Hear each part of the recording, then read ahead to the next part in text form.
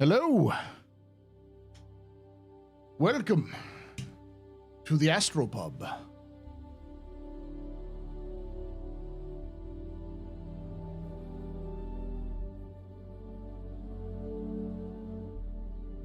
Whew. All right, welcome to the office hours.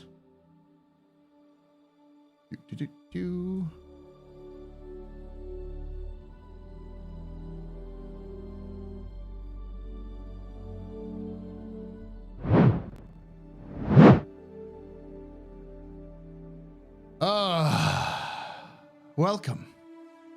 Yeah, I hit that button, Phantom. Because we're not going to talk about much other than welcome, Neo, Jin, Phantom, Ladna, Robert Voss, Vastin. Take away my spaceship. Artie Madeira. You can take away my space suit. This is the office hours, a live You stream can even take away my space lasers. where we talk about Star Citizen. But you can never, ever take away my space game.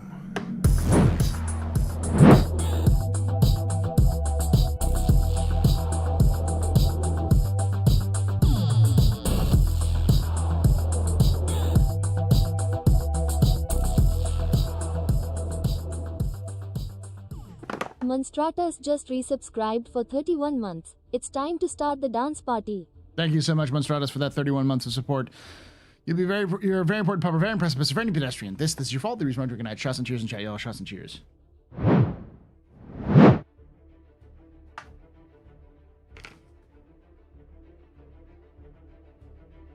I have to give this speech every time? I'll wait till the ad's finished, but I feel like I have to give this speech every time where it's like, y'all, the reason why there's ads is because if I don't put ads, then Twitch will just fucking throw whatever the fuck they want to, whenever the fuck they want to. It's just how this works, unfortunately. The idea is now there won't be an ad for 60 minutes.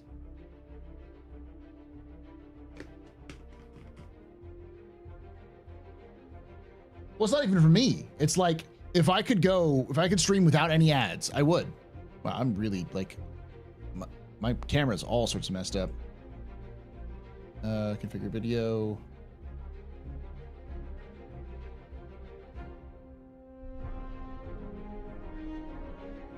There we go, a little better. Yeah, basically. If I do no ads if I could, but that's not it's not in the cards, unfortunately, for how Twitch works.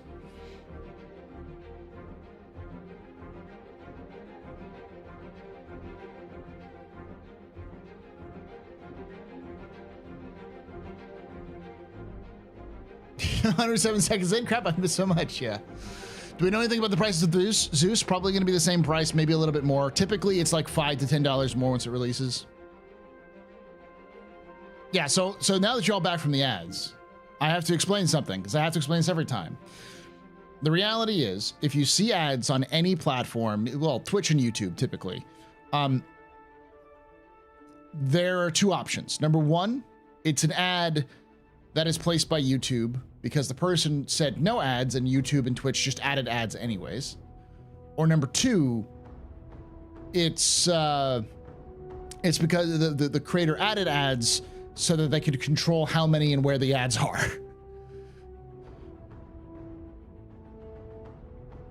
So the idea is these ads run so that you have a certain amount of time, but you don't have to worry about it. The question is, if you need, the question is for y'all, would you prefer ads dropping every 20, 30 minutes in 3-minute chunks, or longer ads, but the top of the hour?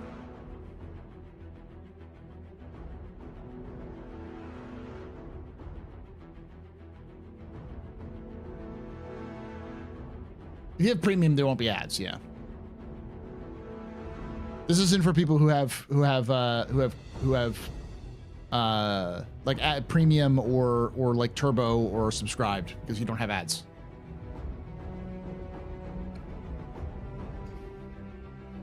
I can schedule ads. That's what I'm doing right now. But if I schedule ads, I have to schedule a certain number of ads that are either dropped over a series of time, or at or a big chunk.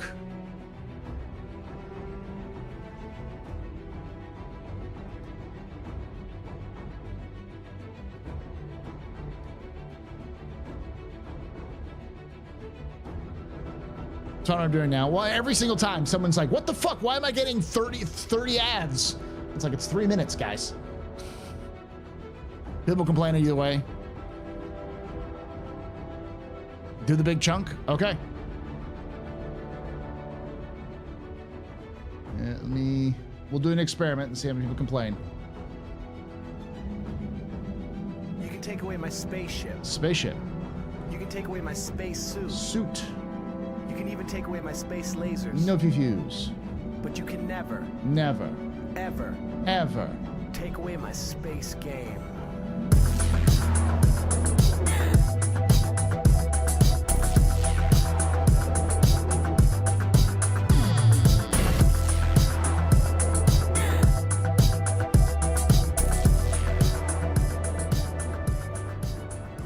Starlight Fox 84 just resubscribed for 27 months. Happy to support you in the Lawkeepers. Thank you so much for that. It's 27 months of support. You're very important, Papa. Very impressive. Very pedestrian. This is your fault. There's no drinking out. Shots and cheers in chat. Y'all shots and cheers. So unfortunately, I forgot to do the party burn. Sorry, nice. Unfortunately, the best I can do is run a 3-minute ad every 30 minutes.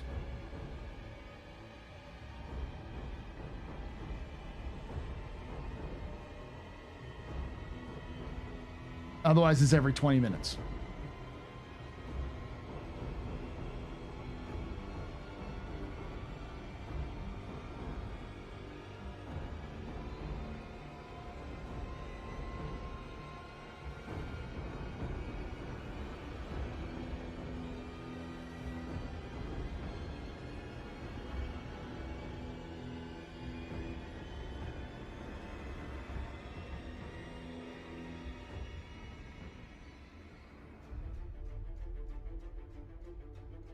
There we go.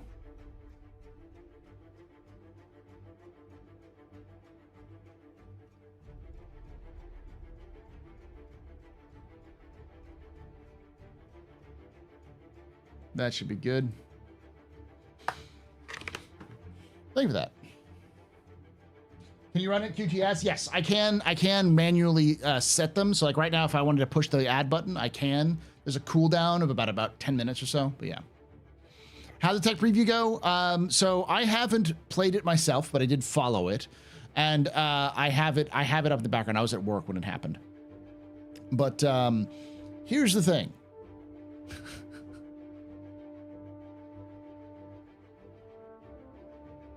Here's the thing.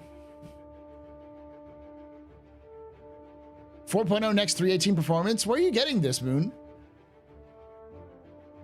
So there's a lot of information, and so I'm going to try to sort through some of it. This is all stuff that was posted in my Discord. So thanks to Odysseus and Luna and a couple other folks in Dell for all posting stuff specifically on this. This is all stuff that's from various individuals. Like I think this is Benoit. So the big one is Benoit said most of the changes we do for the tech previews get integrated into 4.0.x as we go.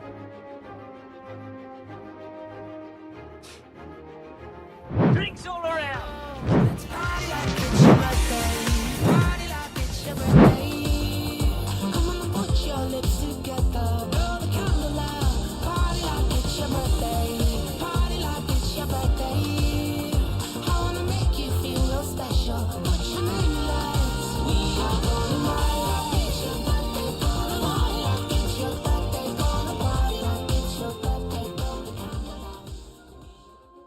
Lad4 now just got a sub from Lord_of_the_drip. Lord_of_the_drip gifted a tier 1 sub to Lad4 now. Thank you for gifting the This tier is their 1 first sub. gift sub in the channel. Lord of the Drip. You're both very important puppers. Let's party like it's your birthday. Party birthday. Come on and put your lips together. Blow the candle out. Party like it's your birthday. Party like it's your birthday. I wanna make you feel real special. Put your name in lights. We are gonna party like it's your birthday. Gonna party like it's your birthday. Gonna party like it's your birthday. Blow the candle out. Lady Space Patrol just got a sub from Shempasta. Shempasta gifted a tier 1 sub to Lady Space Patrol. They Thank have you. given 200 gift subs in the channel. Jesus, Shemp. Thank you for giving that sub. Shempasta, Lady Space Patrol, Ladna, and Lord of the Trip. You are all very important puppers, very impressive misses, very neat pedestrians. You rock. Shots and cheers in chat, y'all. Shots and cheers.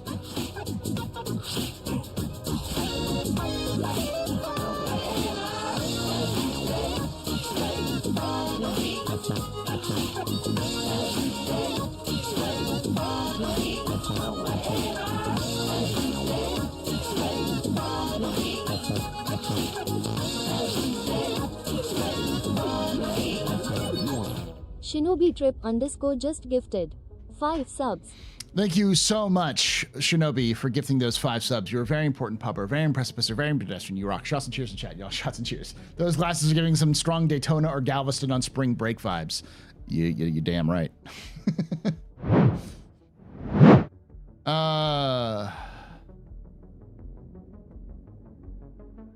No, I still think it'll be open PTU by Christmas. Still think that. I think no. Okay. Let's get into this, and I'll kind of break down what's been going on. So first off, the thing that's important to understand. Some of these are just quotes rather than images. So this is from Benoit, who said, most of the changes we do for tech previews get integrated into 4.0.x. Oh, by the way, in case you're watching this after the fact and you've already skipped over the fact, yes, 2,000 people per server. They had, or per shard. They had a shard that had 2,000 players, and they had 2,000 players in it. And it was bad, but as, I'm sorry, pull up my Twitter on this.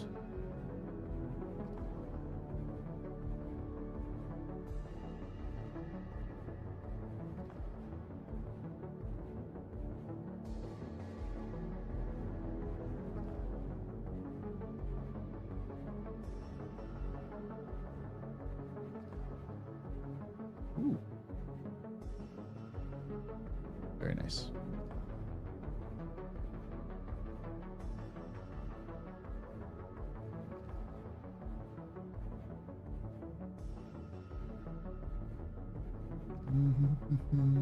Fucking hate Twitter. I can just hit the following. That works. Drinks all around. Let's party like it's your birthday. Party like it's your birthday. Come on and put your lips together. Blow the candle out. Party like it's your birthday. Party like it's your birthday. I wanna make you feel real special. Put your name in lights. We are gonna party like it's your birthday. Gonna party like it's your birthday. Gonna party like it's your birthday. Blow the candle out. Aimless just got a sub from Shempasta. Shempasta gifted 3 months of tier 1 to Aimless. Thank you, sir, for giving They've those subs. gifted Jesus. 203 months in the channel. For that 3 months to Amos, you're very important puppers, very impressive misses, very new pedestrians. You rock. Shots and cheers in chat, y'all. Shots and cheers. Okay, I'm starting to look through this because I follow too many people.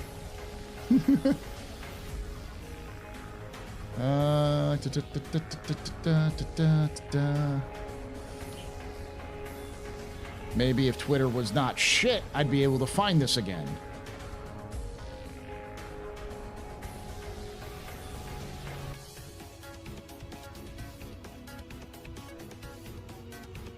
Oh, and it's completely out of fucking order. Like, some of this shit's hours ago. Some of this was only... God, I fucking hate Twitter.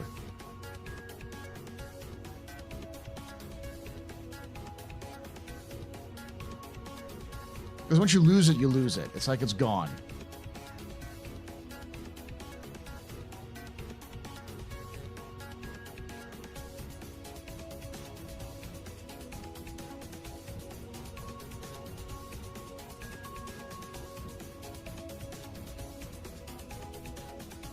Pull some stuff up here.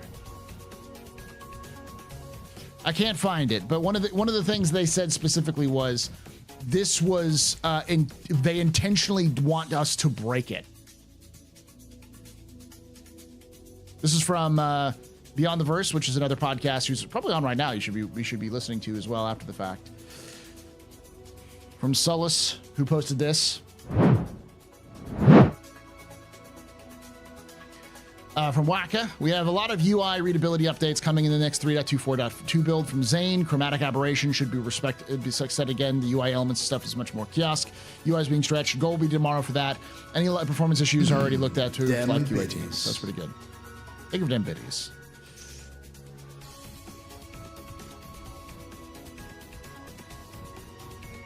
Okay.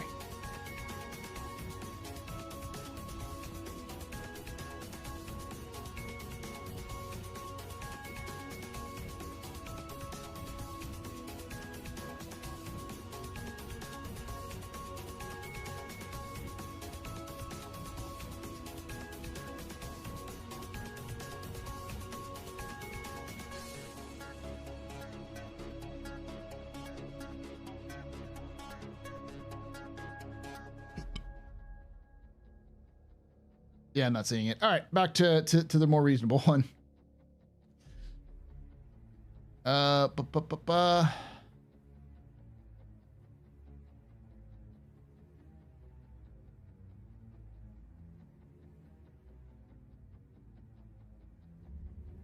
for any of the details here.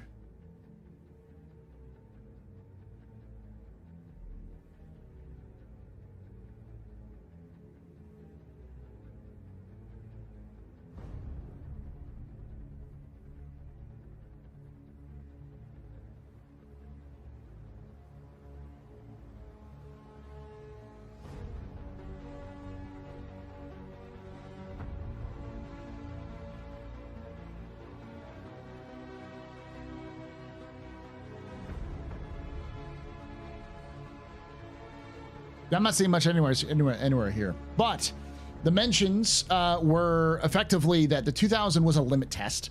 All of these are limit tests. They're trying to figure out exactly how much they can break because they can go through the data. A lot of indications that CIG is ready to go with 4.0 to a degree. I'm sure they still have other things. Man, Moondog, like, for somebody who follows this game, you seem to really hate the game.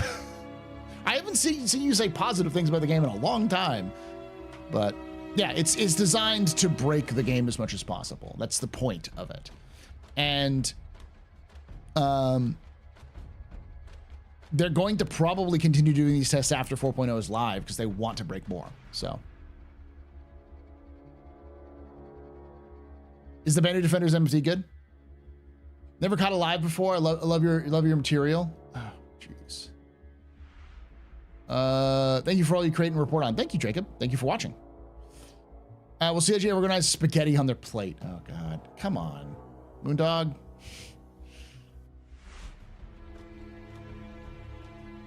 Your feelings on Star Citizen taking a sharp downturn this year is also.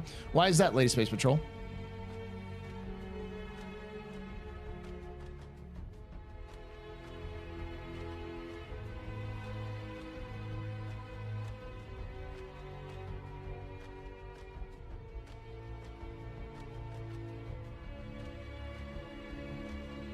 What are your revised expectations for the rest of the year, or have they not really changed?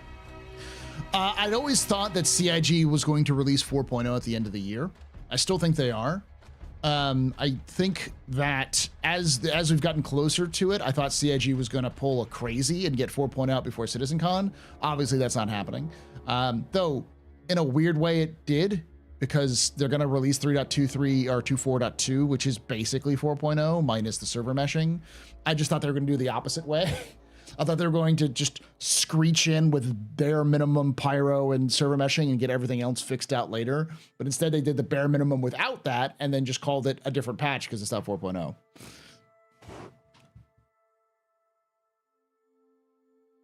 It's very interesting to watch this, because this always happens on my stream. It's always on YouTube. it's just like is the highest amount of like Star Citizen's a scam, CIG's lying to us, all of this stuff is awful. And on Twitch, it tends to be a little bit more excited about the game. I've talked about this in the past, but I do think that the two communities that are separate there are kind of have created different vibes for the game, because Twitch is such a like an in-person live experience. People are more like living in the moment, as it were. They're more carping their diem. Whereas YouTube is more passive. You kind of sit back and watch it after the fact, and a lot more like editing and stuff like that. So people are more assuaged by sort of this sort of thing. How easy is it to ban on YouTube versus Twitch? It's as easy. I'm the only positive over here on YouTube.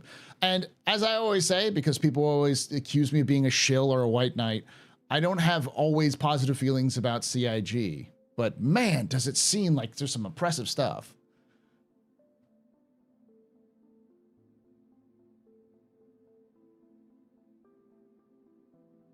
It bothers me that they take in money for ships bespoke for Star Citizen and spend their development money on a single player Squad 42 game. That now bothers me.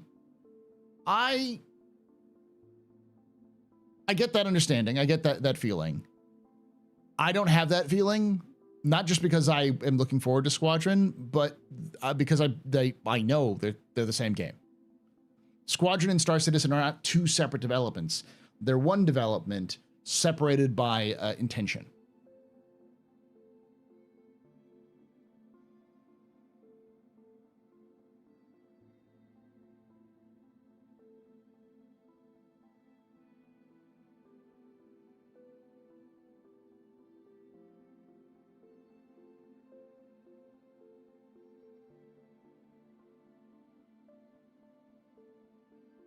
Squad 42 is not a tutorial. I'm watching on YouTube because I can pause and start easier than because I have premium. Yeah, I get that. The intention of Squad 42 is combat. I'm a medic, an explorer. My ship is mothballed. It's just exhausting. I get that. Apologies if you saw me mention this before, but I just wanted to repeat that the 1,000 player shards were shockingly responsive compared to the disaster just one patch ago. Still not live quality, but they're really moving. It's also important to understand that CIG is using, as of this last test, I believe they're using 4.0 codebase. So the shard tests the server meshing tests are being done on 4.0 codebase. Not all of the 4.0 tools are implemented, as far as I can tell. I don't know if they've added the transit system, for instance, or the mission system into the server meshing tests, because they're supposed to be just for meshing. They're just meshing. And they've talked about how they've done some other optimizations at the back end that may improve some of these things in the future. They're just trying to break with what they have. I thought this test was on 3.24. They said specifically, do not copy the live, copy the PTU. If you're going to do the copy, how you copy your folder and rename it something. They said if you're going to do that, use PTU, not live.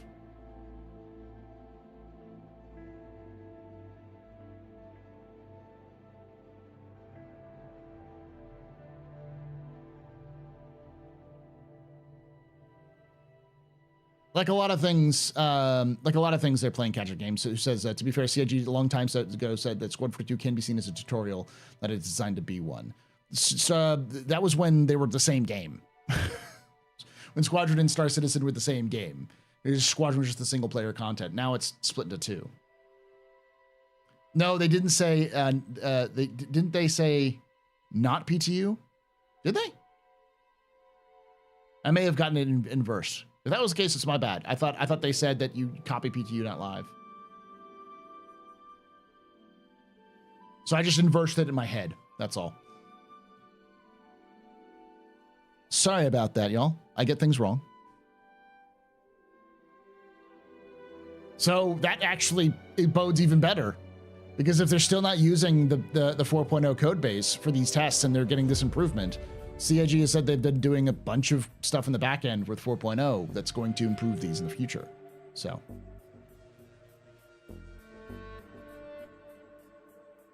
People are saying the main problems now are the Spawn, Tram, and ASOP terminals, which are old and are planned to be refactored anyways. That, and also the problems come with a rush of players. That's still going to be an issue that CIG is going to have to solve, and I think they're going to solve it through dynamic meshing. But the for the moment, that's just the it's like when MMOs when they first launch, they get hugged to death because everyone's trying to log in at the same time. As long as you aren't there in the first like day when something goes live, you should be able to not have to deal with any of those problems.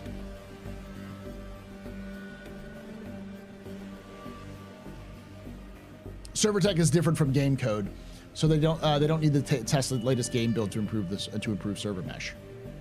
True, but there's a lot of the performance issues that people are having.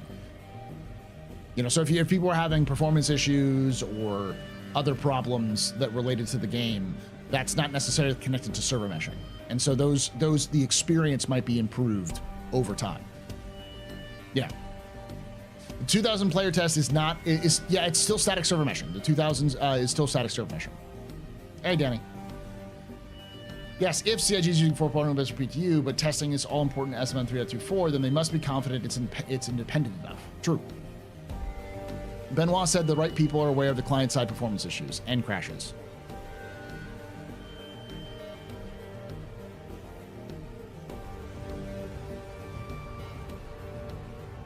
I'm kind of hoping it's possible for a starter player to spec out their starter ship with the top-of-the-line parts and compete with more dedicated ship stock.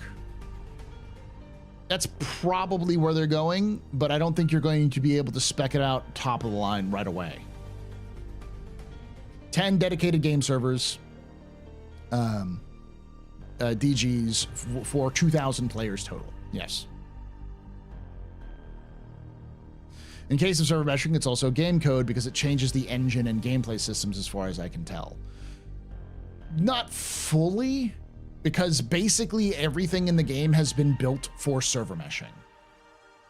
This is where I mentioned to folks that Star Citizen as a concept exists because of server meshing.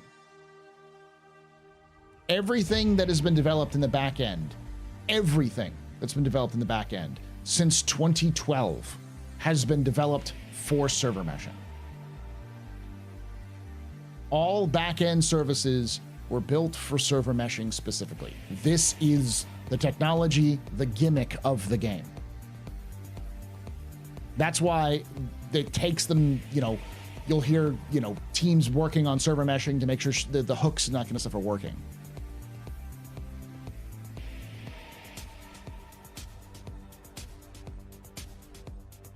Yeah, just confirmed they said copy live, not PTU. There we go. So I was wrong about that. So that's even a better sign.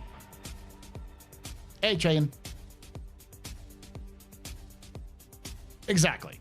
They generally knew how it would work. They had the plans on paper. I remember them discussing the paper ideas, the sort of high level concept of it back in 2014. So they knew what they needed to develop to get to that point. They didn't know the specific details, and those details changed as they tried something and didn't work, and they tried something again.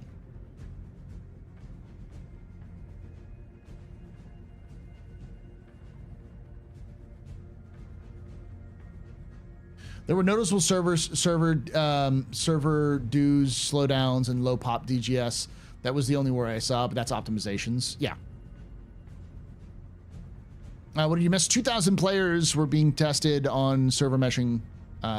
They had some servers had legitimate 2,000 people on it, testing the server architecture.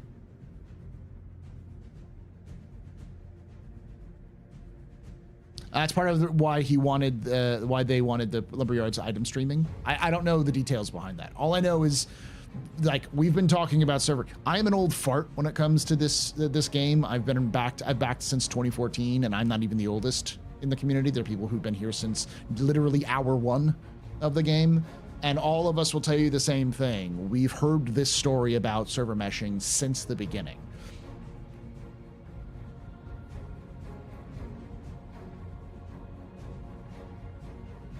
And the other thing to import, Army is another one here who's been around as long as I have, if not longer. Hey, you an army. Also, dumping 2K players all in the same time creates bigger stress on a regular usage with 2K players on a shard. Yeah, exactly. They're trying to break it. They even said, we want you to break it, and you are really good at breaking it. And some systems need to be moved off the DGS. I believe most of the systems that need to be moved off the DGS have been. Maybe not all of them, but that was part of the whole, like, that was basically all of last year. All of last year and what the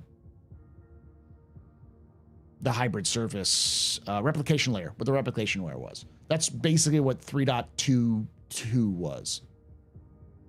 318 and 322 were the like moving things off the DGS.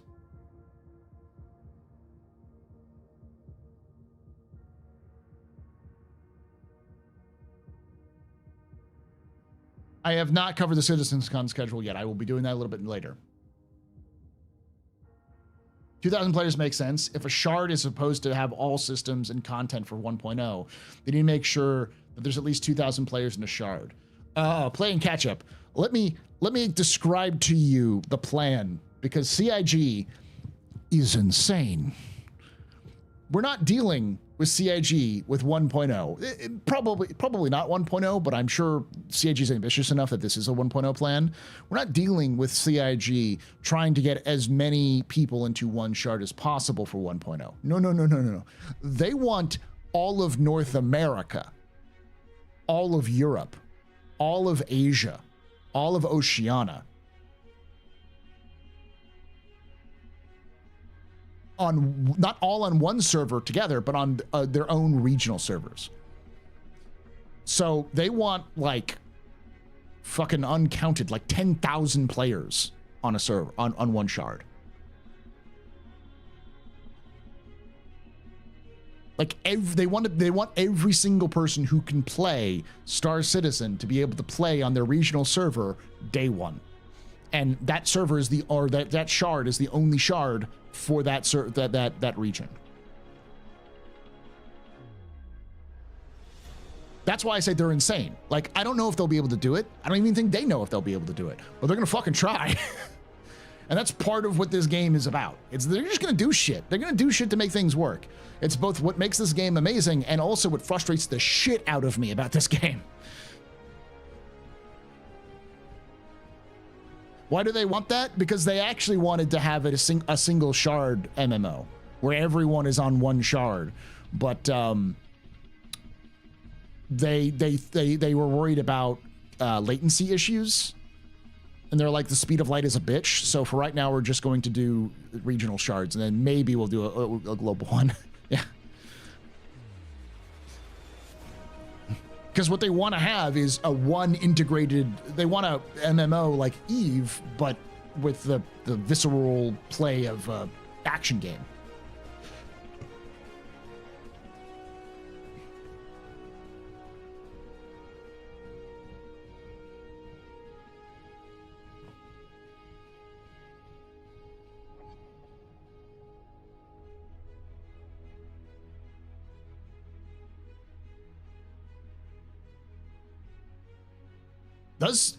What is the daily income of Eve? I can't imagine it's less than 100 million.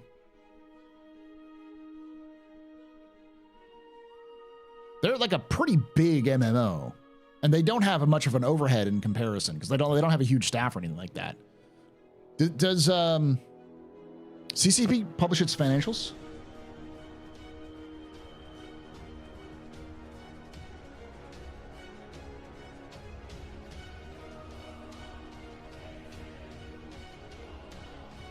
Okay, so they make about the same. They're a little bit less than CIG has. In 2023, they made $73.2 million. In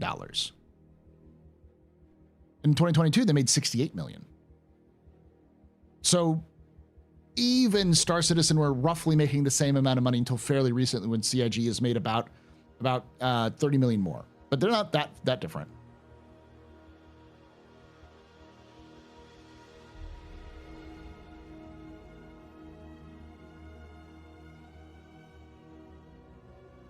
That's their revenue. CIG's profit is abysmal. CIG's profit is like 2 million, 3 million. I don't know what their profitability is.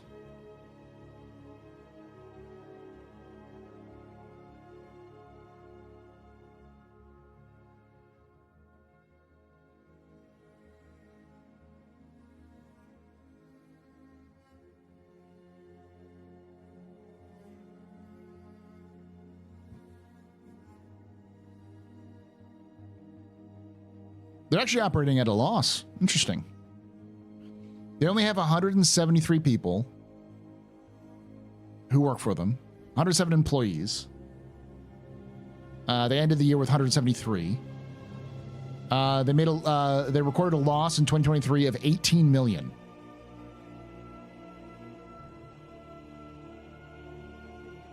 This is according to the Nosy Gamer on Monday, May 6, 2024.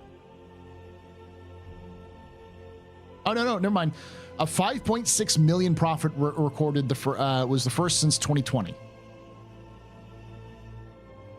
So they made a $5.6 million in profit. So they still made more money than CIG. Oh, it's you.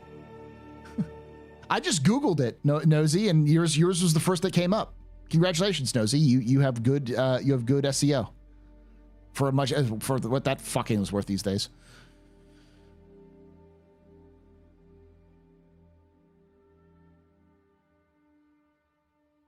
So you say they lost money in 2023. You gotta update your blog, my dude. Because you say it in the very front. So this 5.6 million profit recorded in the first was the first since 2020. What's the song playing in the background? It's the Star Citizen suite.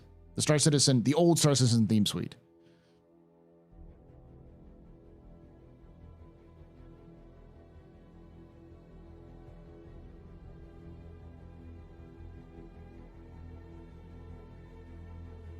It's the old intro. That's going to change in 4.0.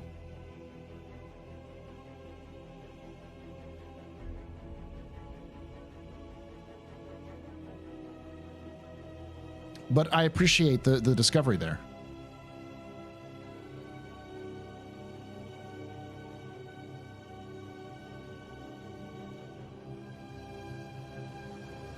There's CCP in Pearl Abyss, Iceland. PAI is the one who lost money.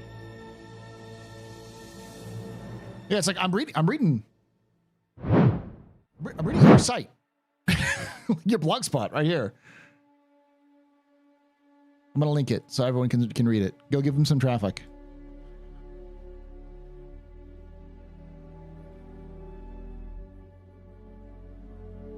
So CCP gained money, but because CCP isn't the only thing that the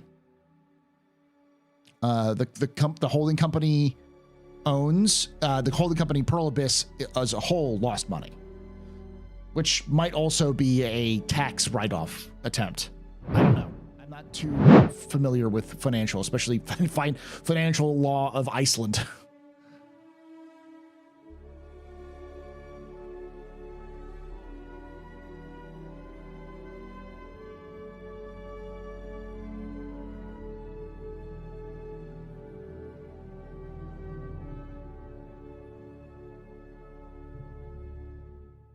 Off topic, do you think the lore rumors about the Wildcat prototype and Bearcat designs were utilized to make the Redeemer?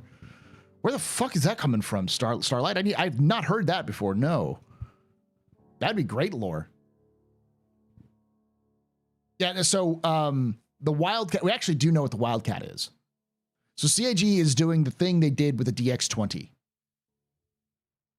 So they mentioned the DX20 as this important thing, and it was this very important thing. It was the first thing that they built, that the husband-wife team that did the Tumbril built. And it was like, okay, what's the DX20? Oh no, the DX20. And then they retconned it. It's the Cyclone. The DX20 was just the name that they gave it. The military term for it was the Cyclone. The Wildcat is the Gladius. It was originally named the Wildcat, and then they changed it to the Gladius after the case. They're just going to do that. They're just going to retcon it. But I do want to know about the Bearcat.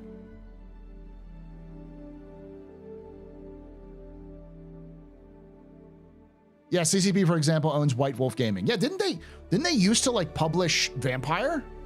Remember? Or the World of Darkness?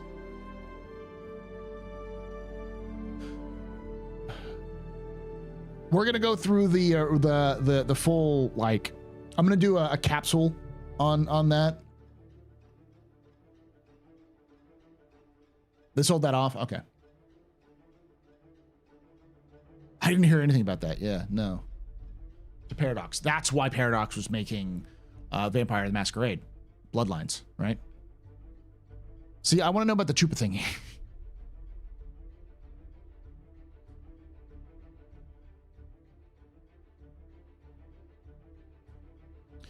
What will come first, the Winds of Winter or 1.0 of Star Citizen?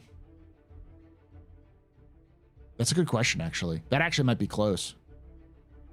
Because I think Star Citizen 1.0 is not, it's not a written in stone, but I think it's got a target.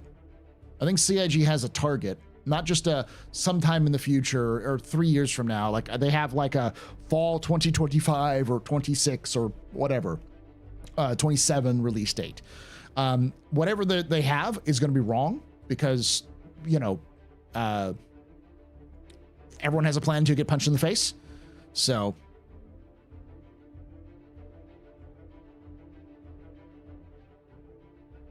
just to paint a better picture of what's these tests mean, how many players in a shard instance is a current normal for an MMO? It depends on the MMO. I believe the current shard limit for Elder Scrolls Online is 900 people.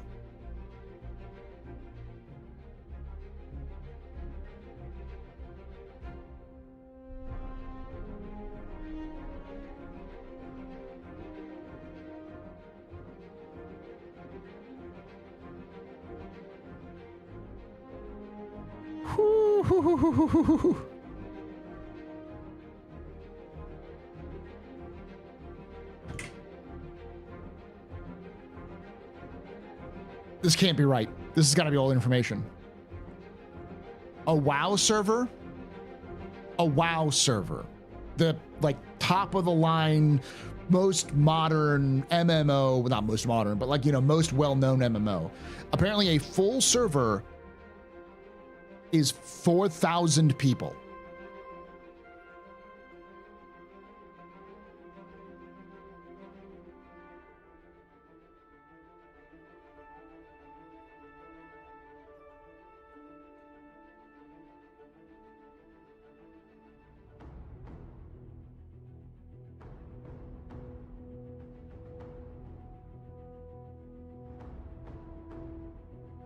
That seems really low.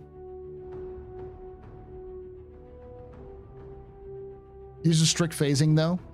Enlighten me, Aimless.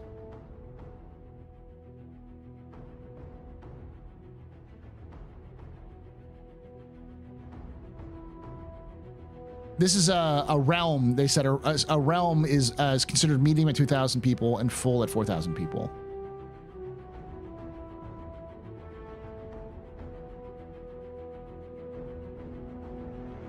Server volumes are full at roughly 5,000 to 6,000 players.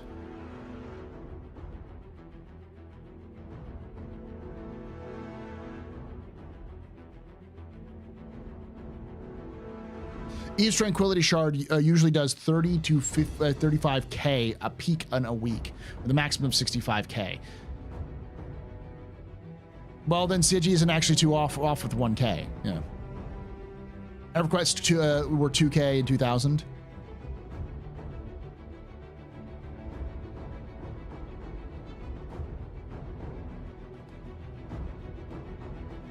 What does a shard mean for WoW? And the difference between a shard in Star Citizen and a shard in WoW is that in WoW they call it a realm, as far as I understand. I could be wrong on that. I'm not seeing any 10K. I'm seeing like, because I thought it was going to be 10K, but it looks like it's about.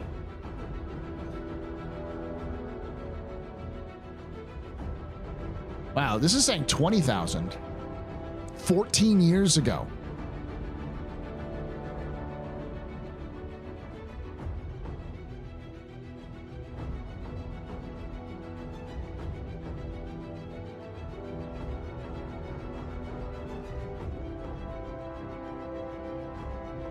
A lot of people are saying 500 per faction.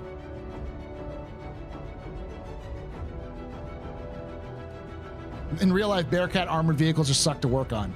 Well, the Bearcat referenced in lore is more in reference to the Bearcat, which was the Grumman Bearcat, the evolution of the Hellcat, probably one of, if not the best designed and built piston, single engine piston, not piston, propeller driven aircraft ever built. It broke so many fucking speed records. That thing is insanely fast.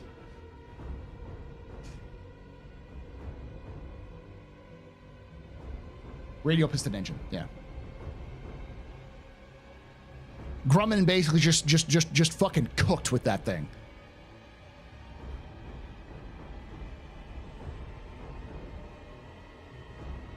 What's the current server pop in the PU? So per shard, it's 100 people.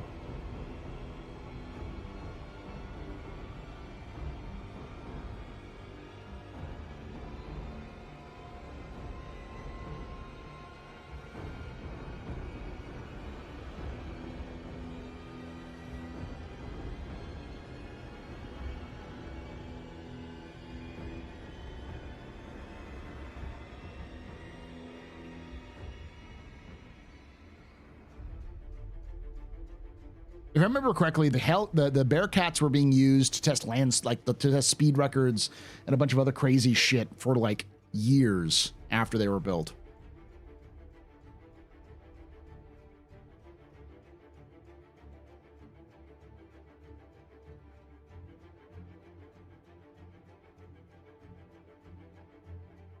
Pound for pound, the F-8F was the most powerful single-engine propeller-driven aircraft ever built. It had a climb rate of 4,500 feet per minute and a top speed of 424 miles per hour. And it was lighter than the Hellcat.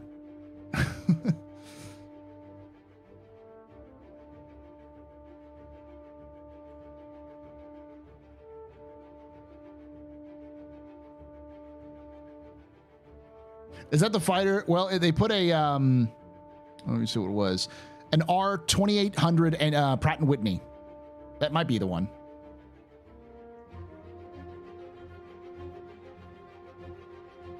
At a range of 1,000 miles.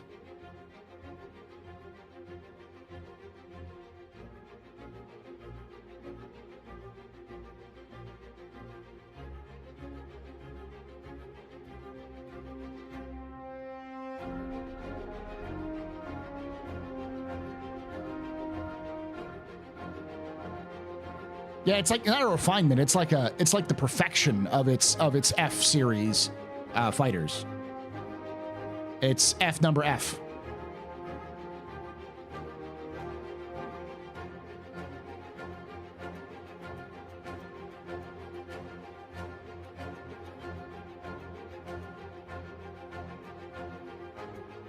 They only got 10K right, or did they really go for 2K today? They got 2K today. People were playing 2,000 players per shard. They did a test for it. It was like the test for 1,000 players was last time, but apparently the 1,000 players, when they brought it back down to 1,000, it was better.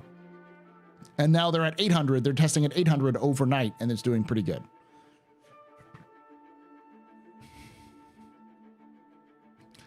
I saw there were people getting 19, like their friends list said 1999. It barely functioned. Some people couldn't get into the server. They joined a friend with like one slot open and it would just load. Like fucking nothing worked, but it was lagging like crazy. Hey, Super C.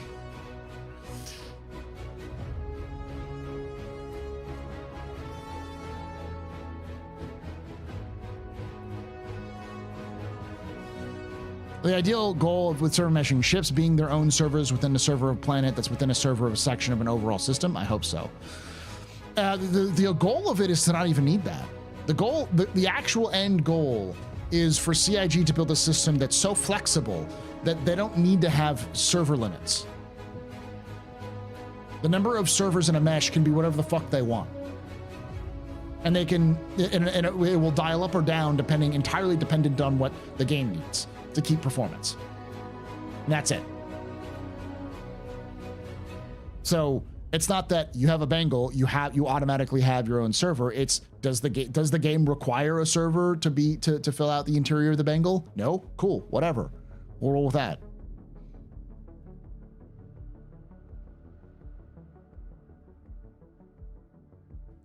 Like I think when I started playing it, I realized something. When I did the test back in March, my brain clicked over. It's not physical. Do not think of this in physical terms. CIG could have Hurston and Bloom on the same server. Pyro 2 and Stanton 1 can be on the exact same server in a mesh.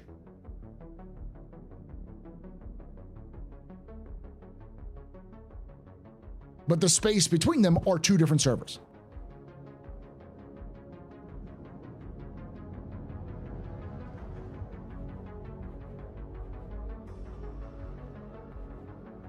Server meshing sounds really hardware intensive. It has to be expensive. It is, which is why they want to do dynamic, because the idea of dynamic is you're allowing players to play the game, but the servers can spin up or spin down dynamically, depending, or change positions dynamically, depending on what's the need of the player base or the players at the time in that shard.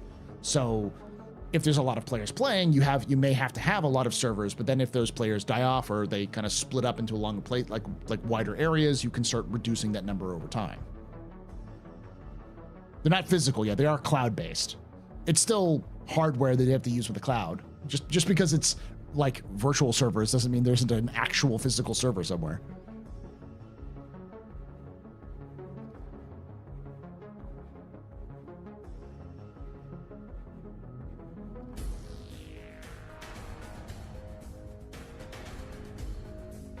By the way, Paul, what are your feelings about the Corsair nerf? I'm a big Corsair fan, but I was never a person who thought that the Corsair was forever going to be players the ultimate badass. I thought they were either going to change it in some way, either reduce the weapon sizes or reduce the maneuverability. They're going to do something to keep it within the line of the balance. So the idea of them taking the guns away from the pilot is not that big of a deal for me. My problem is I hate when they have single seat double use. And by that I mean, if the co-pilot has to either use the main guns or use the dorsal guns, they're never going to use the dorsal guns. So it's effectively a nerf. That's in my opinion bad. I don't like that design because it feels shitty. If you need to reduce the size of, if you need to like deal with that, just reduce the size. Just bring the size down. Because that's a much better problem. If it's too powerful, then just bring the sizes down.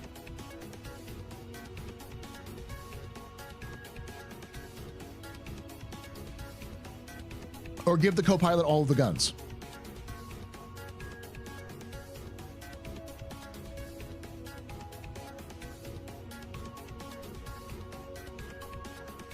It's not a nerf. The DPS, the DPS with the weapon changes. The pilot currently has double the DPS before the splitting. I just don't. It doesn't feel right when you have the co-pilot controlling two guns in the front and two guns in the back and having to split between those depending on what's going on. Because they'll never use the ones in the back because they're not nearly as effective, they're not nearly as big, and they don't make as much sense. Yeah, that's what I'm saying there, Cupan. You either have to use two guns or a remote turret, and you're never going to use a remote turret, so it might as well not exist.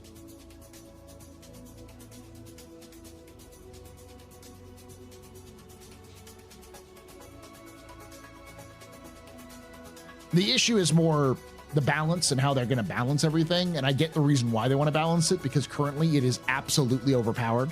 For a single pilot in a multi-crew ship to have that much firepower, there's literally no reason to have another crew in there, but they want the crew members to be in there. So they want to make it so it's less soloable. The problem with that logic is the Connie is also going to have that problem. If you're just gonna nerf the Corsair, you're gonna have to do the same thing to the Connie, because people will just move to the Connie because it still has more firepower. Now it has more firepower than the Corsair. So it's like,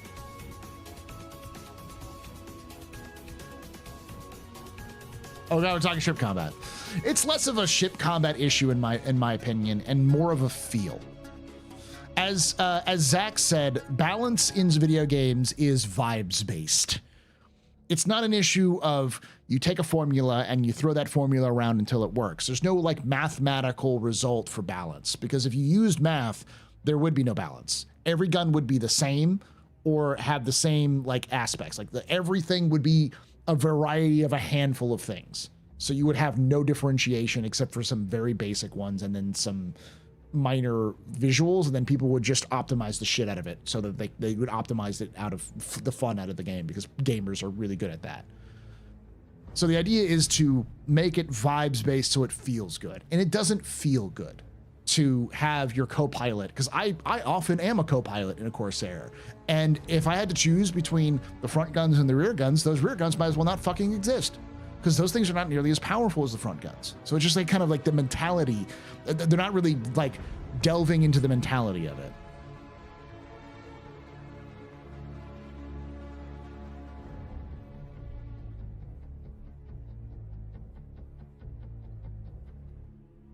The side turrets feels like too much for the Corsair. Just make it dorsal ventral pilot.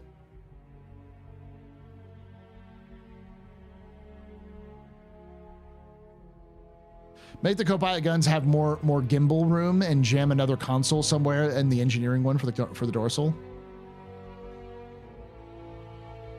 Rear guns for when someone's on your ass, but like that's like building a fail-safe. That's like building a fail-safe for like a 1% chance of something happening. In like engineering, that makes sense. In video games, that it feels like wasted space. Yeah, if they turned the rear into an automatic PDC, it would be a little bit better. In fact, I would go to the extremes. I would say, fuck the pilot. The pilot gets the two front guns. The co-pilot gets all of them. If they really want to go that way, just go fucking full hog. Turn this thing into a gigantic Scorpius or Hurricane, where like the pilot has a couple of PPUs, but it's focusing on flying, and the co-pilot is the death dealer. That would really emphasize the multiplayer aspect of it.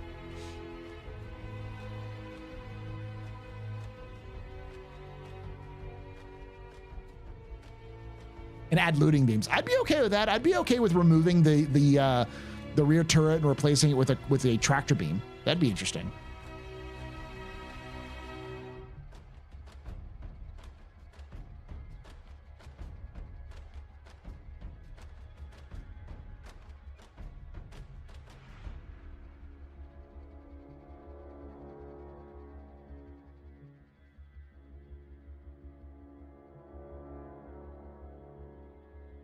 If they're going to remove the solo player meta and the heavier ships like the Corsair, those heavier ships need to have heavier armor and bigger weapon capacitors. I believe that's the plan, but it's a process. That would be even more deadly because of auto gimbal. Yeah, but it would require two players. And that's the thing. It's like it would make it an insanely busted ship for two players. You have to have a friend, and that is a like Achilles heel for a Star Citizen gamer.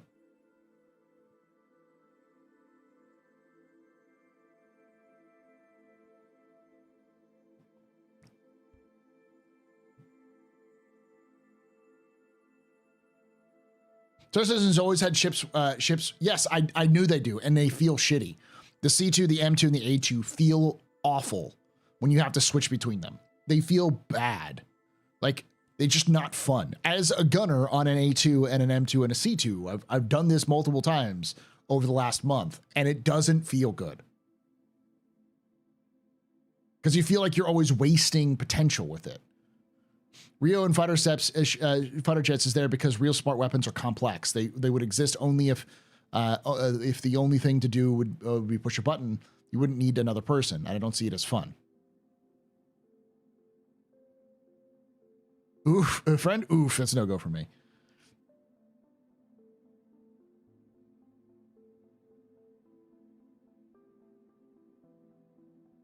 My game has been taking so long. All my friends have kids now. The game's taking so long to develop that I have a house now. Later, Nosy. Thanks for hanging out.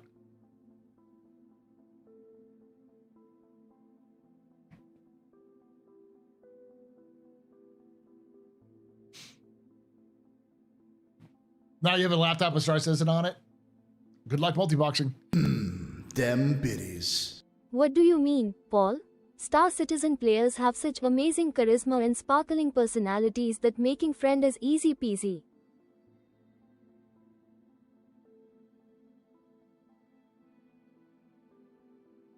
Of course. Of course, Iris.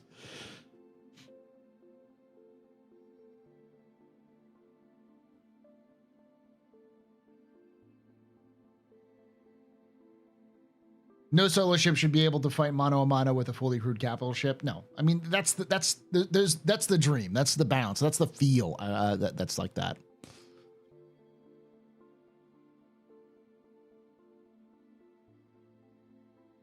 So your 2,000 player test went well. I think it went okay. It wasn't entirely unplayable. It wasn't super playable, but it was okay. If they just lined up the turrets like World War II, a 826, so the co-pilot controlled both at the same time, depending on where they're aiming. That's how the reclaimer works. And the battle claimer is great. It feels so good to control like 2 or 3 turrets at the same time. It feels so absolutely destructive. You feel like a force of nature with those things.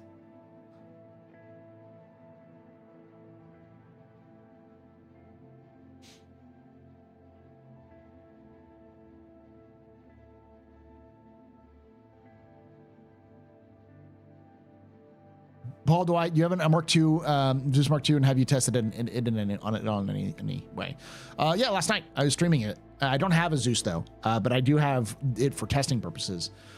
I tried a couple of runs with the Zeus. I will say the CL is not good, not bad, but not good. It's right now it's suffering from it's got problems with the cargo pads. The cargo area doesn't align properly. It doesn't allow you to lock in things or it's supposed to. Like you should be able to do 8 SCU, 8 SCU, and just kind of roll down the center and then have like 2 SCUs in the middle between them, but you can't even do that.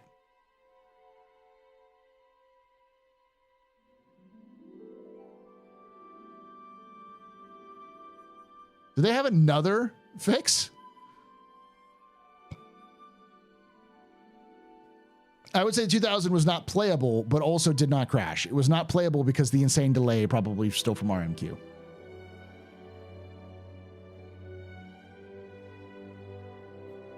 I'm reminded of a TikTok where an older Zoomer asks, where are the people 35 plus and go hang out? And a custom millennial with a quilted blanket around himself. Hang out? Wait, like other people? Oh, honey, no. Oh, honey, no.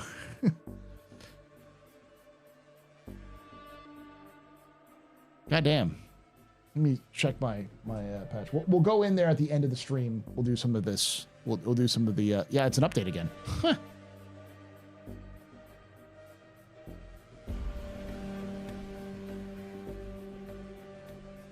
If you fly your Polaris, you shouldn't have to worry about smaller ships. Most smaller ships, if you have a crew. There's no pilot controlled guns on the Polaris.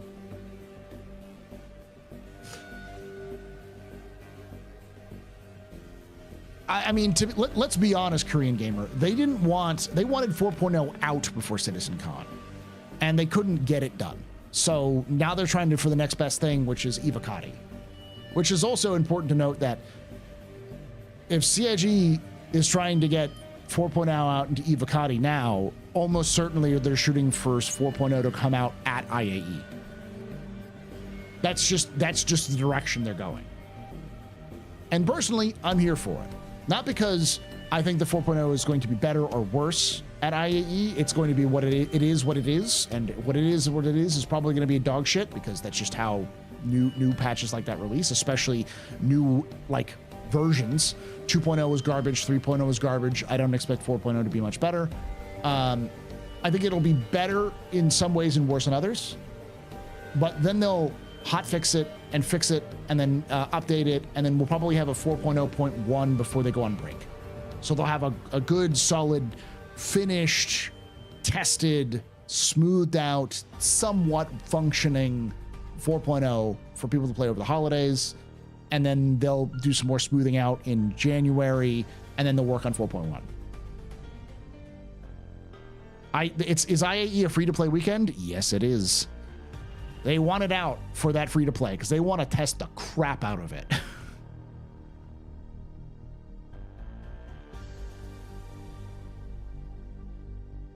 If Squad 42 is playable in some way at CitizenCon, it could buy them some time. No, because that's only for CitizenCon. If Squad 42 is playable in some way for backers of the game after CitizenCon, it would buy them some time. Not at CitizenCon. That's because I was going to go to CitizenCon. I'm not going to CitizenCon now. The content creator is going to go to CitizenCon, but they won't be able to record footage. They won't be able to upload their footage. So that you don't have that going. You just have their opinions and their experiences. And those experiences are not going to be completed with visuals. And Star Citizen fans are visual people. They're auditory a little bit, but they're mostly visual. If it's not visuals, then yeah.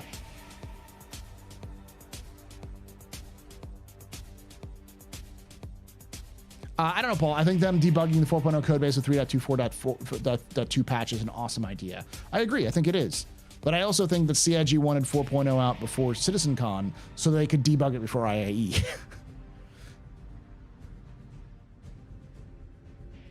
And to a degree, I think they were planning on something like this in the first place. This was something that they were probably planning to do before this, but they were going to do it in July. Like 3.24.1 or 2 was going to be 4.0 code base in September, so that they could have testing in July or August. They'd be did it in August, and then in September they'd have more.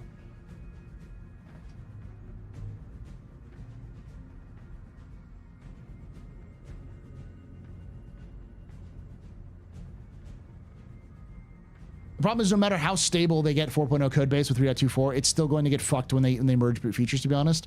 Not only that, but it's going to get fucked when they, no matter how much they do PTU testing, it's going to get fucked when it releases. Like, the reality is that PTU testing does not make for a playable patch. It just makes for a less shitty patch. Their shit is still going to be bad because they can never have the concurrency on PTU that they can have on live.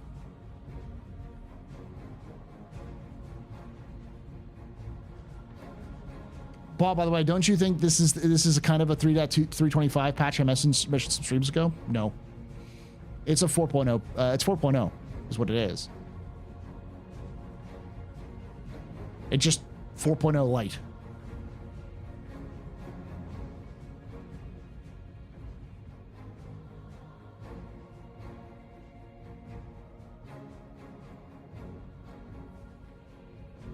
Like a lot of times, I'll say something and I'm half right, and someone will say, "You're wrong, Paul. It's this," and they're half right, because CIG often likes to split the difference between absolutes and negatives, absolute positives and absolutes, absolute negatives.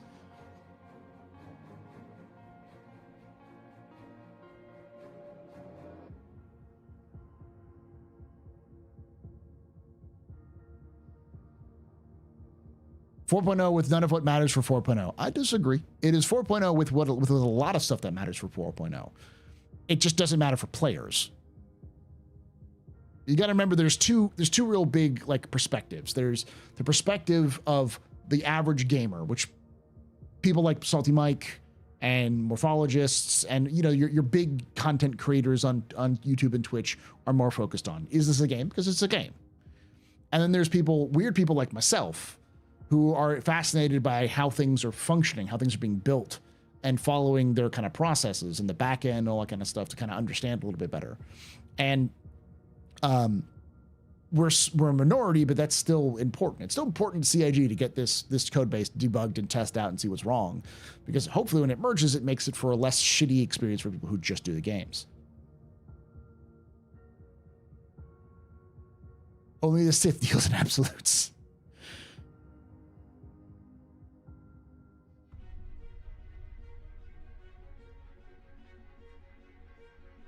There's nothing wrong with those content creators. In fact, I would say those content creators are probably more mainstream than I will ever be, because that's their focus. Their focus is on gameplay. And when smuggling comes out, I am going to be one of those content creators, and I'm going to be an insufferable twat about it.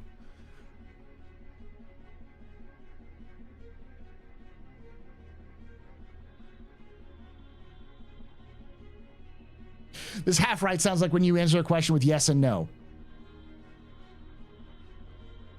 Every question has an answer. I try to answer as much as I can.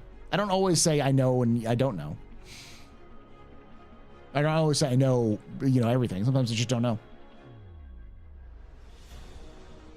Hey, Bashcore.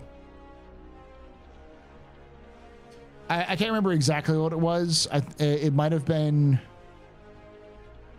It was something about a split. I was arguing with somebody about a split of the game last year. Like for a patch, that if this patch was going to get split or not, things would get split or not, and it ended up sort of being split. It's happened to me like pretty much every year, at least once, for a big patch where I'm like, it's going to happen like this, and someone's like, no, it's going to happen like this, and we ended up both being right somehow.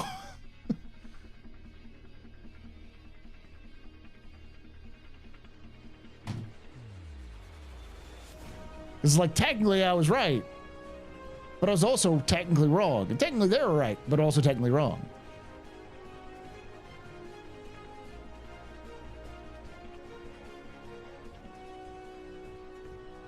Yeah, MFDs were supposed to be 4.0. So were acid caves, and so were stone cave, or that's stone caves. Yeah, I guess it's the new stone caves, right? Or is it something else? Can't remember what the other cave biome is. But they were all supposed to be 4.0, and they're coming in now. Because it's basically 4.0. It just doesn't have all the good features on it. Hey, Josh. We haven't gone over the schedule yet. I'm waiting for that a little bit later.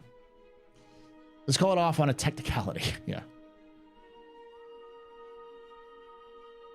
If I don't know something, we're in trouble. Man, I don't fucking know if 4.0 is coming out this year. I think it's coming out this year, but nobody knows if it's going to go out this year. Not even CIG. They have plans. There's lots of things that don't have 100% true or false answers. Well, is being mainstream a good thing in terms of game quality? I'm not sure. I see it as more of a reason, make it simply and shallow so everyone else can play it. That's a completely different discussion that I'm not qualified to answer, honestly. I couldn't tell you if Star Citizen is going to be successful or not based on how complex or simple it is. 4.0 this year, doubtful? I don't think so. I think it's going to make it this year. But no one knows.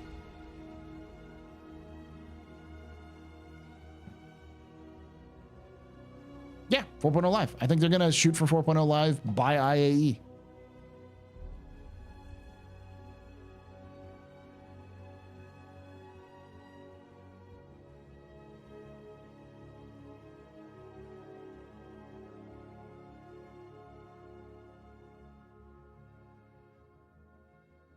I hear that when when we look at a big patch, they always come out in Q1 and not in Q4.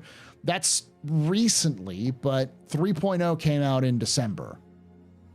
And I think a couple of the big patches came out in December as well, or November. The only big patch that I can remember slipping into Q1 was 3.18. There was a couple of patches that slipped into January, but were in open PTU over that. Hey, Art.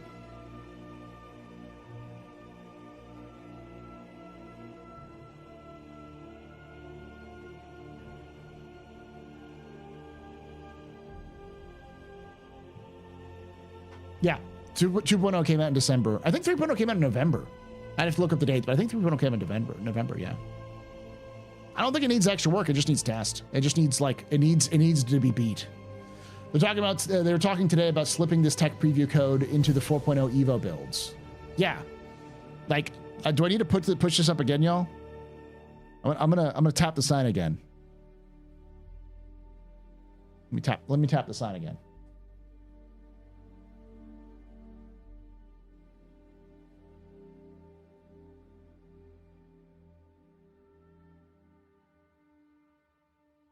This is Benoit.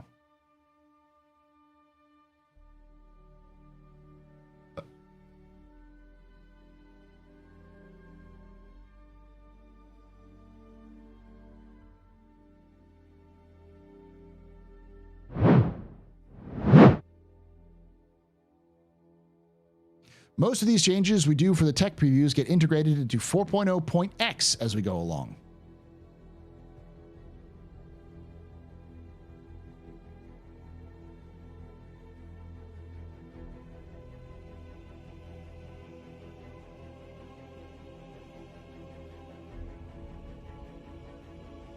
These tech previews aren't for 4.0. They're for 4.0.1.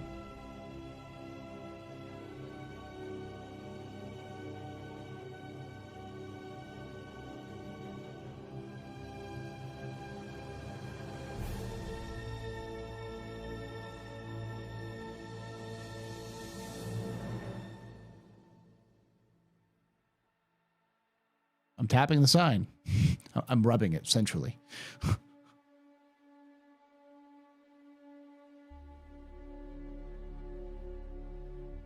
That's true. It could be CIG doing weasel words, but I don't think this is weasel words.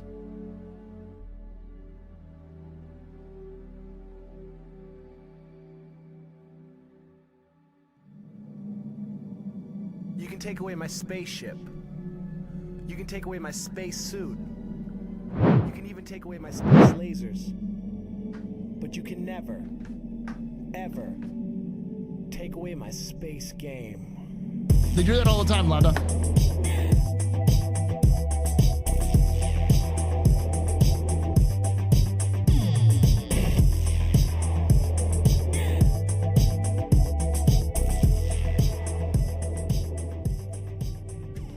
Certified Gumbo just resubscribed for 23 months. 07 to you and happy birthday, SC. Yeah, oh, it is. I forgot. It is CIG's Star Citizen's 12th birthday, especially today. Yeah, 12th birthday. Today was when they announced it in 2012. Thank you so much for that 23 months of support. You're a very important pub, a very impressive business, a very pedestrian. This is your fault. There's no drinking night. Shots and cheers in chat, y'all. Shots and cheers. Yeah, Yogi was talking about working with 4.1 in July. Like the thing, I think that a lot of Star Citizen fans, this is what I mean by like, I like looking at what the devs are saying and what they're doing, looking at these monthly reports, because you get a good idea of trajectories of where you're going. You may not always be, like CIG doesn't know everything, and the things that happen a lot in development that fuck things up, as famously said, everyone has a plan until they get punched in the face. And the thing about Star Citizen and CIG is that they don't work in immediate time frames. Rarely do they work in immediate time frames. It takes usually 6 to 9 months for CIG to do anything, because that's what their not sprint, but like that's their timetable. Each team is staggered development into different teams, usually upstream and downstream, so that like the upstream teams get something done, hand it off to the downstream, they start working on it.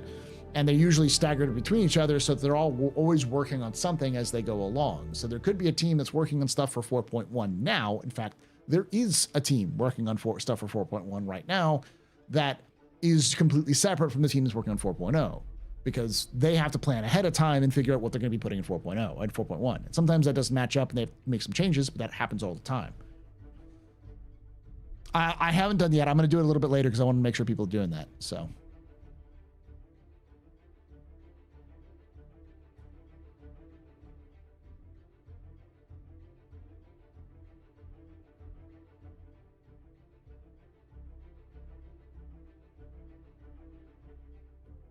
What capital ship do you think will be worked on after the Polaris, Polaris, Galaxy, and Perseus? They're both.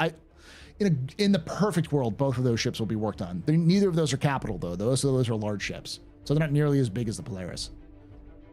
The Perseus is a little bit smaller than the Hammerhead, and I think the Galaxy is about the same size as the Carrack, maybe a little smaller. But that means that they can split the team up, and I think the team that's working on the Zeus is their first big solo project on their own with their own ground-up design. I think that team in Montreal is maybe given some of the RSI stuff to work on as well. Yeah, it's typically the Galaxy then the what they said is Galaxy then the Perseus. Probably the Galaxy because they want to get the construction and base building module done for the Galaxy so that makes sense, so that they can release the Galaxy with base building, because that's clearly one of the main things they want to do next year is have base building in the game, or at least construction in the game. Hey, how you like wearing earbuds? I'm not a big fan of them, honestly. They're okay. I prefer, open back headphones, but unfortunately open back headphones don't work with this. They do aesthetically make things look sleeker though.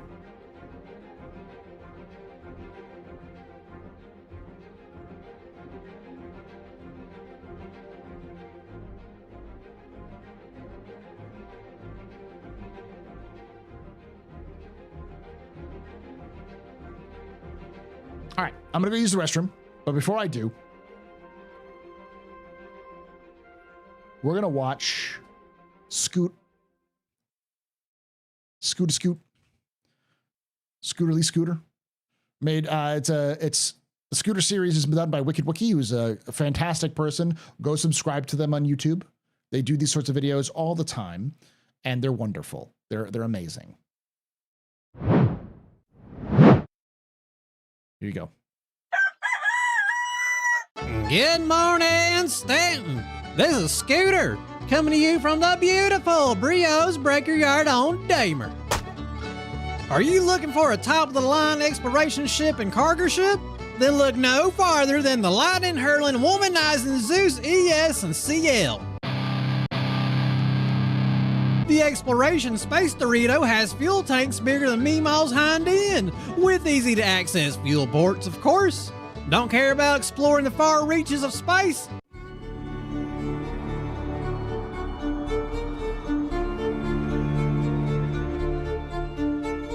Hey, Meemaw! What are you doing out here? I can't go anywhere. That ain't no problem. We also got the Zeus Clipper to haul all of your cargo. Tired of having that re-entry swamp butt? That's a thing of the past, Bo, with the Zeus's next generation of heat-deflecting tiles. Do you suffer from the night blindness? Not anymore, Bo, with the Zeus's landing lights. You can see right where you're going to set down. Meemaw, I think you just landed on Billy. I know where I landed. And for weapons, she's got 2 size 4s for the pilot and 2 size 3s for the gunner. You go into power?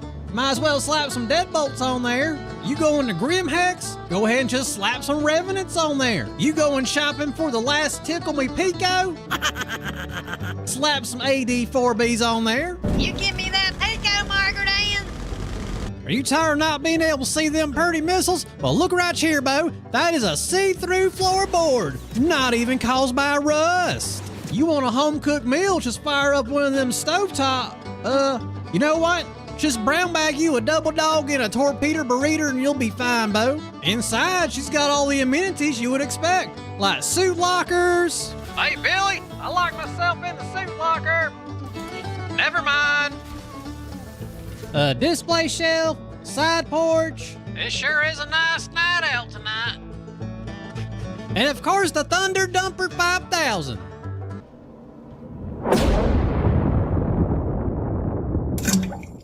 All right, and today only you can get one of these Zeuses for 50% off. Y'all come on down, you tell Scooter sent you. Y'all have a good evening. Woo!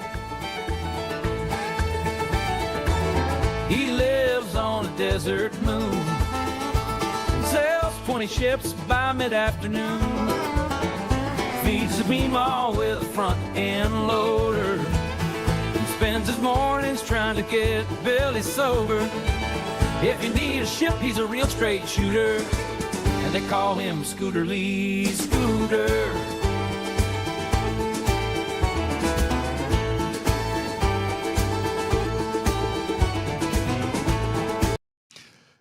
He does more videos than this. He does his own sort of review videos and stuff like that. So, but he's a fantastic friend of the pub, fantastic content creator. I've talked about doing a joke, doing a Anthony Bourdain style lore video where I just kind of go around to different locations in verse in the game and record like a, you know, as if I'm an actual in-game historian talking about the universe. And the joke was like, oh, well, I'll show up and have Scooter be the guide in Stanton, and he's just like, I'll fucking do it. I'll fucking do it tomorrow. It's like, oh, all right. Yeah, Wicked Wookiee's great.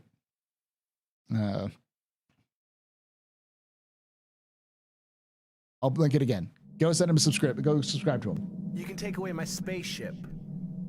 You can take away my space suit. You can even take away my space lasers. No pew-pews. But you can never, ever. I'm take glad to hear away that, my Mason. Space game.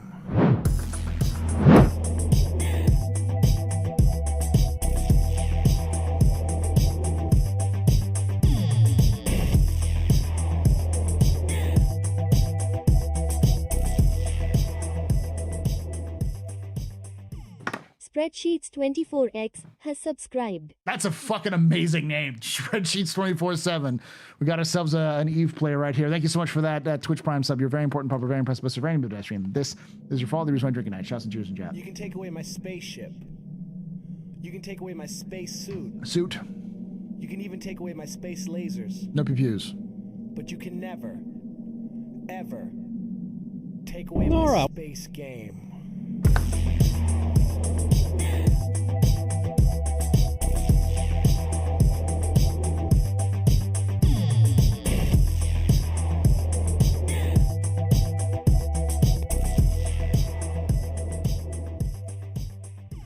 G Sharp just resubscribed for 67 months. Thank you so much for that 67 months of support. You're very important, Papa. Very impressive, Mr. Very pedestrian. This is your fault. The reason I'm drinking night. Shots and cheers in chat, y'all. Shots and cheers. All right, we're gonna have an ad here. I'm gonna run the ad, and then when I'm gonna use the restroom, and when I come back, we'll do the damn thing. We'll actually go through I'll do a capsule where we go through the schedule and talk about what's going to be coming on and what they're probably talking about. You're from the Tampa area, no idea when we'll have power. I think it really depends on how bad the damage are. I heard that it was pretty bad, but I also it also seemed like it wasn't nearly as bad as I wasn't seeing as much catastrophic happenings. I think a lot of people left. So, all right, be right back. Don't go anywhere. I'm going to run the ads.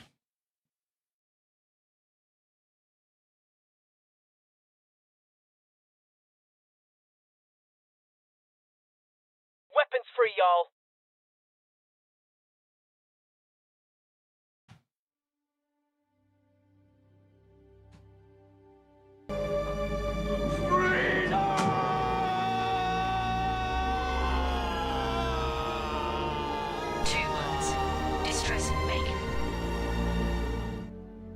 I'm just an old-fashioned cowboy.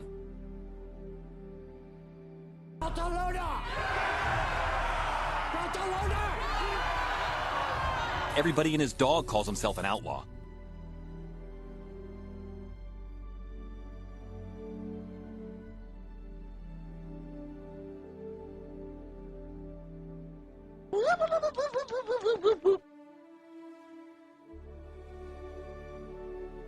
Mission complete. I fly. Burrito. I eat.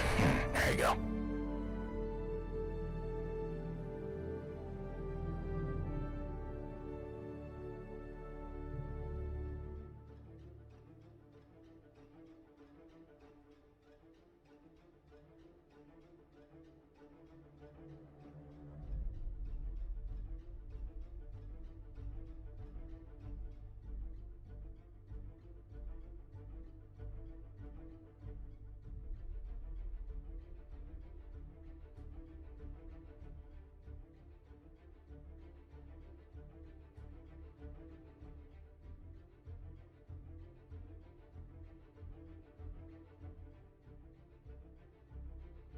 I'm just an old-fashioned cowboy.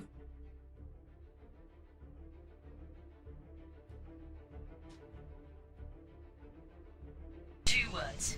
Distress bacon.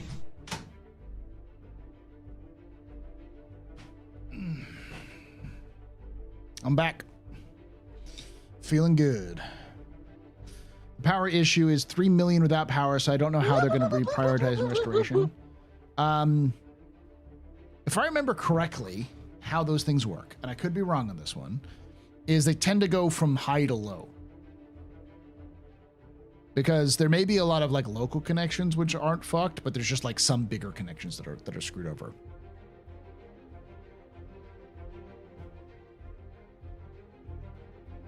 I could be wrong on that one, though. Could be talking out my ass. It's a triage thing. I'm Fly. I'm Pilot. I'm turning off the fun button in 10 seconds.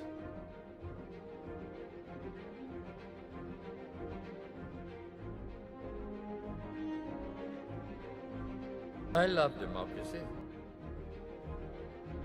Fun button is off. Welcome back, everybody. You can take away my spaceship. You can take away my space suit. You can even take away my space lasers. But you can never, ever take away my space game.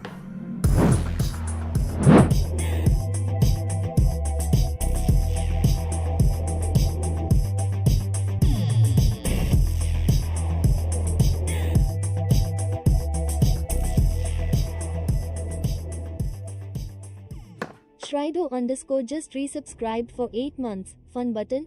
Winking face. Thank you so much for that Twitch Prime sub. You're a very important pupper, very impressive pisser of any pedestrian. This is your fault. The reason to reconnect. Shots and cheers in chat, y'all. Shots and cheers. All right. The spam was very light this time. I added a timer, and Twitch is very mad at me for adding a timer. And then Shredder, thank you so much for that Twitch Prime sub, though. Thank you, Shredder. How you doing?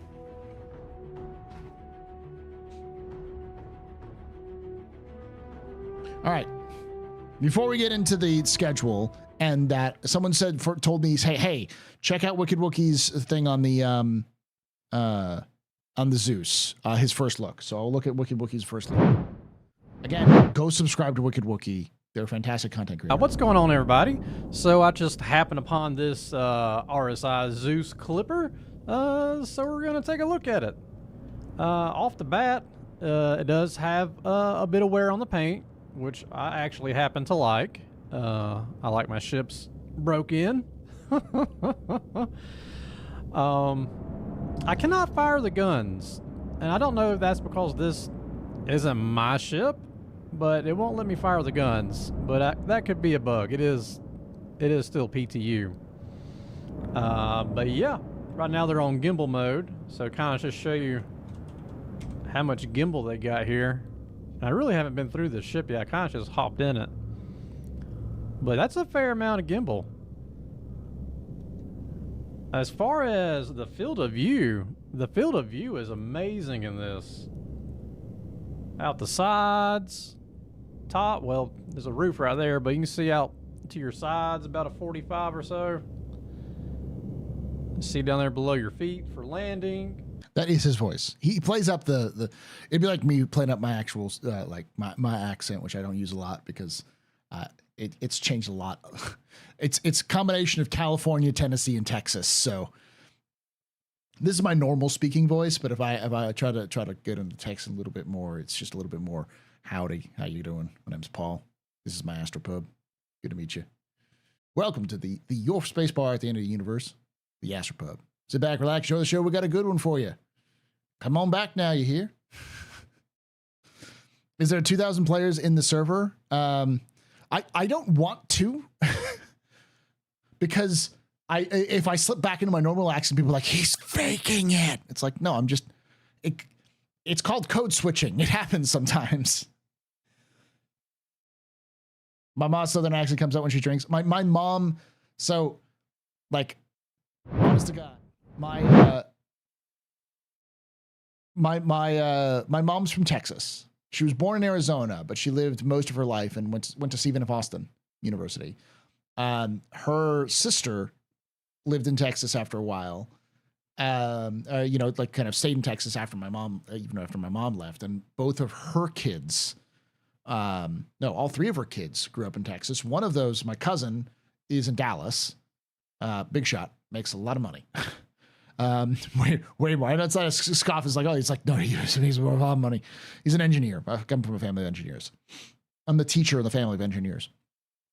And then my father's mother, my grandmother and my dad's side is from Texas, was born and raised in Texas, West Texas. And my dad grew up in Louisiana. So I was raised by two Southerners in California. My mom has always had a thick Texas accent. So cowboy hat and all, I could try. I'm gonna let it slip a little bit more. People have asked me to do the monthly report in just the accent. Like, welcome to another office hours capsule. That's right, capsule. You're that kind of thing. And for those of you who aren't in the South, there is very different accents. My accent probably doesn't sound Texan because it's heavily influenced by my fucking damn near decade in Tennessee and East and Central Tennessee. There were 2,000 players on a server earlier, yes. And I can tell the difference of someone from like Virginia, Kentucky, North Carolina, South Carolina, Georgia, Florida, Panhandle. Most people in the peninsula don't have a heavy accent. There are some, but usually the Panhandle. Alabama and Mississippi have about the same one, and Louisiana's a foghorn, the foghorn Lego. I tell you what, son, that is the Louisiana accent. It's a little bit of a South Carolina accent, but it has that sort of, there's the same sort of cadence to it.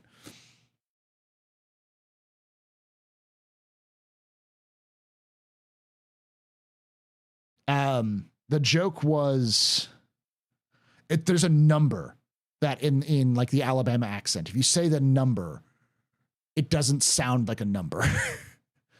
Was it like 9 or? You can take away my spaceship. You can take away my space suit. Like 9. You can even take away my space lasers. It used to be, it's like it's wall ball, never, but in Southern. Ever take away my space game.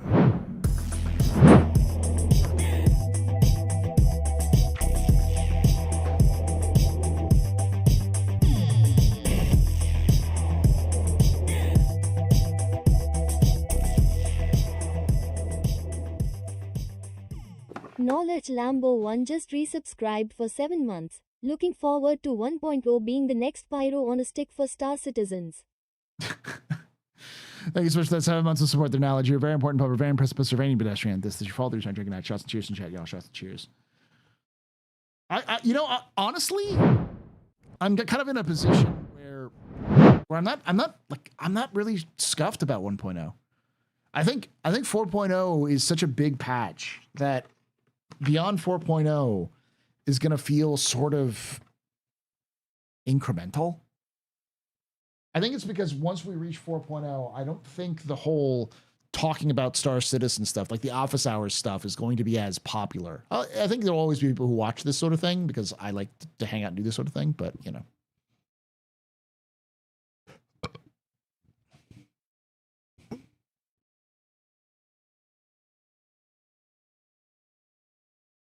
Yeah, Astro, as New Orleans resident, born in upstate New York, Louisiana accents are pretty big. I think that's how I describe them. Yeah, big. They're French. No offense to the French, but they're French, and they're not like Marseille French. They're like Parisian French. They're like they're Quebecois French. Like they want you to know that they come from France, like the accent's from France. I love the term pyro on a stick.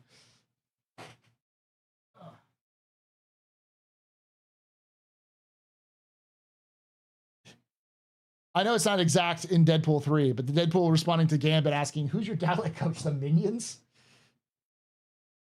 My dad grew up in I think I mentioned this before. He grew up in Bogalusa, and a couple people have been like, I know Bogalusa. It's a paper town. It's like, yeah, my grandfather was a paper man. He worked in paper for his entire life. It was one of those experiences where he got the job out of high school. He went to college, and in college he dropped out of college after 2 years, and then got a job after that in the paper industry, and worked in that same company until he retired. That company changed names 3 times. He was still working for them. I work with 80% French around me. I know. To be fair, modern English is largely French. Dunder Mifflin? Not Dunder Mifflin, but funny story. I actually, a friend of mine in college was wearing a Dunder Mifflin shirt, and I was like, "Oh, paper? I come from a family of paper makers." And he kind of politely nodded, and I looked at him and I looked at the shirt, and I'm like, "That's a fucking Office reference, isn't it?" He's like, "Yep." I'm like, "Fuck." He's like, "Yeah, it's okay. I like to hear those sort of things." So now you sign paper homework, which uses paper. Listen, my grandfather was in the paper industry. My father was in the paper industry. My aunt was in the paper industry. My aunt did headhunting for the paper industry. My dad did environmental engineering for paper industry. He said it was very depressing. My dad was an environmental engineer. He was a chemical engineer focusing on environmental protection before the EPA was finished. Like before they'd signed the EPA into law. He was that sort of environmental nut. My dad loved the woods. Well, he's a Boy Scout, so that's kind of the things. Which is funny because then he went on to be a marketer. He turned his chemical engineering degree into a MBA from Harvard. I don't know how that happened, but you know. Yeah. I love Newfies. The Newfie accent is so fun. We'll tell you earlier, but if you've watched Trailer Park Boys, Bubbles' accent is a heavy Newfie, if I remember correctly. I also was exposed to the Newfie accent because I watched a lot of Machinima when I was younger, and there's a Halo Machinima called oh gosh, what was it called?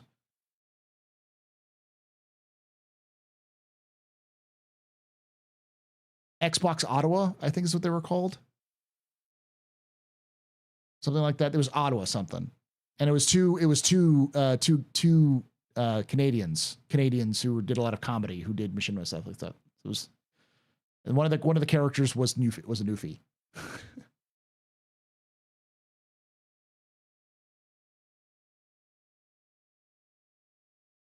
Trailer Park Boys is Nova Scotian. Yeah, they're Nova Scotian, but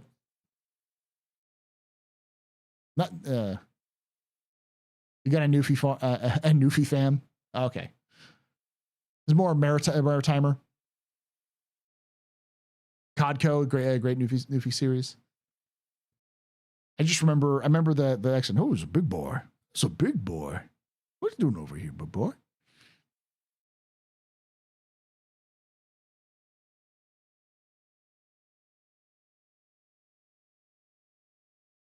True Newfie's impossible to understand. So they're Boomhauer.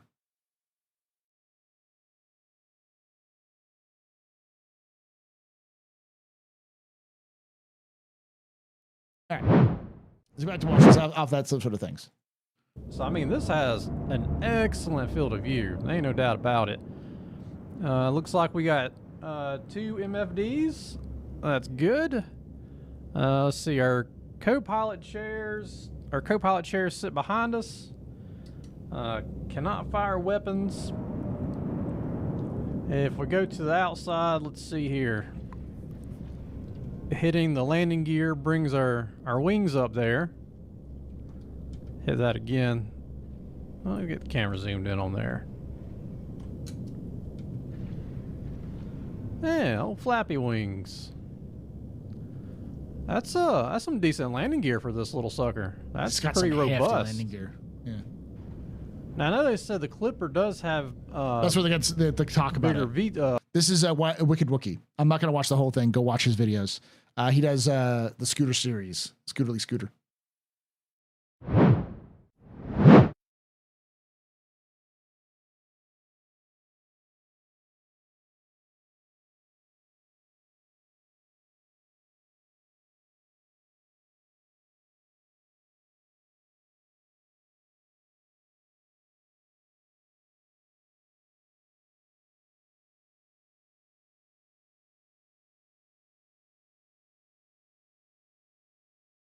CitCon.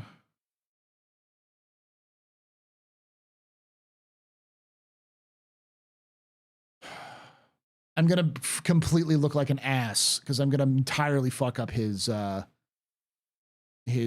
accent. But I want to say Wookiee's accent sounds like a northern Alabama, Tennessean, like central southern Tennessean. Not like super deep south, but like in the border between north and south. And if Wookiee, you're in chat, let me know if that's correct or not. So that line extends through Texas too. So it could be East Texas, but northern south. Yeah, not north south. The north south is completely different. North south is barely an accent. It'll come out when you hear them talk. They'll say specific words and it'll be like, oh, you're southern kind of thing. Virginians, Kentuckians, North Carolina and South Carolina like to go big, especially Charleston, South Carolina. That's where the Atlantic accent really comes from, is that sort of area. I just hear redneck, to be honest. There's degrees, all right? There's degrees.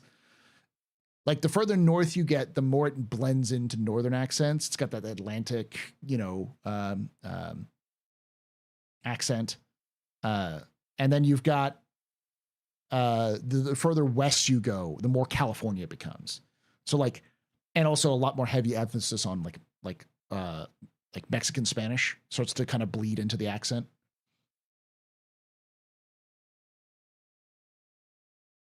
Yeah, and rural is also the rural versus suburban and urban. Yeah, I'm just uncultured being a Brit. Carl, it's like the difference of like a Midlands accent versus like a northerner accent. Like you can tell the difference. We can't. I couldn't tell you the difference between a Welshman and a Londoner to save my ass, but you probably could. It all just sounds British to me. It's like how I've seen Brits who like complain whenever an American actor does a British accent, because it's always like, why is it always this accent? Why is it always the fucking Midlands accent?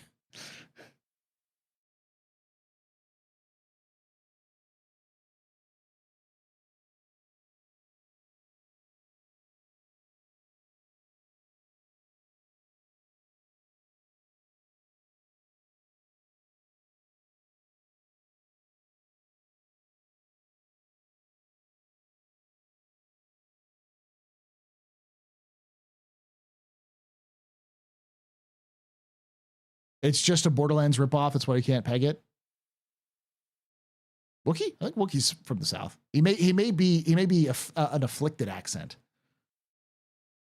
Like when I talk in my code switching Southern accent, it's afflicted because it's not fully Southern. It's just from different fucking random ass places, from Nashville to Knoxville to Austin. It's just all over the place. It's hard to peg because I pick up little words here and there, and plus I was also raised by Southerners. I was raised by someone from Louisiana, so I got a little bit of that in there as well sometimes, but it doesn't come out a lot.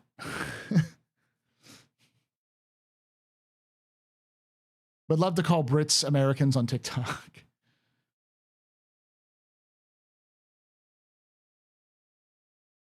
You've got a Chicago thing mixed with the Louisiana. That sounds, that could be wonderful or awful.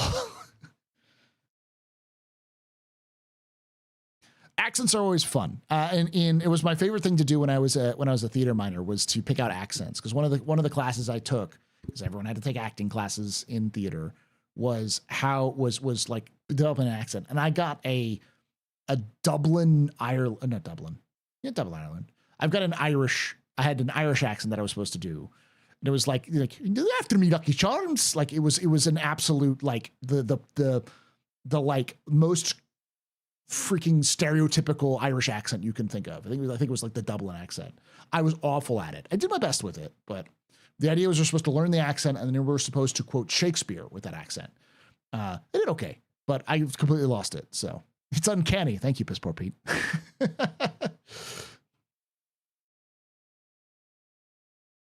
Like this was like they gave us like the tape to listen to and try to practice and stuff like that. And it was like the way they did it was like Lucky the Leprechaun from the Lucky Charms ads.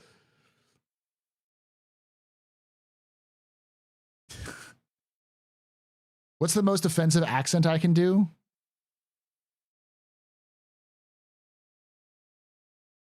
Well, okay.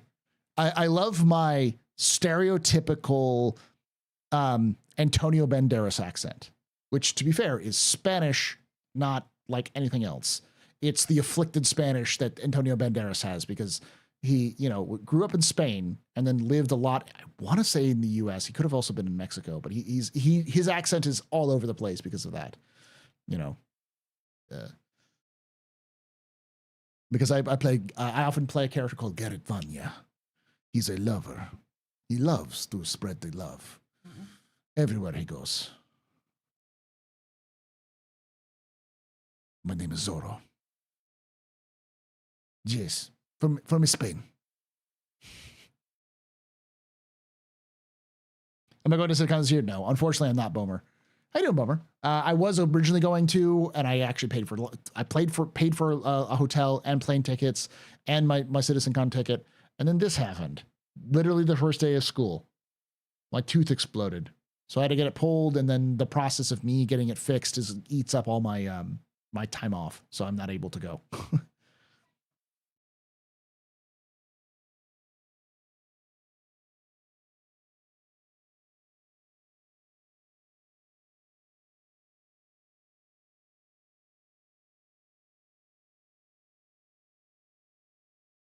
No, not yet.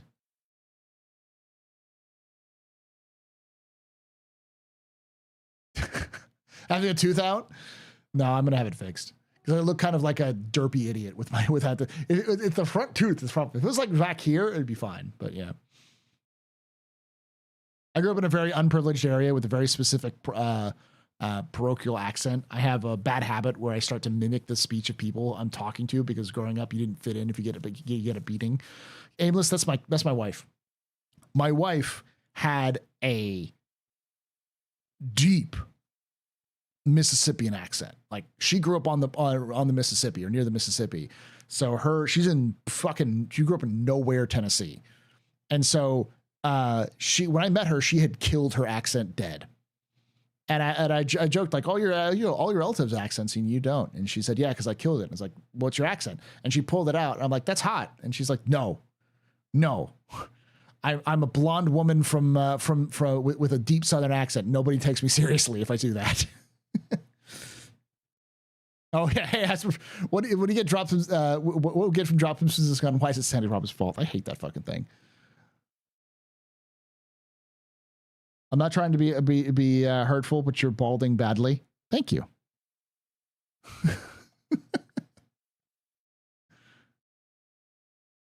You come in and that's the first thing you say. You are trying to be hurtful. Don't be shy.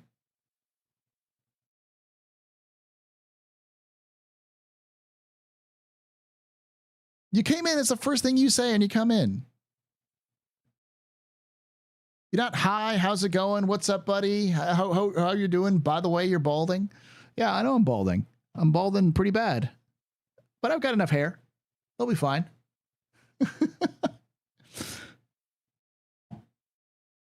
Can't stop it, man. It's going to happen eventually.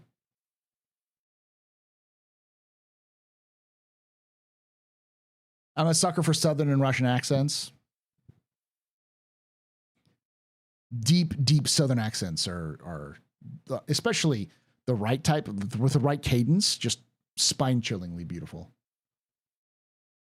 Every accent is fine. It just requires the right tone and tenor. Like super high-pitched, most accents, but especially Southern accents, just makes you want to bash your head against a wall. So the Southern accents really require a deep Southern drawl. The bald and the beautiful. Well, the thing was I was always going to be bald at some point because my baldness runs in my family, but I should have been bald when I was 20. And instead I got the gene where I was gray when I was 20. So I'm okay with that. Off topic, Batman becomes public domain in 2035. What are the chances of getting Batman in Squadron 42 Part 3? Listen, Shinobi, I am all for both Zorro and Batman going in, because Zorro is also in public domain. We're not going back with the Zorro comment, but I've joked that I want to see Zorro in Star Citizen. Just make a trip to Turkey, Paul. I am eventually. I mean, in the meantime, take my meds. I don't want to be the bald yet, but I'm losing bad.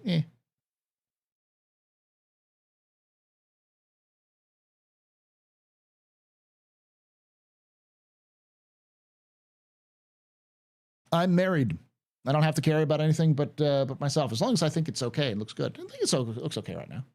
It's a whipping game win, exactly. I'm trying to find the link here. There we go. Thank you, Darsh. All right. Let's go over the schedule.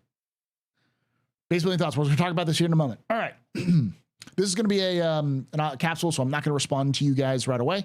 To guys, gals, and NBs. I'm not going to be responding to you a ton. I'm just going to be reading through it and kind of going over my thoughts on the schedule, and just so you have a good idea of what's going on. We'll do a more in-depth breakdown as well at the captain's table this weekend. So.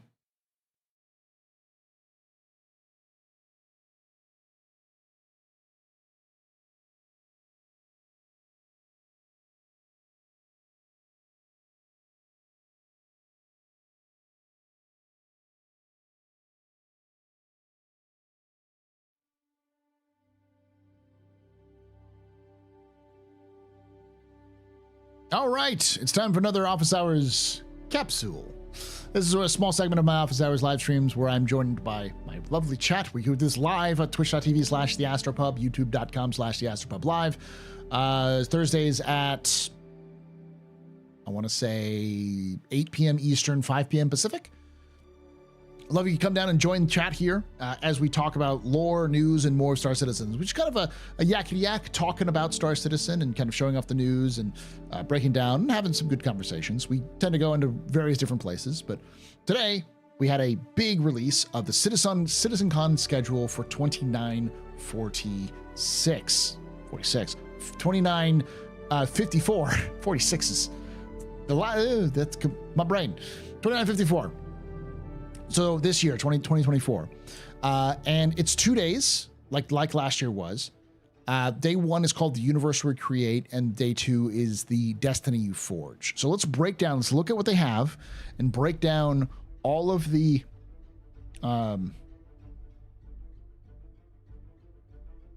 different panels and what's going on.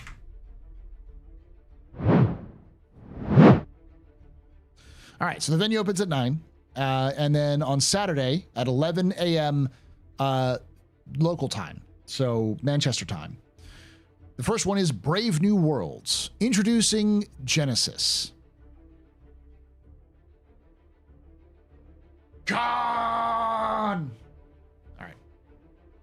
The innovative suite of technologies and processes with Star Engine that breathe new life into truly immersive worlds, achieving the fidelity and scale required to fill an entire universe.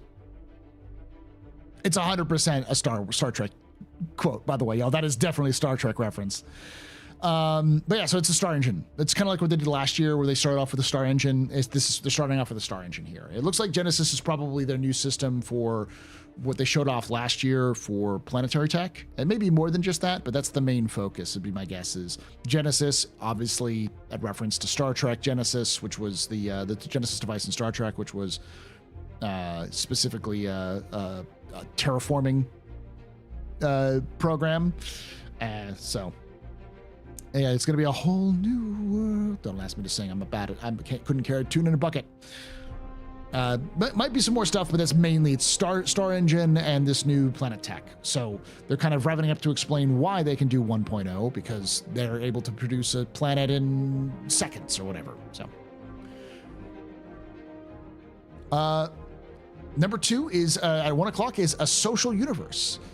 It's the people you meet and the bonds you form that truly bring the verse to life. Dive into how we're evolving the social features to maximize your adventures, from personal one-on-one interactions to massive gatherings with hundreds and even thousands of players.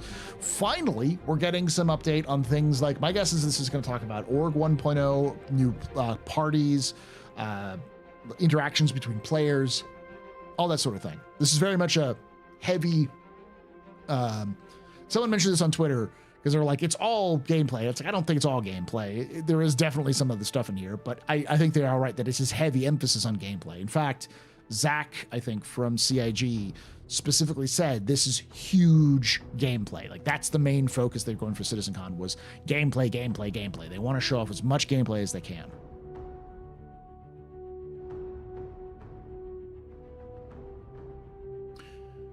Then at 2:45, we've got the 2954 cosplay competition by Toby. Fan favorite event returns where Star Citizen enthusiasts from around the verse showcase their most impressive game-inspired look for Diablosis. 3:30, Dressed to Kill. From high fashion to dynamic function, discover Starwear and exciting new exciting new character-focused specializations that lets you define your personality and take on the challenges ahead, including the return of a legendary friend from CitizenCon's past. So this is obviously Buster Destroyer's panel, but this is focusing on clothing, I'm guessing, because Starwear, CIG and the Star. The one thing that is a little off is the legendary friend from CitizenCon's past. Someone made a joke, which I don't think is too unlikely, that the joke might be that that's the sandworm, because that's the only CitizenCon legendary character in CitizenCon. It could be something else, but you know, who knows?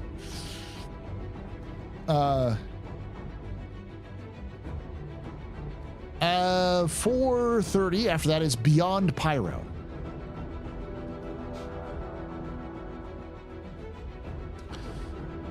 This is the last one before the redacted.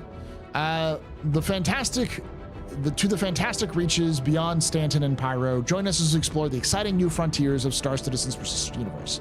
This is likely where they're going to show off things like the updated Levski and Delamar.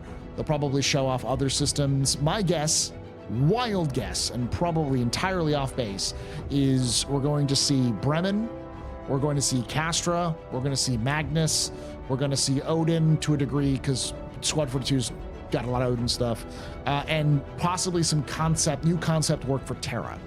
Now, do I think we're going to see all of those systems entire? No, we'll probably see a planet or some basic blocks of the landing zone, maybe showing off what the Genesis system can do.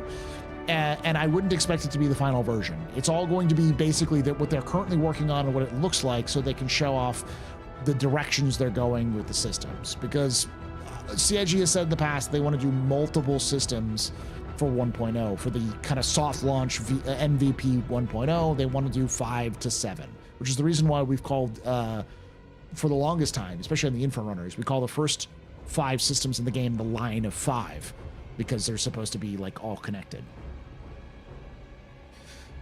All right, and then we've got 5:30, which is redacted. And let's be honest here. Does anyone at this point doubt that we're going to get not only a Squadron 42 like discussion, but a Squadron 42 reveal? That is 100% Squadron 42. So 5:30 is Squadron 42. My guess is it's going to be running long. Typically, these are about an hour to an hour and 15 minutes. This might be 2 hours. So I would imagine that Squadron is at least an hour, possibly 2. If it's 2 hours, then it goes from 5:30 to 7:30, and the venue closes at 9. That's about right. And 2 hours would make sense for Squadron, including things like when it's releasing and all that kind of stuff.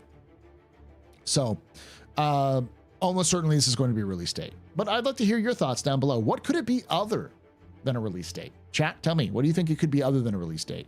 Because it could be other things. All right. Then on day 2, it opens at 8 a.m., which is slightly earlier than the first day. And the first panel at 10 a.m. is Crafting Your Home. Explore the fundamentals of crafting and base building, including how they combine to enable new opportunities for players and ultimately create the future of life amongst the stars.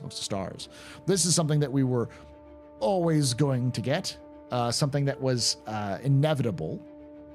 They've talked about it even well ahead of time that they're going to do this. And then at 11:15, we've got Captains of Industry. Uncover the ships and ground vehicles that will serve as your primary tools for base building in the verse, and revisit a classic and more. This is the ship panel. Everyone's like, where's the ship panel? That's the ship panel. We're going to get the ships then. That sort of thing.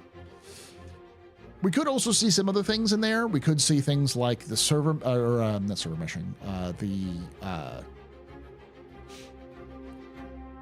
the scanning technology. I will say we really do not see much here. It might be in here. The scanning stuff might be in Beyond Pyro, because definitely scanning has been on the roadmap. Not the roadmap, the monthly reports a lot. And we don't see it here, and they haven't talked about it yet. So I imagine it's a CitizenCon thing, though it could be something they start bringing up in ISC towards the end of the year. And then at noon, we have the last panel, which is The Star is My Destination, Star Citizen 1.0. This is the keynote that we knew that they were going to do for a while, or keynote. The thing that CIG, that Chris had said that they were going to do for sure. Usually they start off with something like this, but I guess this, it makes sense. They did this last year too, where they ended it off with this big high note. PvP, PvE, non-combat. What type of game is Star Citizen? If you want answers, join us as we outline a high overview of Star Citizen 1.0 and what are our intentions for our epic shared universe. I'm excited for this one, not because I'm necessarily excited to know what's going to happen in 1.0. I think that for a lot of us, 1.0 is going to be disappointment, because whatever's in 1.0, it's going to drop some stuff off that we wanted. But I am excited because CIG has not really defined what Star Citizen is going to be in a while. And I feel like this is the first time that CIG is going to sit down and say, this is what we're going to do, and this is the gameplay. Like a full realization of what Star Citizen is going to be going forward. 1.0 and beyond, this is the game. This is the game you're going to play. That's good, because it'll have a nice, easy thing to point to be like, that's what this is. That's what the Star Citizen is, right there. But it's also going to be bad, because a lot of people are going to hear them talk and go, not the game I wanted to play. So we'll see. And then the venue closes at 2:30, and then we have Enter Atmosphere 2954, which is fantastic. Please buy a ticket for it. I would have done so already if I was going, but I ended up not being able to go this year. So it is what it is. But let's go support Atmo Esports. Go buy a ticket. Go hang out. That's where all the devs will be. They've already bought tickets. They're gonna be there hanging out and watching the event and drinking. So if you want to go mingle with the devs, go there. So make sure you buy a ticket. All right. And with that being said, this is where I'm going to plug.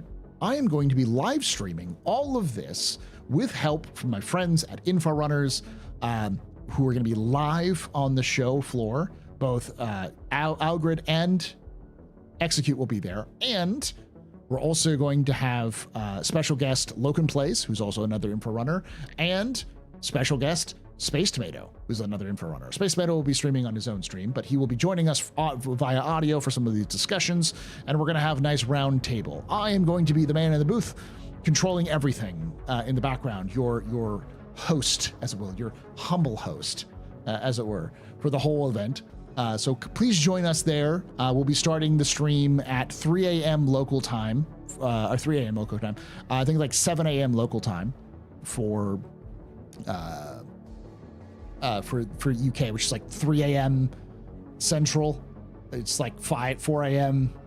Eastern. So it'll be bright and early for me. And then I'll be streaming the entire event, and then also streaming the entire event on day 2.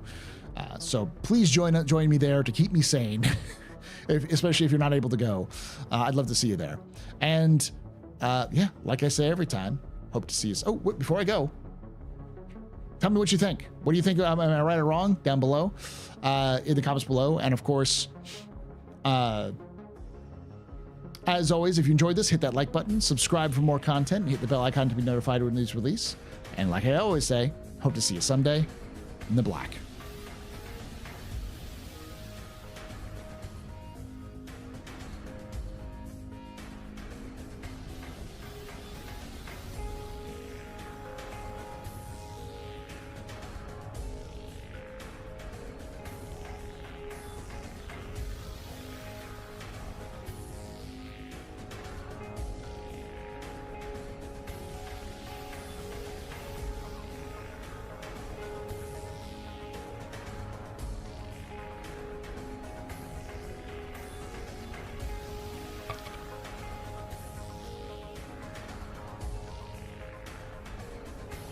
You lost your sock. What's going on with the color of my cam? What do you mean? I had to fix some stuff because it was really off earlier. Turn down the saturation a little bit. Contrast is really low. There we go. It's a little better.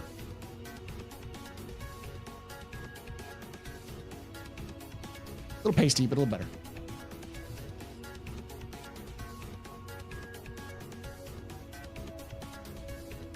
Got a lot of yellows in there, yeah.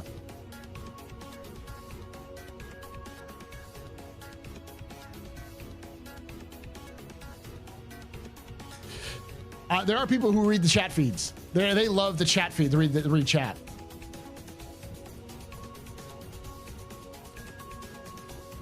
The problem is if I go pure based off what the camera sees, I'm very pasty. This is actually more like what I look like.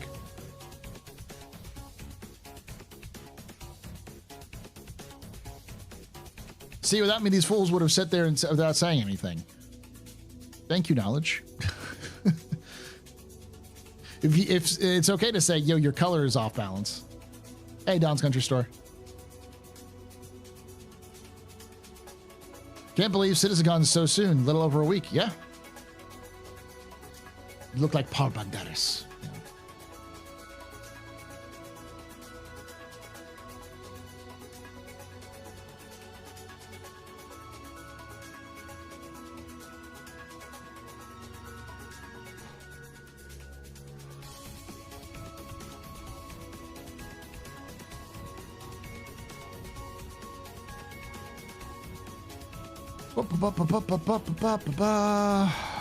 What's the spiciest hot take regarding CitizonCon schedule? And that we got the schedule.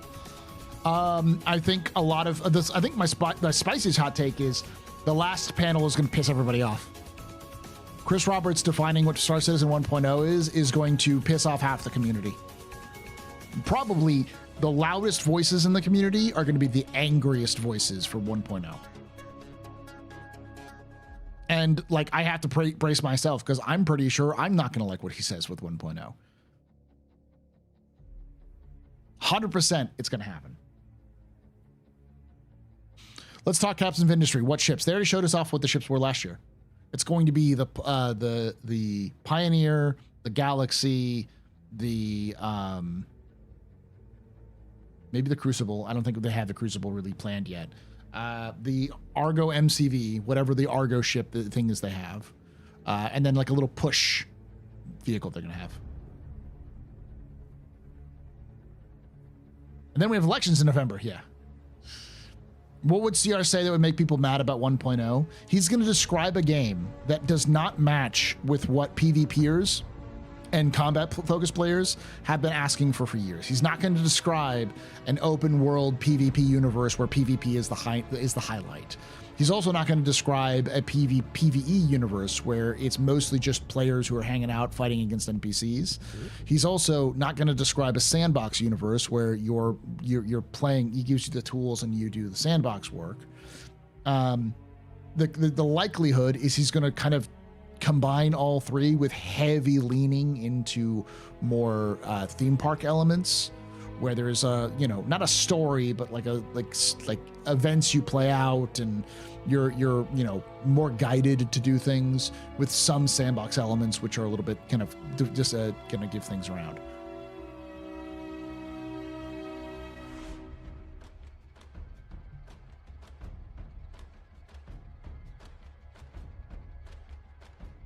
very, like, the emphasis is going to be on cinematic and immersion. Those are the two words that Chris is going to say a lot of. He's going to joke. This is my hot take, by the way. It's just me spitting bullshit out. All right, me just yapping. He's gonna make a joke about how he always says immersion and cinematic, and then say it a bunch because that's what he wants. He'll probably double down on his ideas of the death of a spaceman because he wants death to have meaning. He wants space to be scary. He wants just moving from point to point to be hard. So he's going to make it harder to get access to it, but he also wants to, like, not make it too hard because he still wants players to interact with it. He's going to mostly talk about what we've all heard him talk about with Star Citizen for a while, but he's going to say it in a way that actually has content, like gameplay and direction, because he has to with 1.0.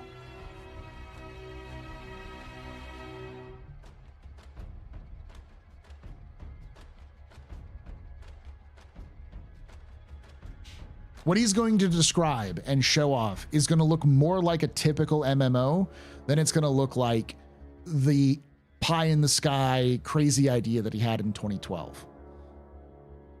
It's still going to probably be unique and different from other games, and it's probably going to have a lot of elements that we've come to understand and love about Star Citizen, but it's going to lose a lot of the aspects that some people have found niches in. And those people who found those niches and those aspects are some of the loudest and most active players in the player base.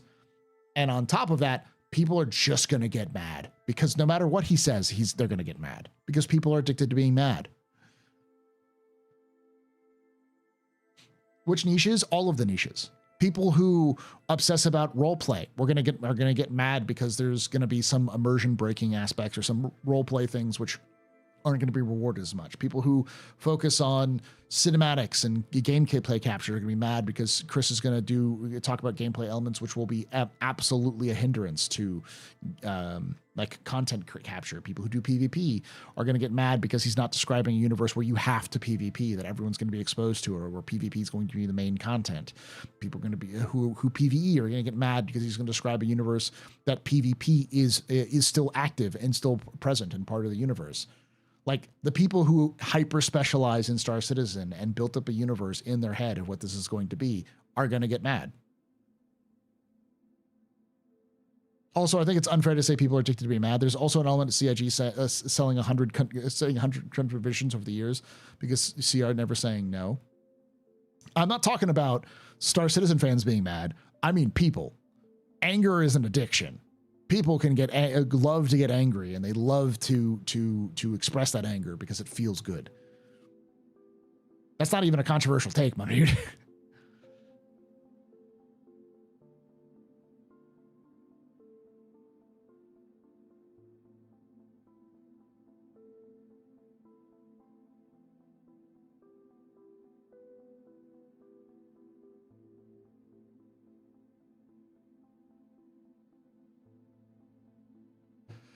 So stupid people that haven't paid attention for 10 years will be mad. I think a lot of us who actually paid attention are still going to get mad. I've already seen CIG move away from sandbox elements, which I think are kind of forced. They seem weird. They seem like weird decisions, and I hope they reverse course or kind of rethink those decisions in the future. But as I've seen CIG make decisions where I'm like, that's kind of dumb. I've learned to realize that some of the things that CIG is going to make decisions on, I'm not going to like. And I don't expect them to budge on those ideas. I'm still going to express, hey, this is dumb because X, Y, or Z, but I'm also not going to obsess about it because at the end of the day, I'm not making a video game.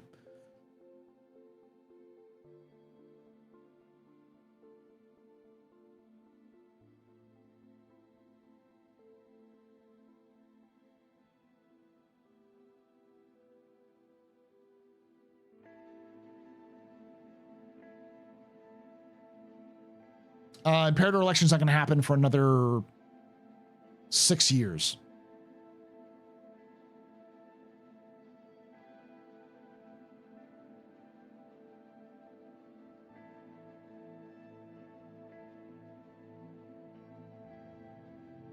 Yeah, they're going to drop stuff. They are willing to get a lot of things to go now with a hit release date.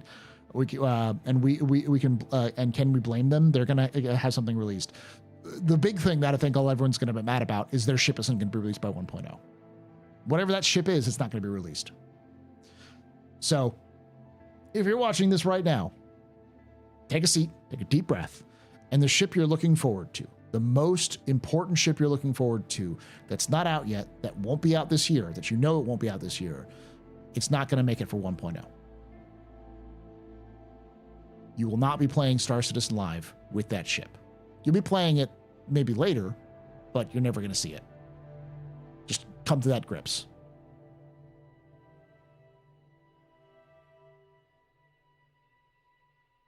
No, the ship you purchase with real money.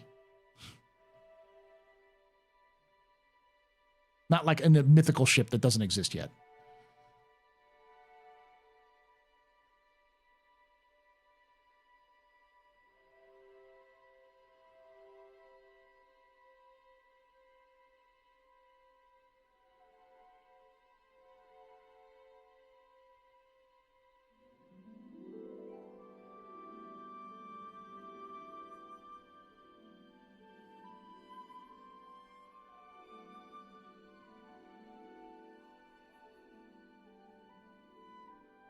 What's Paul Russo saying?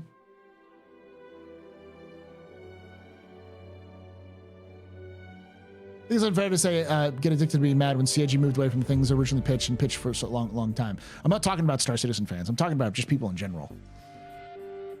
People are addicted to being angry. The internet is addicted to being angry.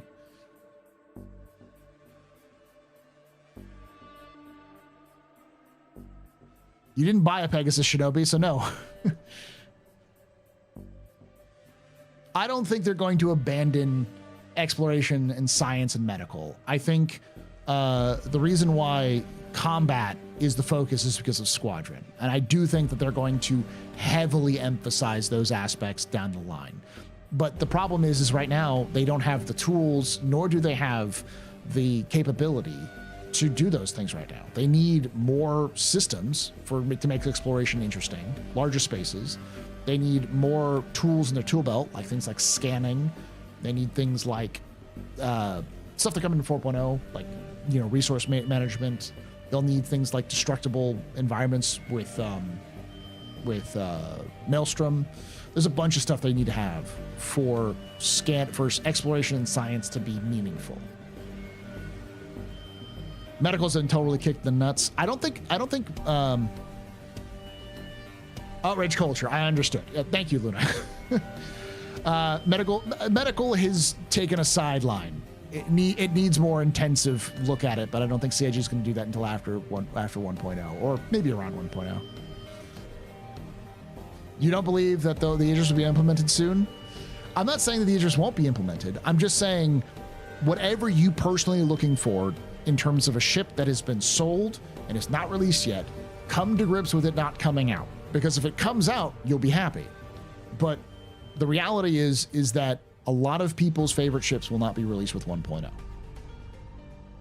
Because there just isn't enough time.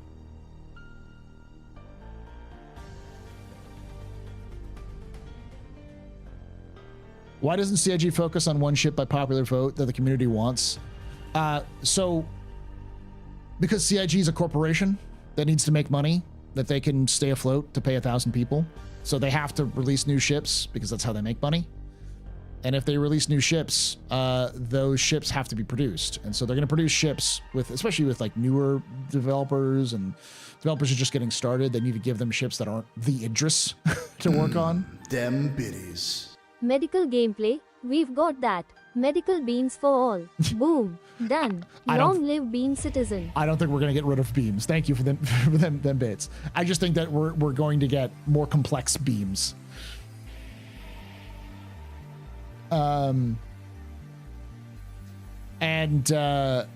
Those ships are going to be smaller, and those teams then they aren't going to be working on the other ships. Because if you made a poll right now for unreleased ships that people would want to release, it's probably the biggest, most powerful ship that people purchased. The Javelins, the Idrises. Then after that, the Endeavor, the Odyssey, and probably the Pioneer. Pioneer is a little iffy. It could also be the Galaxy or the Perseus. The Perseus is up there too. Probably number 3, honestly. But the reason why the Javelin and the Idris aren't in is because of Squadron. They'll be released when Squadron comes out. The reason why the Perseus isn't in, because it's just not a priority. The reason why the Odyssey isn't in is because they don't have player refining yet. You know, like there's a lot of reasons why they're not there that require gameplay to be done. And the problem is you produce a gameplay, you don't want to have a ship the size of a galaxy, of the galaxy, to be doing refining gameplay. You want a ship that's a ship that can do that in a smaller form and then also work on the larger forms. You want to test bed it out before you even release it. So it'd probably be the Expanse. The Expanse is probably going to get out there first, and then they'll do the Galaxy and the Odyssey, and they may do those at the same time. But the Galaxy may, but one of those is going to be prioritized, and it's almost certainly going to be the Galaxy. So why was the Apollo shelved? The Apollo was shelved because of the modularity, because it has to have modularity. They have to figure out how they're going to do the beds thing, and also drones. There's no drones in the game yet.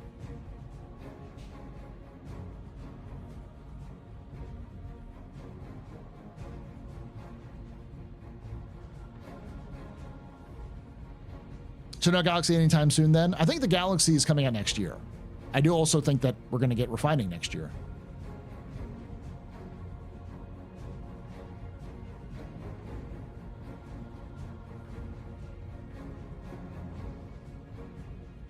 It's okay, Iris, I got you. It was shelved to guarantee a robust salt harvest, yeah. That's the same reason why, like, the Legionnaire was shelved. Almost certainly, the Legionnaire was shelved because hacking gameplay isn't there yet. And also, I think they want to revisit the Legionnaire with Maelstrom. Because I don't think when the Legionnaire was sold, I don't think Maelstrom was a thing. I would love to hear the story of Maelstrom, but Maelstrom feels like another landable planet situation where, like, a couple of devs locked themselves in a room, and when Chris went around, everyone said, "Oh yeah, they're sick today. Don't worry about it." And then spent like a month and came out with a Maelstrom system. I could be wrong on that. That could be something that was always planned from the beginning, but it doesn't. It feels, when I was talking to the devs at the event, it was just like, yeah, this just sort of happened. They managed to do it. Like they've been talking about it for a long time and figuring it out, and they're just like, fuck it, let's go, full send.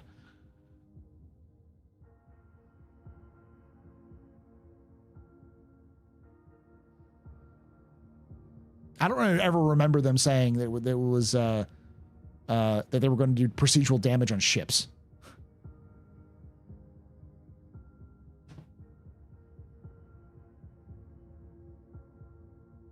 The UES Retribution. Yes. The Retribution. That's it's different squadron, though.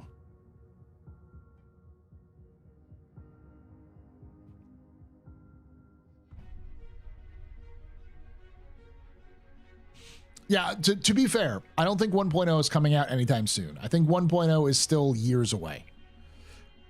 I don't care what CIG thinks. I don't think it's possible. Because just time. It takes them 6 to 9 months to do anything. And like, unless they are able to have one team produce an entire system in 6 to 9 months with NPCs and landing zones and missions and storylines and the unique character like outfits, all of those, then you're not going to, and each team can do like one of all of those in 6 to 9 months. You're not going to see another system in Star Citizen until like maybe mid next year.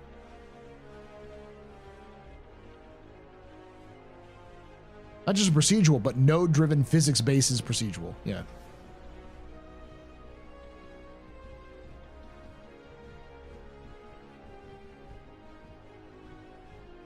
As someone else is saying in chat, we also need to reverse Maelstrom destruction. Yeah, construction.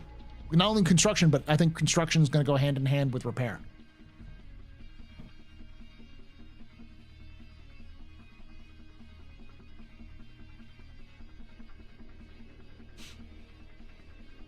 Hear me out. 1.0 is literally going to be Squadron 42 with 1,000 players in Stanton.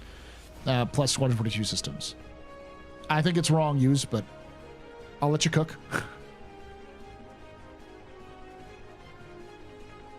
6 to 9 months is a nice time frame. Generally speaking, that's what CIG has said in the past, that it takes them, I think each staggered development team it works on a 6-month schedule rather than a 3-month schedule. And I think the R&D upstream teams work on a 9-month schedule. How many players was it? I have tech previews, 2,000 players. At least a couple of them got to 2,000. Most of them reached in the high between 15 and 18,000, 1,800.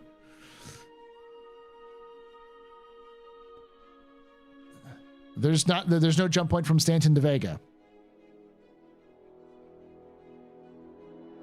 There is a system that we know is going to be in the game that has a jump point to Odin, though. Just saying.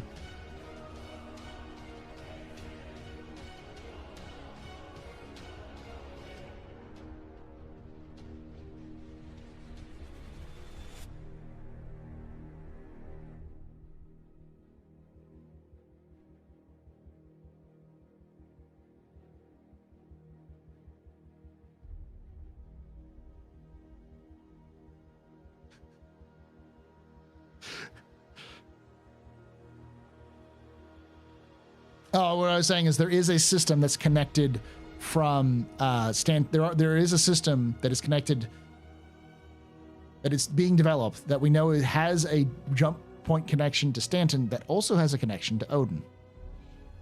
Nyx. Yeah. Yeah, tech preview is going to be up for a bit.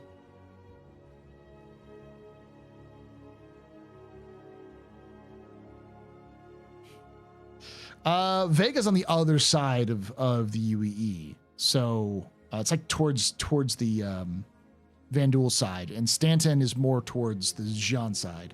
It's kind of center, but center left.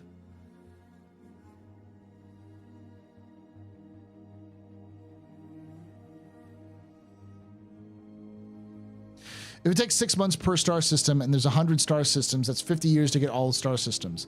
If you're assuming that only one team is building the star systems.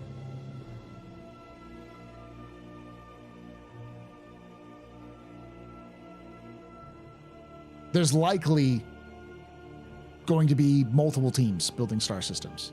The problem is that you can't really do the star systems until you have the base gameplay functions in. We don't even have scanning in, y'all. We don't have repair. We don't have scanning. We don't have like knocking people out and restraining them. You know, that's a medical gameplay right there. We don't have full like science, like analysis or exploration. All that is like scanning, like info running kind of stuff. We don't have a lot of systems which are fundamental gameplay loops in Star Citizen that need to be done yet. I think a lot of them will probably be done next year, but until they have those loops in, there's not really a lot of point in doing these systems. Yeah, and most systems are empty, but you're still going to have some elements in there. Yeah, engineering's in 4.0, but we still don't have engineering in, you're right. Mythical man hours don't usually pan out. That's true too. I don't think CIG is going to make every system 100% detailed, but most systems aren't going to have that detail. But to say that like CIG can do a system in 6 months with like a team of 500 people, you know, split up into just say 5 teams, I don't see that happening anytime soon. It will take a ramp up to get them to that point.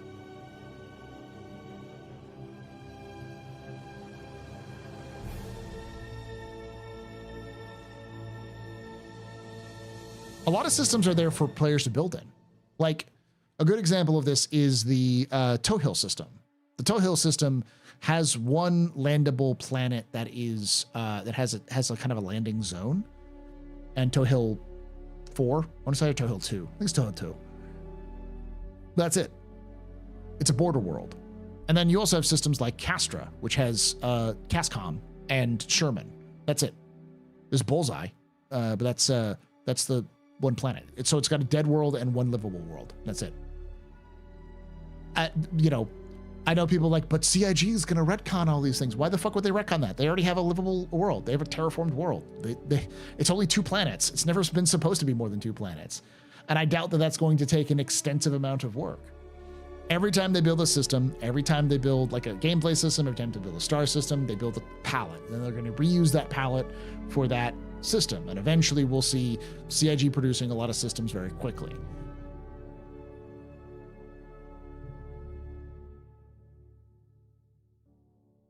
There are going to be some systems that require a delicate touch. Sol, Terra, Vega, Hades, that sort of thing. And then you have Hadrian. Hadrian is just space stations.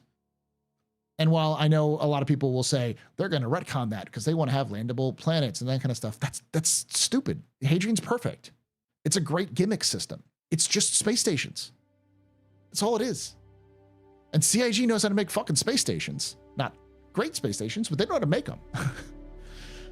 It's gas giants and space stations. They could plop that shit out like tomorrow. It may not be fun, but it would work. And I think that's a lot of the systems we're going to have are just going to be designed for more sandbox gameplay. This is what haunts me as an environmentalist. They should have maybe at least 20 systems done already. Maybe they did, but not showed yet. And every iteration of the new S Engine Planet T need updates.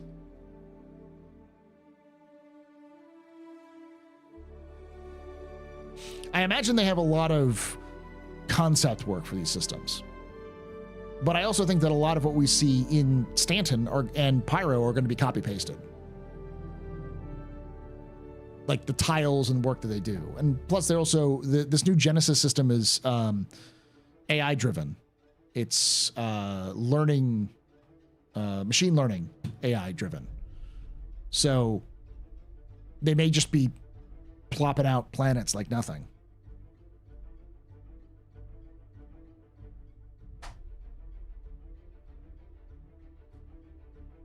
Hey, Jelly. Even before all that comes online, they need a server meshing finalized and non-player assets like NPCs functioning correctly. Then add all the other stuff on top of it. Yeah, I know. A lot of that's going to go, like, server meshing is going to go a long way for that, and they're actually testing server meshing. But, like, my point is that there's a lot of stuff that needs to be done between now and the release.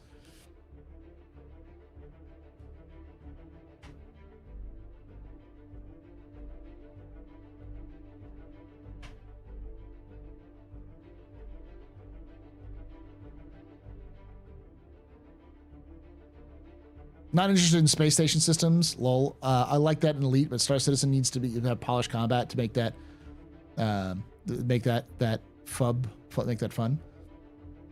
Yeah, I think that like the gimmick behind the Hadrian system, for instance, is there's a lot of abandoned space stations, a lot of abandoned military space stations. So there might be a lot of, I don't know, valuable shit inside those stations that have been left behind. And so with that in mind, think about what CIG is doing with this sort of zone, sort of dark zone-esque system in Pyro, where you can go in and try to loot the loot in the big, vault where you're fighting other scavengers and stuff like that. That's the prototype. That's the prototype for something like Hadrian, where it's just, that's what they do.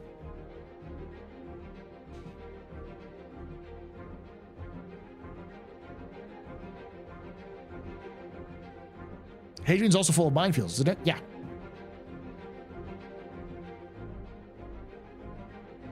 Yeah, most of the stations are abandoned, and that's the gameplay for it. That's the gimmick. A lot of systems are going to be gimmicks. Pyro is a gimmick. Same with Nyx. Pyro is all about solar flares. Nyx is all about darkness because it's on a dark nebula. And while the lore is like, I talk a lot about lore, but when I talk about things like lore is gameplay, what I mean is they wrote the systems for gameplay and then they handed it to the writers and said, make it make sense. So the writers are writing the gameplay into lore, not vice versa. They're not creating a universe and then telling the gameplay teams to make it. The gameplay teams are coming up with these ideas in terms of gameplay mechanics and gimmicks and things that they want to see in those systems. And then the writers are writing that out as to try to make it sense into the story. So Pyro's gimmick is that it's a lawless system with lots of vying games. So you have gangs, so you have sort of this faction system that's going on, but it's with a star that's unsettled and it's spewing out solar flares that are going to fuck with ships. And then Nyx, Dark Nebula, it's where a bunch of revolutionaries hide. You've got a revolutionary mining base where you can go hang out. So it's less fuck you anarchy like Pyro is, but also less, but also a more clandestine, because the darkness is going to fuck with the Dark Nebula is going to fuck with your sensors, so you can't see very far. Yeah, terror is a gimmick. High security. You gotta be a master hacker or excellent rep. Yeah, and it's like the noob starting zone. Stanton is the gimmick because it's the shopping area. It's the big market you're gonna go to.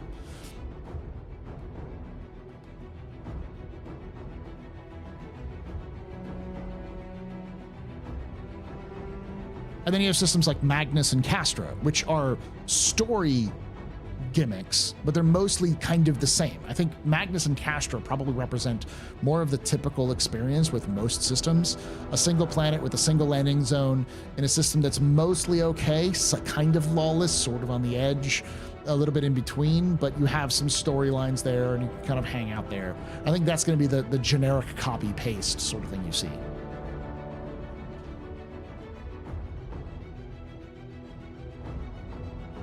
Be nice to have more systems just to straight see and make our own missions in Sandbox from now.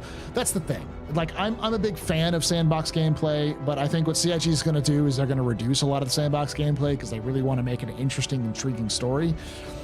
And then they're going to realize they don't have the fucking time or the energy to do that. And then they're going to go, well, fuck me. Okay. And then realize too late that they need to do more Sandbox elements and fuck around. But that's me.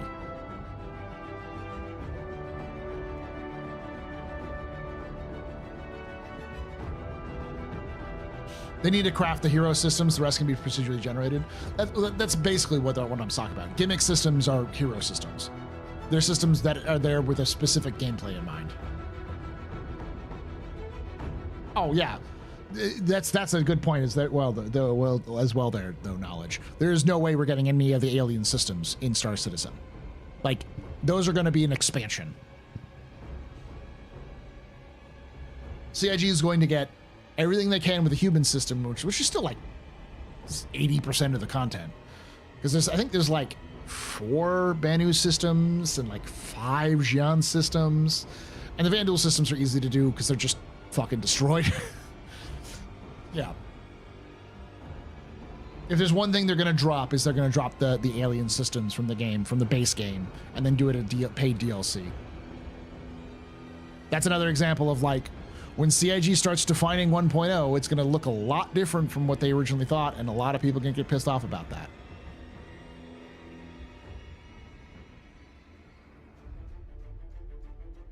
But I also think CIG is the kind of company that's going to take it far too seriously and be like, it can't just be the alien systems. We have to have playable alien races and new starting zones and all that kind of stuff. Do you think the character models are done and rigged for the Banu, Xi'an, and Tavaran? Xi'an, yes. The Xi'an are rigged because they mentioned in one of the Squadron 42 monthly reports a while ago that they were rigging the Xi'an, like 3 or 4 years ago. I remember because I made it a big clickbait title about like the Xi'an are in Star Citizen, and I made the topic and I talked about it, and a bunch of people got mad and were like, "This is clearly clickbait, Paul." And I'm like, "They're in Star Citizen. They're talking about it." But I removed it anyways because like, people get really butthurt about this. But it always stuck with me that yeah, they've been rigging up Xi'an skeletons, so clearly the Xi'an are in the game. They're just not there yet.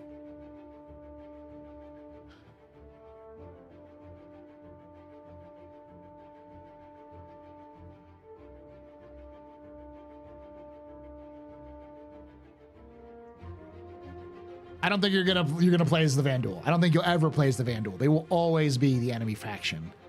That might be the last update CIG ever does, is playable Vandal. But I think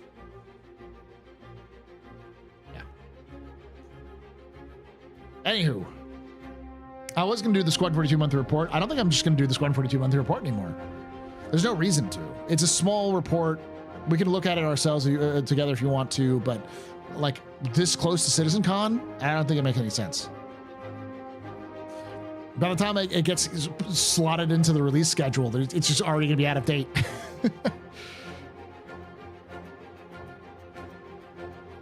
Let's take a look at it. I'm not going to do a month. I'm not going to do a capsule for it, but let's take a look at it. Let's read it together, chat.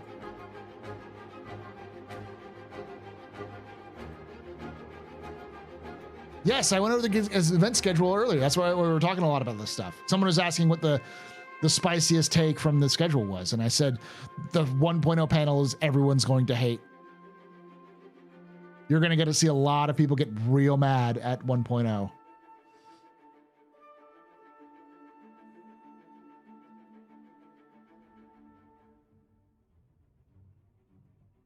It's pretty wild to see the sentiment change from the majority of streamers, backers, how realizing time is running out for CIG. I've been saying stuff like this for at least a couple of years now, that CIG is eventually going to run out of money. They're going to have to find a way to do something. But I don't think what CIG is planning on doing, how do I put this? I think everything that CIG is planning on doing, they're still going to do. It's just how they're going to do it and in what time frame they're going to do it has changed. Sorry, I was late. Sorry, work. It's okay. I get it. You can take away my spaceship. You can take away my space suit. You can even take away my space lasers. But you can never, ever take away my space game.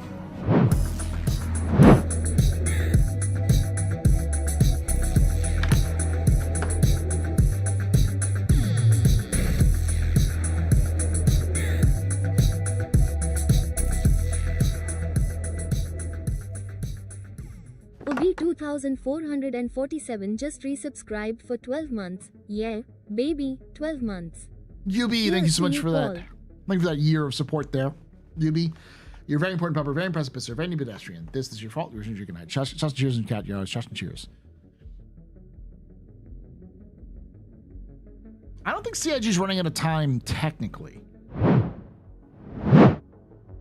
Yeah, I know UB. I know you're not the Ubisoft guy. I don't think UB, the other Ubisoft guy has been back.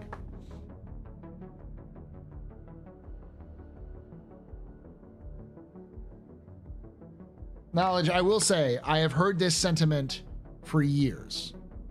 Since like year 3 or 4 of Star Citizen's development, people are saying Star Citizen's going to fail. They're running out of time. People are losing interest. Everyone who's purchased the game, who will have purchased the game, has purchased the game. It's been so common a sentiment that I just kind of tune it out now. Because, like, could they be true? Could it be true? Sure. But it was wrong the last 300 times it's been said. Why would it be right now? It's okay to make a statement, but if it's especially statements like that, it's like you need to have some sort of evidence of like this is happening. And every time I've asked people for evidence for stuff like that, the evidence has always come back as false. Like like someone's like Star Citizen's losing players, and I was like, okay, where is the stats coming from? And they showed me the link, and the link was to a website that tracks Reddit data and links that to, using a formula, links that to active MMOs. And using that data, it was like Star Citizen was the 12th most played MMO in the world. I'm like, that's not fucking right. And it estimated the actives base who've purchased the game at 22,000 or 22 million people. And it's like, even CIG's numbers are 5 million, and that 5 million is just people who have an account, not even have the game. So it was like its statistics were way off.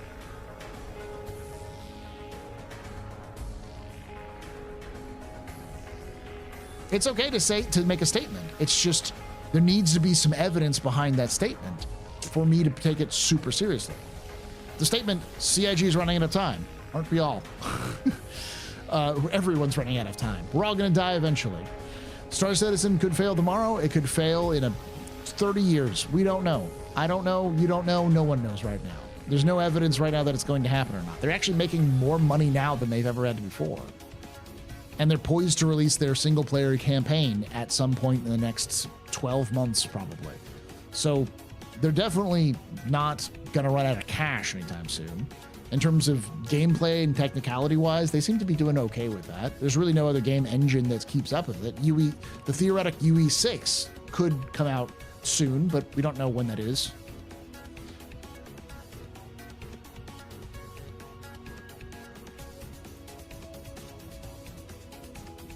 Yes, but large external influencers reviewed it last year and may not look at it again in this for a second review. Okay.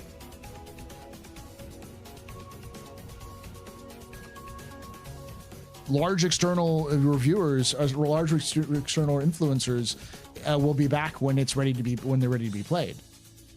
When you're in this industry long enough, especially when it comes to content creators, they'll come back eventually. If there's a lull sometime and they need a good game and a good game comes out with a good patch, they'll play it. I've seen content creators go back to games they haven't played in like a decade because that game got an update of some kind. It just feels like a lull because it is a lull. And it feels low because am I the top streamer on Star Citizen right now? Please tell me no. No, I'm not. Thank God.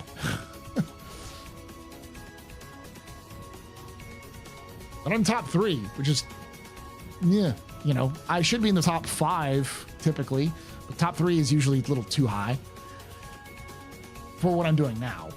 No new stuff like that, you know. Here's a good example. Here in the Gamersphere, we hear Duke Nukem Forever is asking crowdfunding model to reboot. Hardly anyone would go onto it because the mentality is that it failed already. Star Citizen approaches that realm. I've been hearing that for 6 years, knowledge. And all evidence is saying that's not correct. Star Citizen isn't just growing because whales are buying more things. It's growing because new players are buying into it. New players are finding out about the game all the time. In fact, according to CIG's data, at least, half of the player base came into the game in the last 4 years. There's probably half of this chat wasn't here before at the latest 2019. Most people came in around COVID and post-COVID.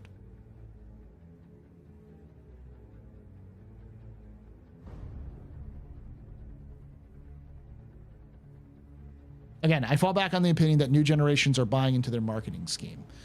Okay, so that if you say that they're buying into the marketing scheme, then that doesn't seem like they're running out of time. Even in your logic, it seems like they're just managing to spin it even further.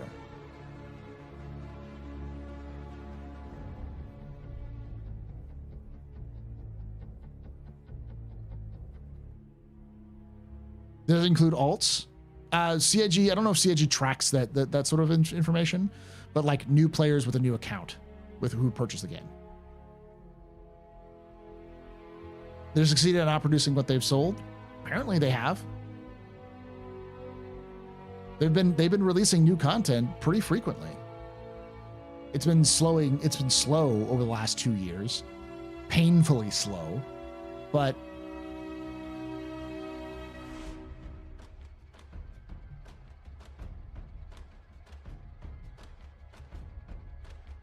to say that they've never released any new content since 2012 is disingenuous. They've released 3 different versions of the game, 2.0, 1.0, 2.0, and 3.0, with different variations and improvements. The game has definitely improved since I started playing it back in 2014.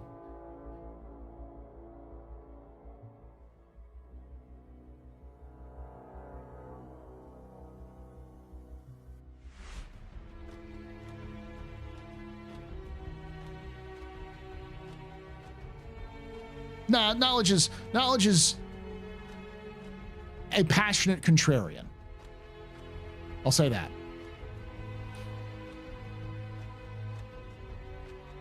I guarantee you, the moment that the Perseus is released and there are multiple systems, knowledge is going to be giving a pirate accent and going in to fuck people up. Like, I've known knowledge for long enough to know he loves that shit.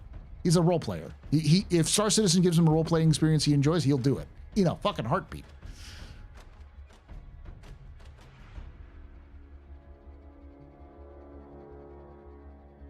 I'll make a lot of people mad.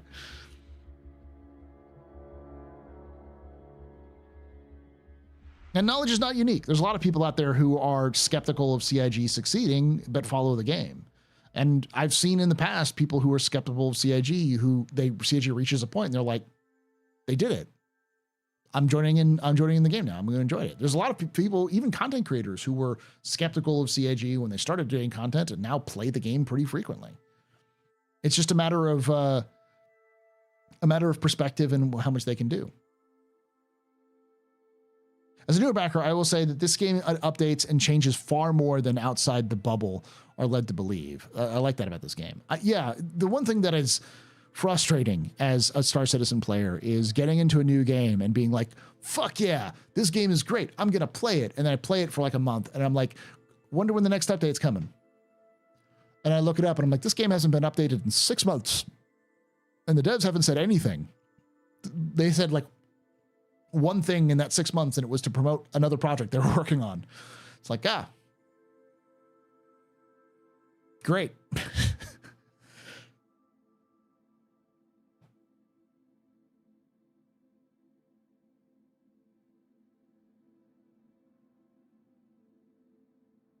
But those games are finished. This game is being developed. I don't think CIG will ever stop adding things to the game, though.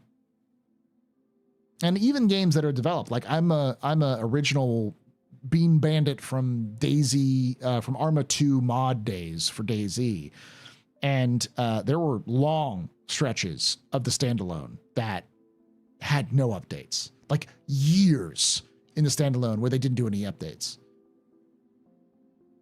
Kerbal was a little bit better when it was in production, but it still took a year plus to get a patch out for Kerbal Space Program. And with usually not a lot of information and interaction until like a month or so before the release. Yes, they did the 2000. Let's go back to that discussion because that's a lot of people. They did a 2,000 player test. It was bad, but it didn't crash. And you could get into the game. The interaction distance was insane, but as a result, the 2,000 players was bad, but the 1,000 players was actually better. It wasn't quite on par with what it is currently in the universe, like in verse right now, but it wasn't bad. And you can play it right now at an 800 player server. They did an update on it recently to fix a crash issue. So you could play it right now. In fact, before I leave tonight, I'm going to play it myself. WoW's a released product. Yeah, but WoW releases... Subscription's dead, my dude. There's no way. There's no subscription model left in the gaming industry. And those that exist are exceptions that prove the rule.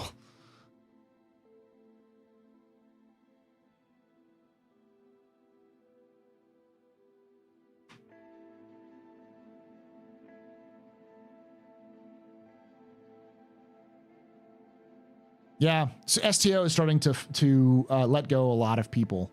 They're laying off a lot of people for Star Trek Online.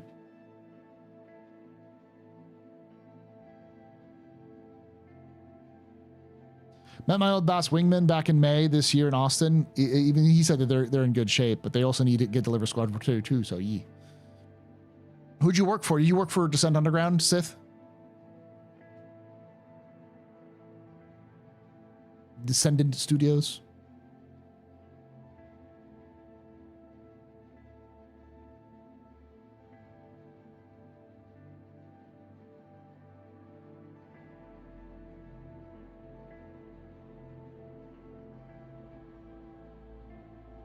Nice. What'd you do in Descendant?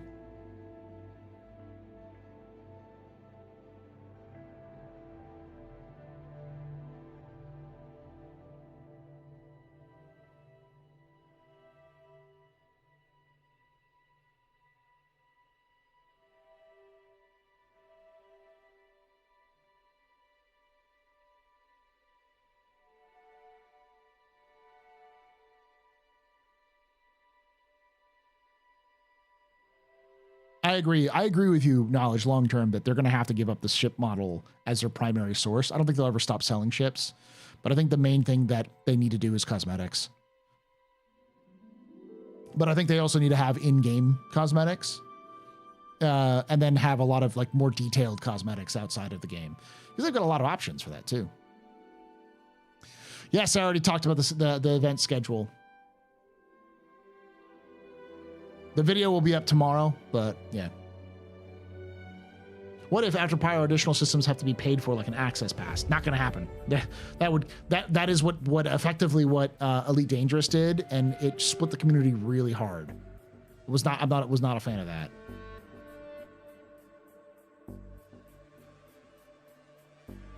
They need better cosmetics and a better cosmetic system. I agree.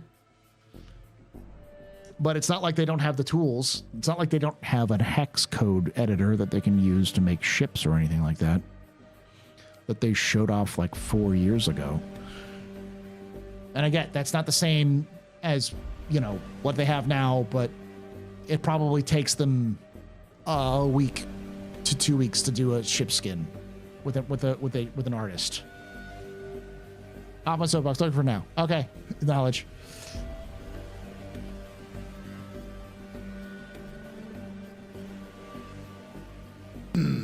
Them biddies. Hey Paul, are you going to go over the event schedule for CitizenCon? Yes, damn it, Iris. Game's still not out. Wasted 4 years of my life on that. But made good friends along the road. You got some experiences on that too. Are you working for another game now, Sith?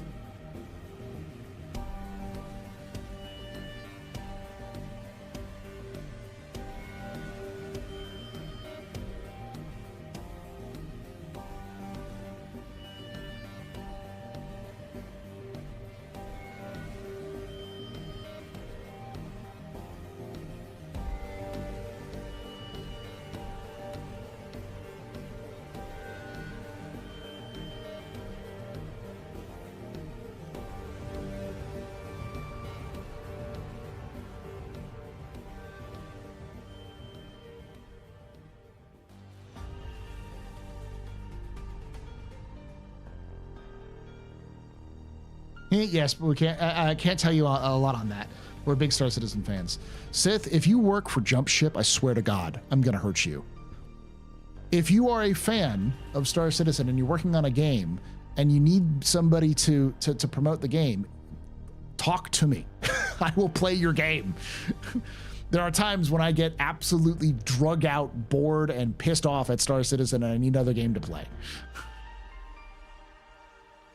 So if you have somebody who's in your reaches out for community manager and stuff like that, let me know. I don't mind kind of working with folks, especially if it's fun.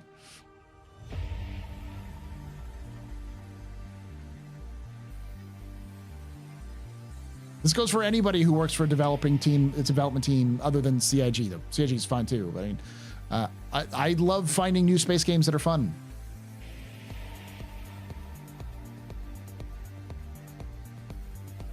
All right, let's look at the monthly report, and then I'll quickly show you, for those of you who haven't seen the schedule. This is the schedule. The basic breakdown. This is not what I said in the video, which will go up tonight or tomorrow. Wow, see, actually losing players. Shut up, independent speaker. Brave New Worlds is their Star Engine trailer with the Genesis system, which is their procedural generation for planets, or not Prac Gen, AI driven. Social Universe, which is their new social systems, cosplay. Dress to Kill is their new fashion stuff with new starware. And then Beyond Pyro, stuff where they're talking about systems and other things that are beyond 4.0. And then Redacted is obviously Squadron 42. This is all on day one. And these are all local times. So 9 a.m. local time, 9 a.m. Eastern, or 9 a.m. British time is like 6 a.m. Eastern time. So for those of you those of you on the West Coast, get fucked. Paul, are you space? I am space. I love that reference, by the way. And then the second day is crafting your home, so base building and crafting. Then after that is the ship talk, and then lastly is the 1.0 high-level overview of Star Citizen, like what Star Citizen 1.0 is going to be. It's the roadmap to 1.0.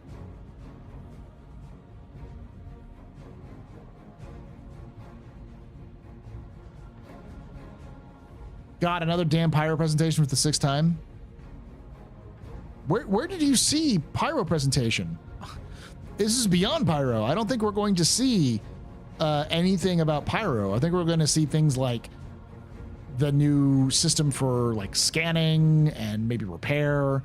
We'll see the prototypes for Nix and other things else like that. It's beyond pyro, yeah. Joke's on you. My shift starts at 4 a.m. and I work Saturday through Tuesday. So I have something to watch. I'm glad to hear that, Ashton. Nix is almost certainly on that profile. CIG was actually doing concept work on Nix years ago.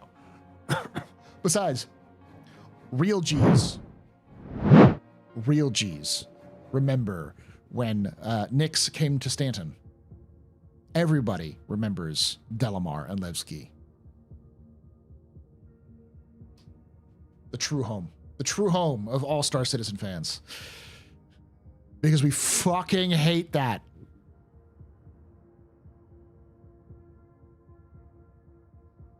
Nobody liked Levski, all right? All right? Don't lie. Everyone here hated Levski. But when they removed it, we all missed it.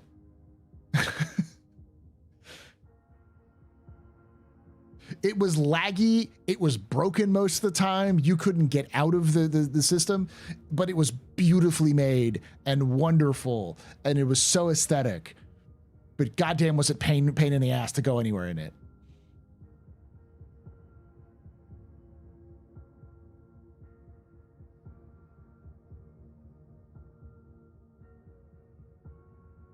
I have to look it up again, but it's usually 5 hours.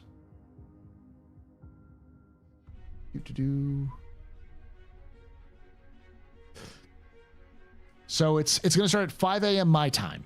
I'm in Central Time, so it's 6 a.m. The actual start of the first one. The doors open at 5 a.m.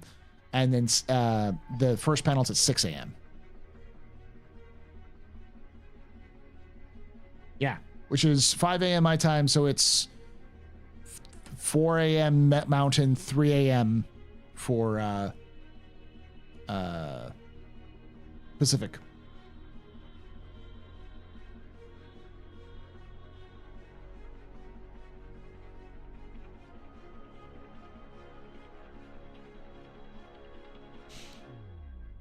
In the ship presentation, revisiting a classic might be pure hopium, but a year of the RSI Connery work? Yes, almost certainly. Almost certainly. I didn't even think about that. Yeah, the revisiting a classic is almost certainly the Connie. We're getting Mark II Connie, baby! Don't worry, it's only $260. But Central is GMT -6.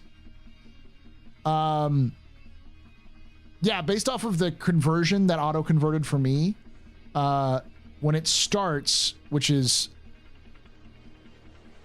11 a.m., it's 5 a.m. my time. The doors open at 9 a.m.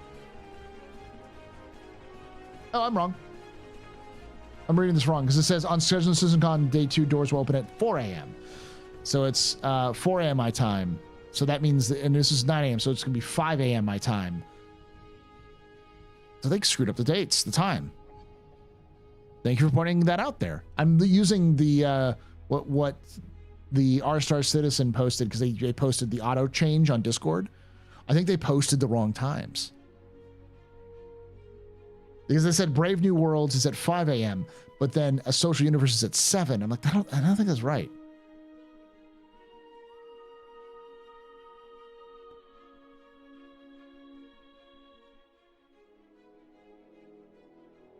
Let me do the conversion.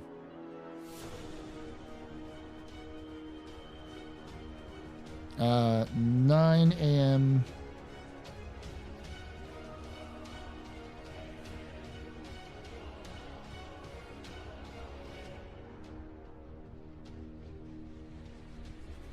So 9 a.m. is 3 a.m.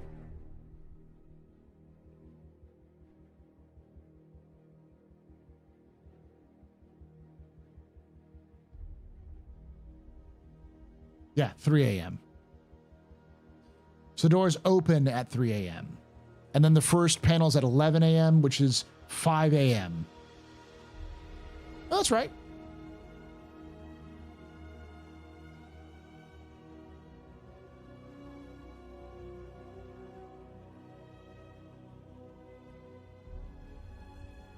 Yeah, they're still in summertime.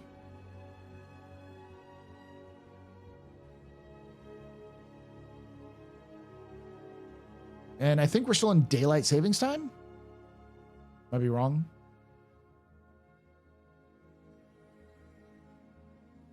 So yeah, it's -6. GMT -6. Yeah, so that is right.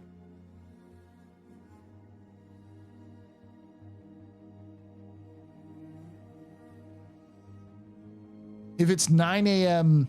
UK time, -6 hours is still on the same day, just early in the morning.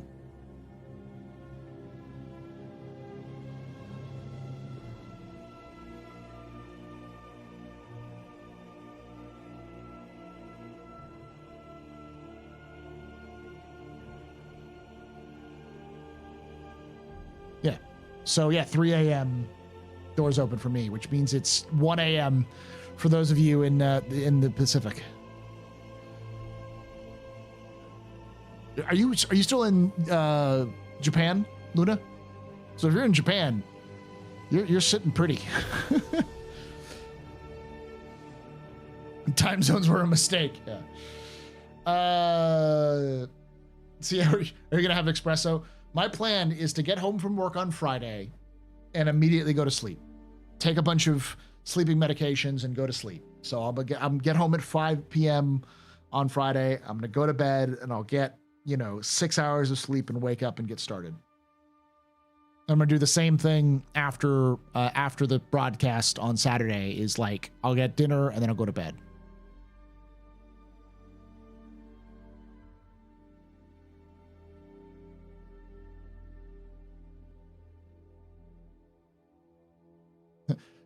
Time zones weren't a mistake, but daylight savings time is a fucking mistake.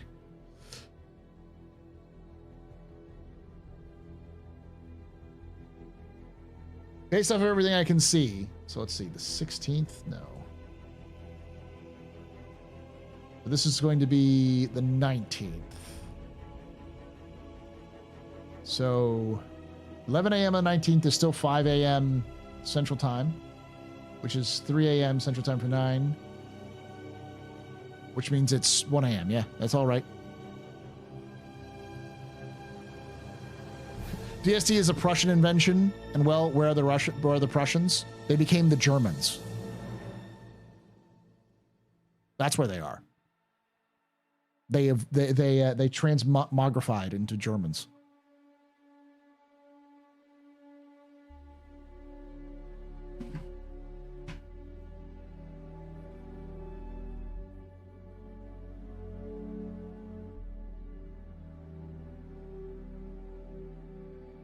But ask a German about Prussians and they won't accept that. Like those weird Bavarians. They were always German. Well, it depends on the German. Because there's the Prussians and then there's the Bavarian Germans and then there's the Austrian Germans. The Prussians trans into Germans? Yes. They transmogrified. They homunculized into Germans.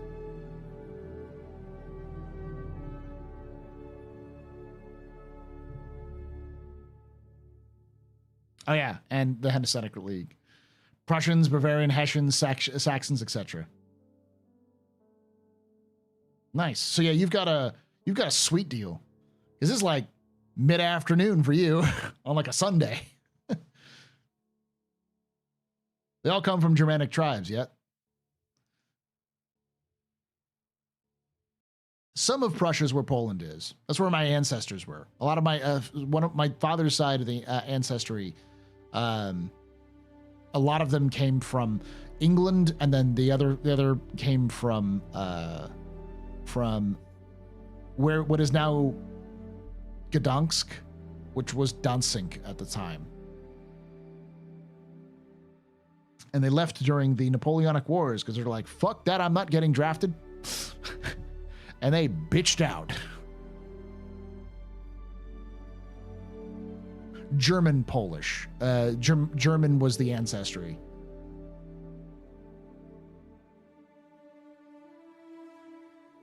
Based off of our genetics, at least my dad's, when he took his genetic test, it was Northern German. Like Scandinavian. And my mom's side is literally Scandinavian. It's just British, and like British in terms of Scandinavian British, and literally Norwegian. My like great grandfather was named Jorgensen. He was a sheriff in Norway.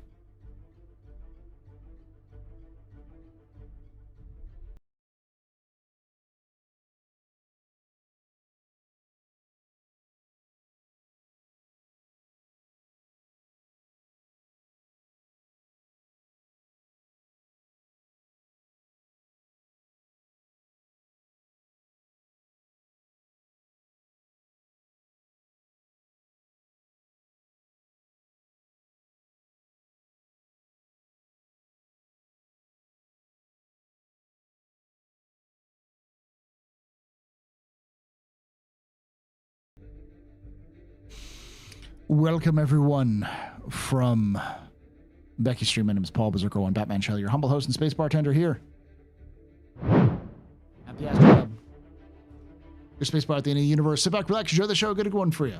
It goes good. We've been having good discussions. We're actually going to read through the Squadron 42 monthly report. I'm not going to record it because it's just like too short, but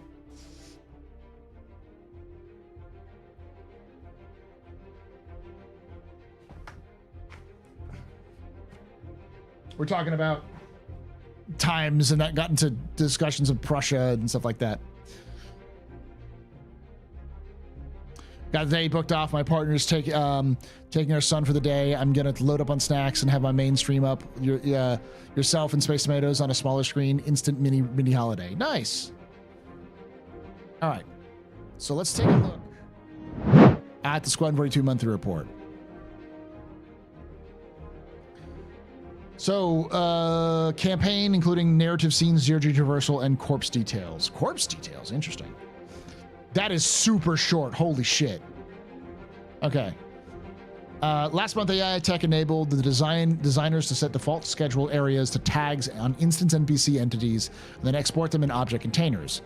This makes it easier for levels with pre-placed NPCs, as information is no longer required to pass through scripting. Navigation cost volume can now also be enabled and disabled through flow graph nodes and modify its initial cost at runtime. On the performance side, further improvements were made to the vision, observable and perceptible components. For example, update frequency was adjusted based on AI character LOD, so that closer entities are more responsive. The team also implemented lighter AI zone handling for observables, which will deliver significant improvements when zone queries are made by NPCs. Most of that stuff we've already saw with Star Citizen, so.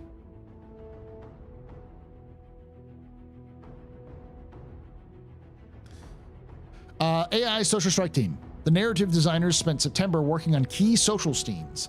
On the AI side, the team polished locations and added additional life via utility behaviors. Locations worked on include a ship's hangar, gym, bridge, barracks, bathrooms, and mess hall. Animation.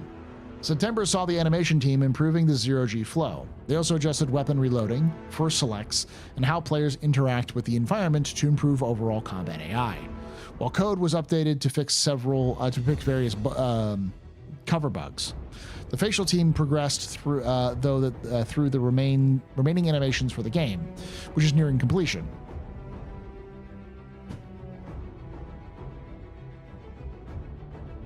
What? Remaining animations for the game, which is nearing completion. They'll then transition into improving all facial animations, starting with key cast characters. So they're done with the animations for the faces. And then they're just fixing stuff. Okay. Mocap team assisted the gameplay team with body type 2 animations, which is the body type 1, body type 2, kind of like where we have 1 and 2 for Star Citizen, and captured additional data for various gameplay story sections. Art environment. Environment art focused on key chapters, pushing the boundaries of art and lighting for high-fidelity cinematic experiences. They also looked at dynamic environmental destruction and continued to flesh out planet-side content for Chapter 7. Gameplay story. Gameplay's story priority in September was supporting wider effects to polish. Alongside this, they used new mocap to significantly improve 2 scenes in Chapter 4. The team also looked closely at Chapter 5, restructuring a complex scene featuring 3 characters meeting with variable timing. This previously looked a little disjointed depending on the timing of the meeting. However, following reorganization and new mocap, the scene is looking much better and is far more robust. Gameplay story team. A number of scenes in Chapter 13 were blocked by a problem with the level, which devs solved by submitting a setup fix. Following this, the numerous updates were submitted and resolved. Gameplay story continued making steady progress on additional scenes in Chapter 15, implementing a significant amount of performance captured data. Now, to give context, because I've seen this mentioned a lot, it's like CIG is doing Chapter 1. If they only have Chapter 1 and there's 27 chapters, it's going to take them forever to get all these chapters done. Just like movies, games aren't made in order. You make what you have at the time and you prioritize whatever you think is the most important or expensive or whatever. You have different priorities, but you never, very rarely do you start and work on mission 1 and then go all the way to mission like 11. You usually are developing the game as a whole. In storytelling terms, like let me put it this way. When you're making a film or shooting for television, if you only have certain times you can get the whole cast there with all the crew, you shoot all of the scenes that require all of those people to be together at once. And sometimes that could be scenes from one episode and then another scene from a completely different episode at the same time because people have scheduling conflicts and stuff like that. Or you only have access to this lot at a certain time or that sort of thing. So you don't go through piece by piece and film everything in order. You film when you have the chance to. So, and that works the same thing with video games. You may lay down a bunch of groundwork for all of the games in white box, and then you work on specific things because that's just the order you need to work them on because maybe it's a super important major aspect of the game or whatever.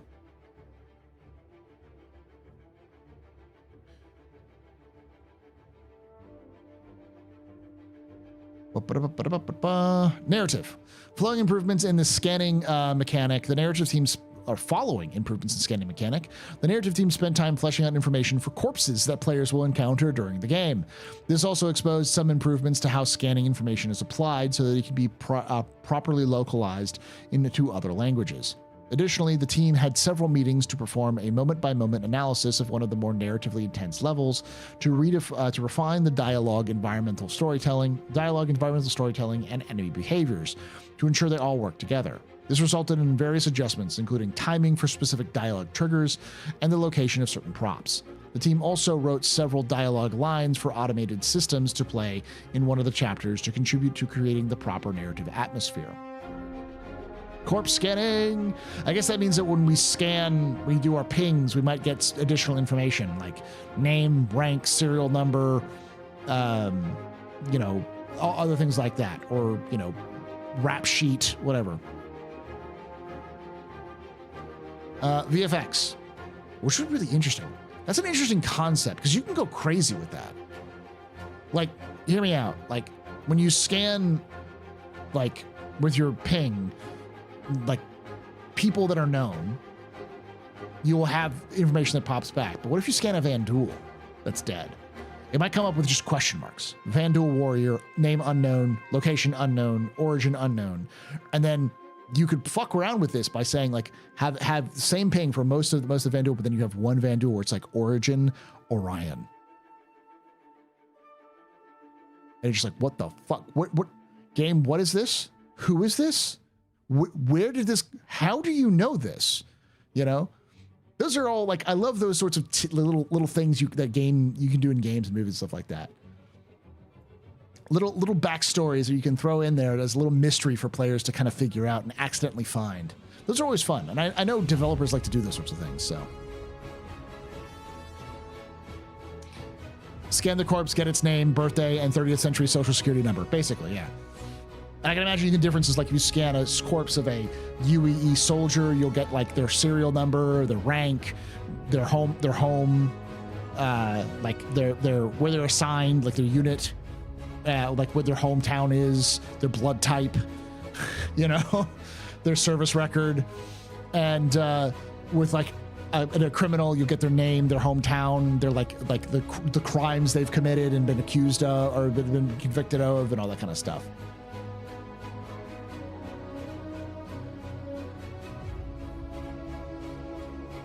Oh.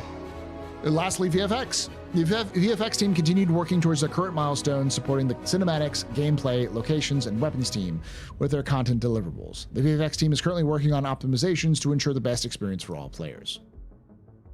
Regular decaf. I'm gonna go to bed here soon, but yeah. Neat. Yeah, it's very small. Origin from inside the house, yeah. Kill 4 Ninetales, scan them, read their last Spectrum posts. Jim has been cheating at cards. The gangster named Jim has more UEC than the rest. Yeah, stuff like that. It's like little cinematic details you can do. Little touches of like immersion.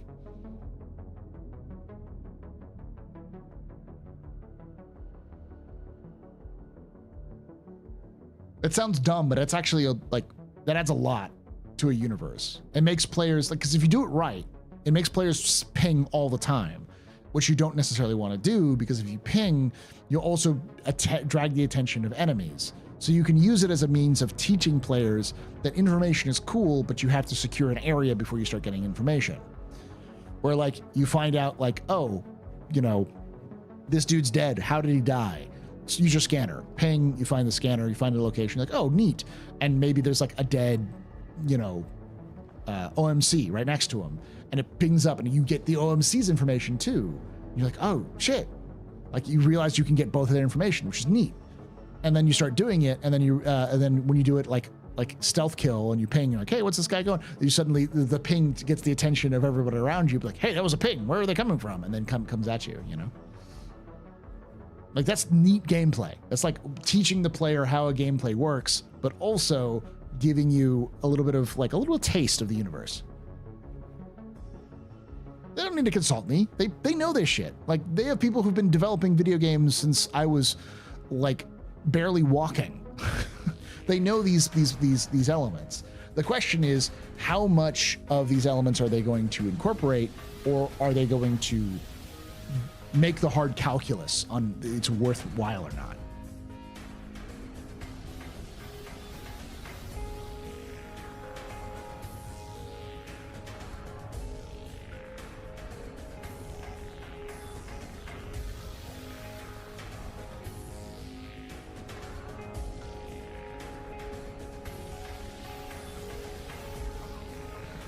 Because everything I just said is neat in a very closed environment where you have control of the player's actions, or generally can predict what the player's actions are. But they can also be so nuanced that most players never see it, and so they're like, fuck it, it's not worth the time and effort. It's just way too much effort to do that.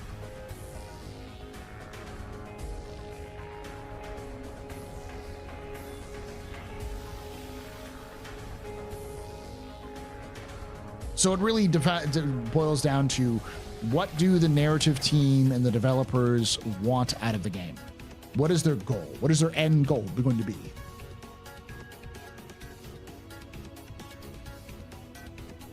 Is the end goal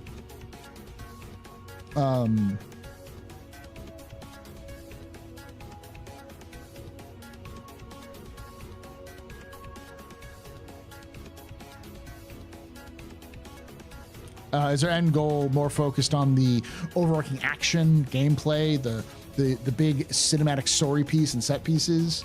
Then, you know, they'll probably not be there, but, you know.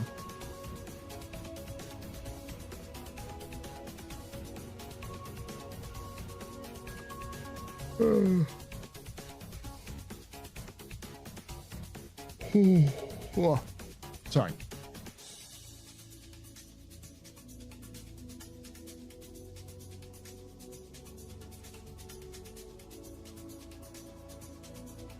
Yeah, I've been streaming for 3.5 hours. Typically, I kind of end round down, but I'll get another 20 minutes, 20, 30 minutes into me.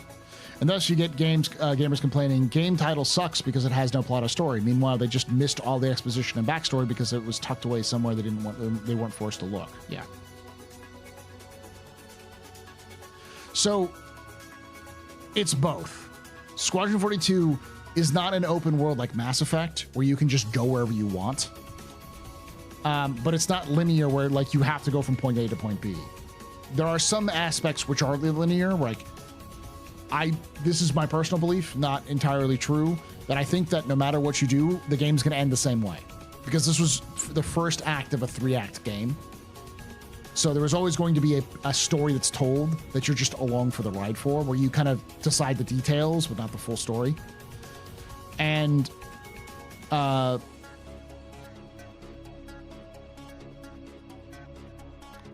what's in 1.0, Pauly? I couldn't tell you. I really couldn't tell you, knowledge. Like, not a goddamn clue. All I know is I'm going to anticipate the worst. Okay, over it. I'll wait for the moment.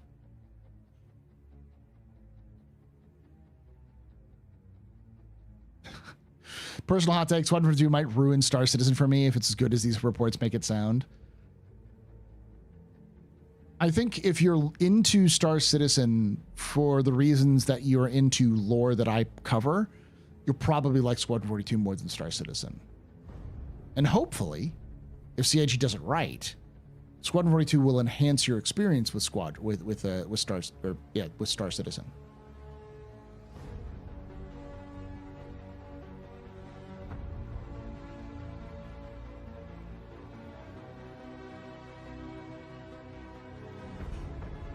Ooh.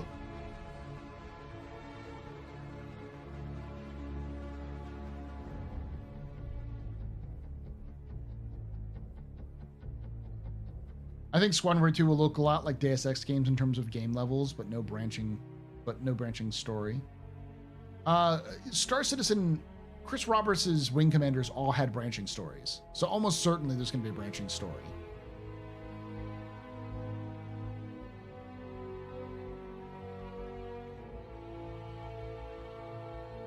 This 142 are probably going to be a good thing for a chunk of disappointed Star Citizen players. I think it'll probably bring a lot of people who were disenfranchised with Star Citizen back into the universe a little bit more. I personally believe, and I've been saying this, I think for a few months now, I've just thought about this a lot longer, is that I think when Squadron 42 is fully released, there will be two distinct communities. There will be the Squadron 42 community and the Star Citizen community. And I think a lot of people will flip between both of them. Like myself, I'll play Star Citizen, and Squadron 42, I'll like them both for their own reasons. But I think there'll be people who are hardcore Squadron 42 fans and hate Star Citizen. You know how, I forgot who it was earlier that was like, Squadron 42 is absolutely fucking my game, the game I paid for, not this weird, like, you know, other combat juvenile game. I want my medic, you know, science gameplay.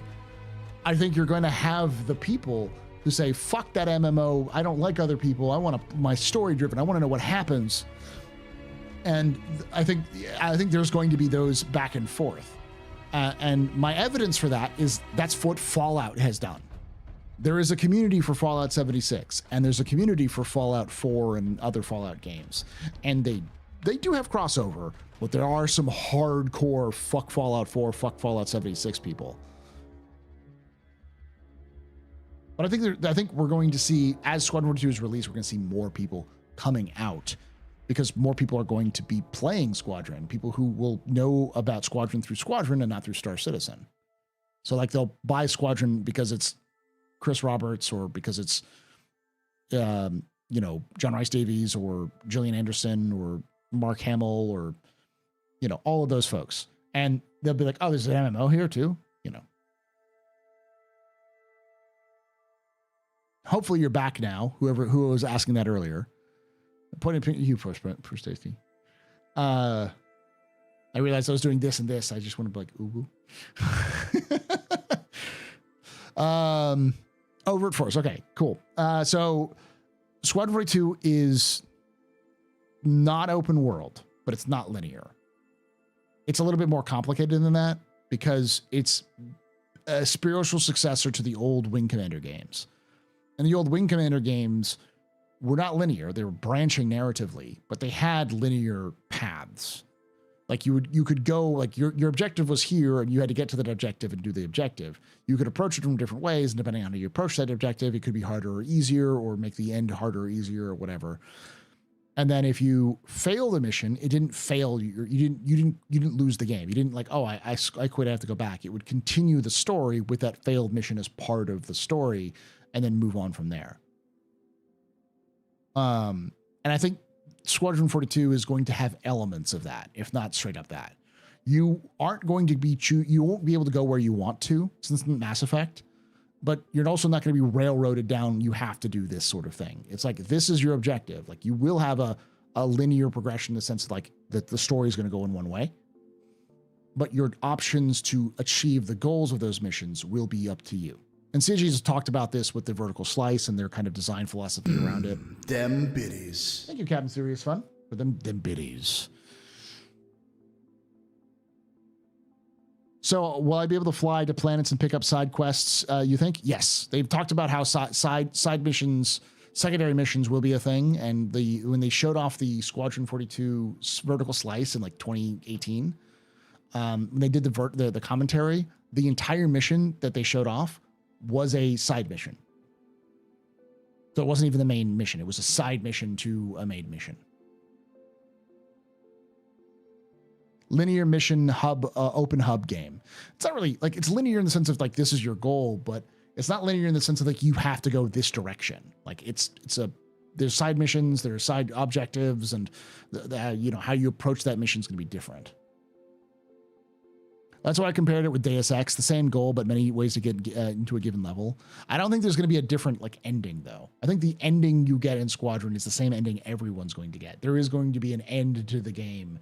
It's just what's left and who's left is going to matter. What I've heard as well is it might be some movie experience as well, a lot of cutscenes. It's a Chris Roberts game. Chris Roberts is legendary for his cutscenes. Chris Roberts is, I think, second only to Hideo Kojima himself for cutscenes.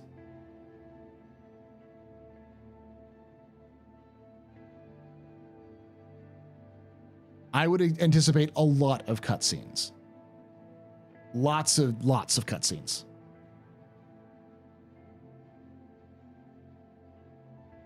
No matter what you do, all of the characters played by A-listers will die because they're too expensive to get back into another game. Well, I think they'll die or they won't be in future games.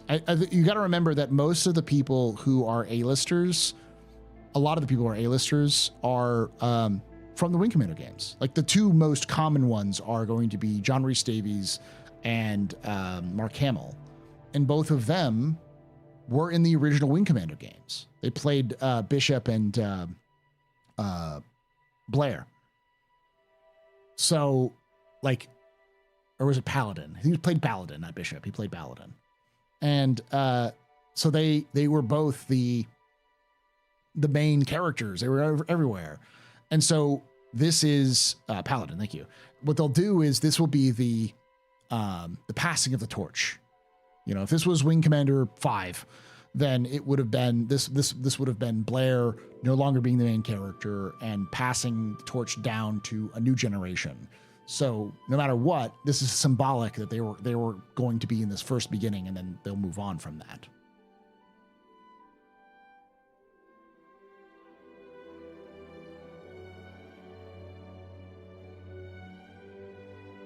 Hideo Kojima is known for his cutscenes and being batshit crazy. Chris Roberts is known for his cutscenes.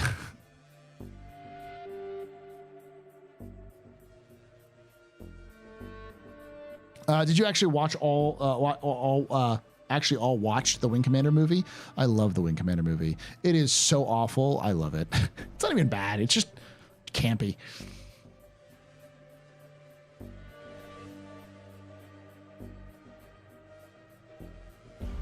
It's weird how close some of the sets and cutscenes now feel with feel like a blueprint for Star Citizen.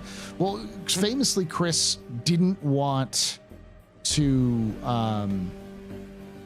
He had a bigger budget, and the studio fucked him. Like they pulled his budget. They had like a full animatronic working, like a full suit that's similar to the for like Kilrathi that was similar to the games, and he. They pulled his budget last minute. They had to do a lot of shoestring shit, a lot of B-movie shit to get it working.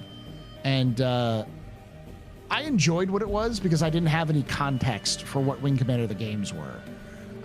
The acting was campy and over the top, but I love me a good campy action movie.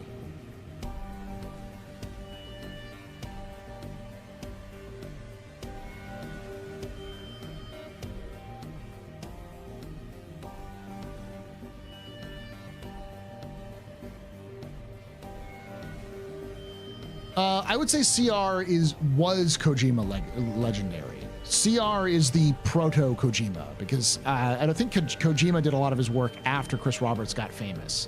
Chris Roberts invented the blockbuster game. Like Halo and Call of Duty, the games that were like the big game that sold fucking copies. That was Wing Commander. Wing Commander was the original version of that when gaming was this niche little thing that people played on their computers. Like it was so bad that like EA became EA because of Chris. Like I remember reading reports about people getting really pissed off at Chris Roberts because Chris Roberts was selling so many copies that EA was putting of like later Wing Commanders, that EA was putting a lot of pressure on other developers to meet the goals that Chris was doing at Origin. And like they got pissed and quit. Like they got real pissed at them.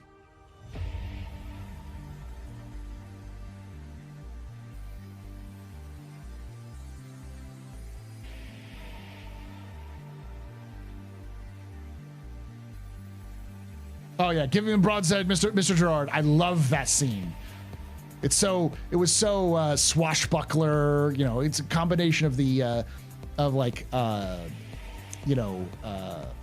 what was that name? Run Silent, Run Deep. It was like a U-boat film mixed with a like suddenly transitioning into a high seas adventure. Horatio Hornblower, yeah, Das Boot with Horatio Hornblower. Chris Roberts is in cameo in all of his games. Every single game, and I guess his movie, all had his own. He did a cameo in all of them.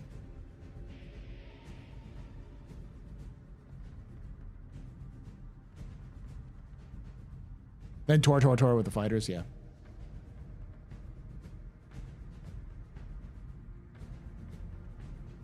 Yeah, I think Chris is using Squadron 42 as his relief valve for getting fucked over for the Wing Commander movie.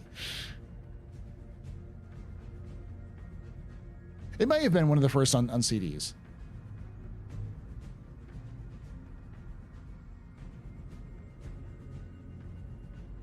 With how popular space games have been getting, I'm surprising EA won't have announced a Wing Commander reboot.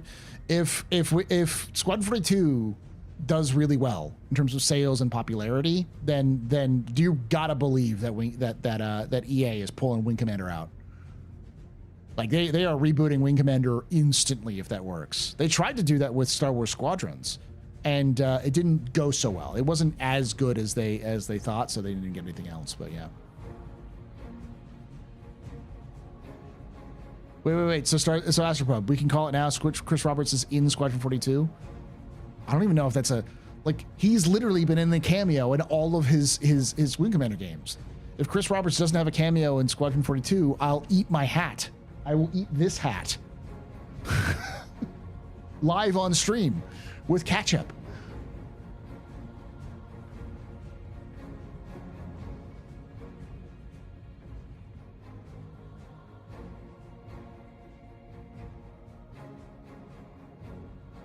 Oh, the Wing Commander movie flopped. It flopped hard. At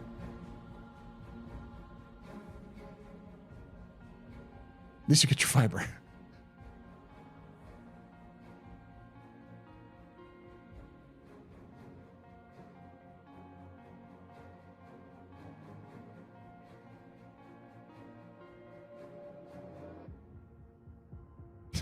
Fire Call is overshadowed by something. Just you know, a little thing called The Matrix.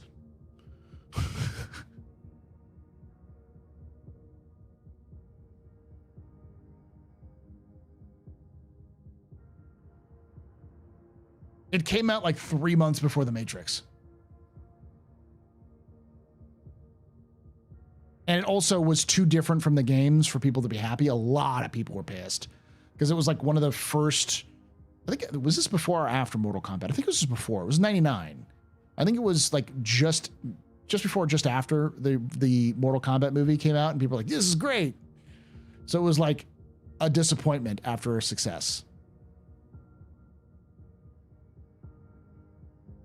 Yeah, but CIG should totally launch Squad 40 besides GTA 6. No.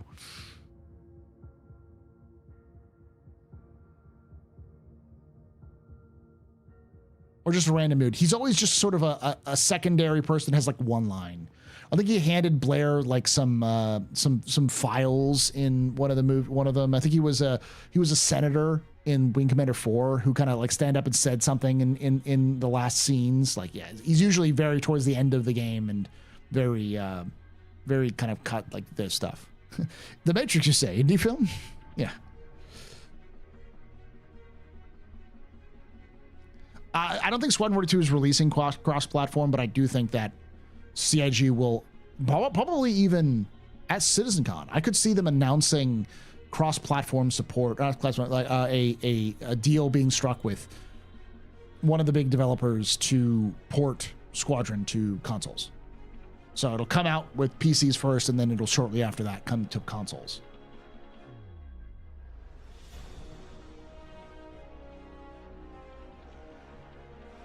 Mortal Kombat was 95. So yeah, this was after Mortal Kombat. Question, do you think Squad 42 will be the bench test for PS6? I don't know. I don't know if it'll be on this generation or next generation. Yeah, Wing Commander was 99. So yeah, Wing Commander was after. Did I say the opposite? I meant, yeah, it was the Mortal Kombat movie, then the Wing Commander. So, and Mortal Kombat was, I think, was the big one that I remember was out at the time. And a lot of people were happy about the original Mortal Kombat. Like, they felt like it did pretty good in terms of encapsulating the game. Because, you know, before that we had the Super Mario Brothers.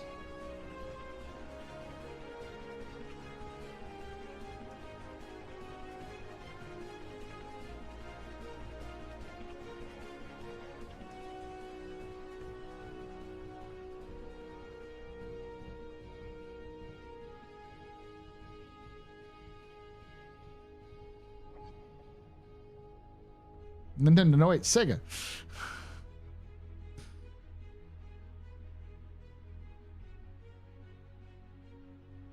Oh yeah, the second movie sucked, but any ship predictions for CitizenCon? The Argo MCV or whatever that's become, the Argo construction vehicle. And we'll see another smaller construction vehicle that'll be sold. Maybe a medium, somewhere between the vehicle and the galaxy.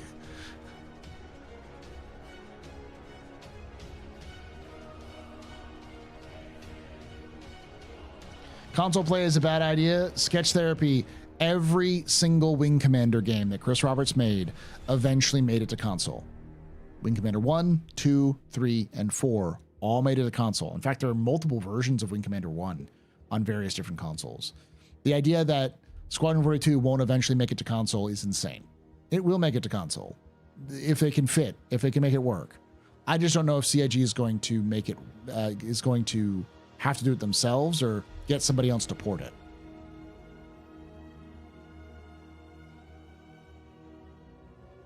Well, right now, Star Citizen supports good old-fashioned controllers. So And it's really, you can play the whole game on a controller. And remember, Squadron 42 isn't like Star Citizen. It doesn't need like mining and salvaging and but it needs a handful of controls rather than everything else.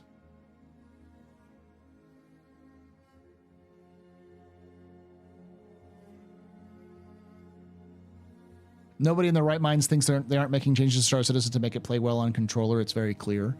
I think the difference is that a lot of people think that there's some sort of grand conspiracy that CIG is going to release Squadron or Star Citizen on console. And the answer is no. CIG is trying to make the game play better on all devices, including your joysticks, because CIG wouldn't be giving you even more hotkeys if they were only making the game for controllers. They just released like 40 new hotkeys in 3.24.2 to 24.2. Yeah, Star Citizen's never going on console. Anybody who thinks Star Citizen's going on console didn't see Elite Dangerous die on console.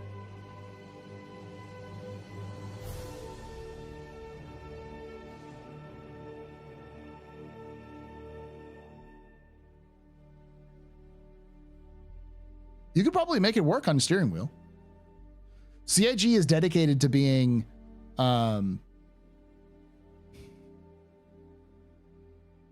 he's not going to dumb down things for console. That's the thing. He's not dumbing. I don't think CIG is dumbing down things for console. What CIG is doing is trying to find a way to make the game play on different controller schemes. I don't know what Soul Singer is.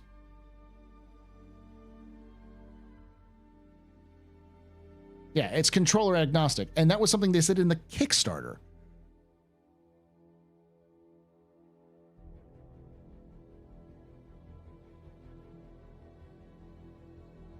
I left big game publishers and studios so I could go right back. I'm not talking, can it work? I'm talking who gives those people control.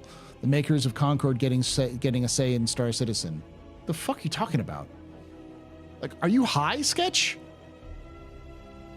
Like take the tinfoil hat off, man. There's no one saying that Sony is controlling Star Citizen or CIG. Jesus Christ, dude.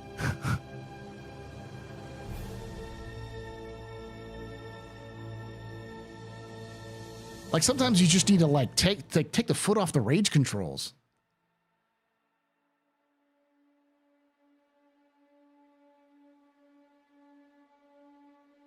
Do I think Star Citizen will be sold on Steam upon a release? Not on release, but it'll probably be within a year. Squadron 42 is going to be sold on Steam within a year, I'd say.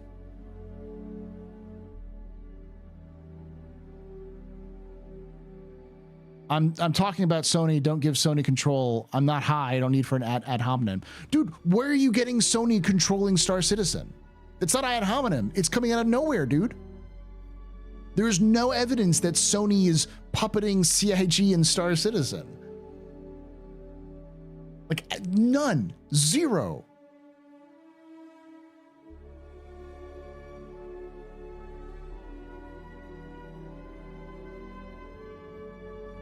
You're reading like a crazy person, Sketch.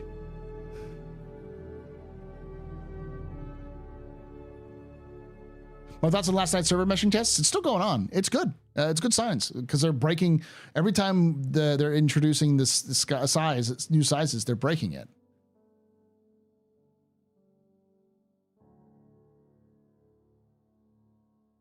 And every time they break it, then they like they got 2,000 players, right? And this 1,000 player test was bigger, or it was better, not bigger, but better. Yeah. I didn't say there was evidence. I just said it's a bad idea with where are getting that. I said it was evidence. Are you high? Because I never said it. It said it was a bad idea. Okay. You said, let me put it right here. I left big game publishers and studios so I could go right back? ? I'm not talking can it work. I'm talking who wants to give those people control. The makers of Concord getting a say in Star Citizen. Unless there's something I missed. All I saw you said before is I don't even see it.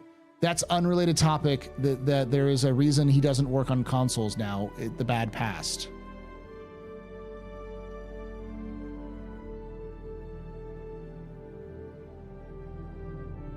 Like the finished product? Okay, they can't change the finished product, but I don't think he wants to give them, say, access to a portive campaign module. Oh, I see what you're saying. Sorry, the context was just like, what the fuck are you talking about? Where are you getting Concord from? I don't think CIG, they stopped support of Elite on console. And the reason why they stopped support of Elite on console, Luna, was because it's just harder to update because of how console works. It's a lot more stringent in its rules.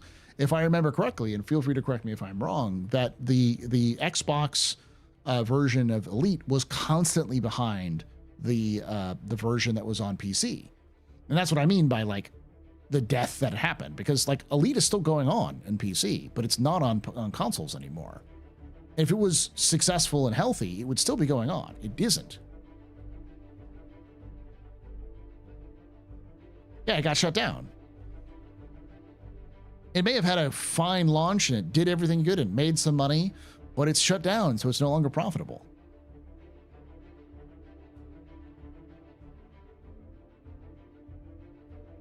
Now, I don't know if that's changed. But last I heard, the process is much more stringent. I know people who worked for QA as one of those QA houses that works on that's contracted from like Microsoft and Sony.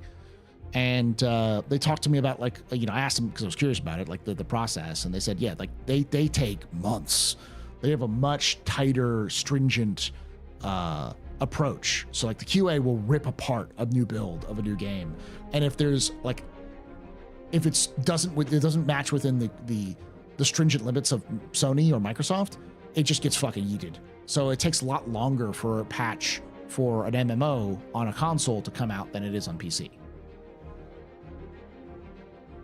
I'm saying that a decade's healthy life cycle, no death. You're misconstruing what I'm saying though. I'm not saying that Elite didn't succeed on console. I'm saying it's no longer on console, so it is currently dead. It is not alive on console, and that the reason why it's not alive on console, even though it's alive on PC, is because of those sorts of update problems, which is why I don't see CIG going to Star Citizen or Star Citizen the same way.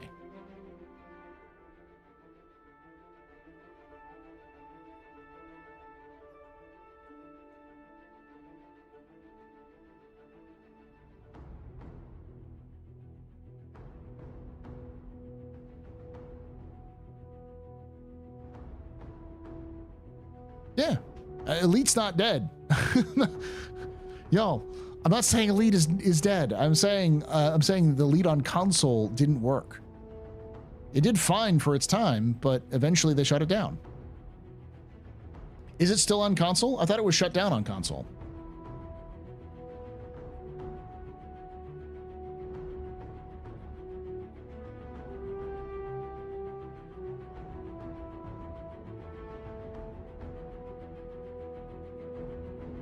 Hey, butthole.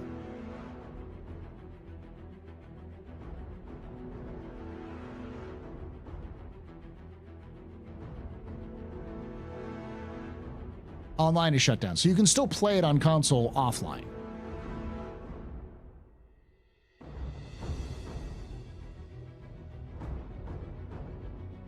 Frontier abandoned Elite Dangerous not because there was no profit. They abandoned it because they couldn't develop a version that worked properly on console. They didn't abandon Elite Dangerous. You mean abandoned on console, yeah.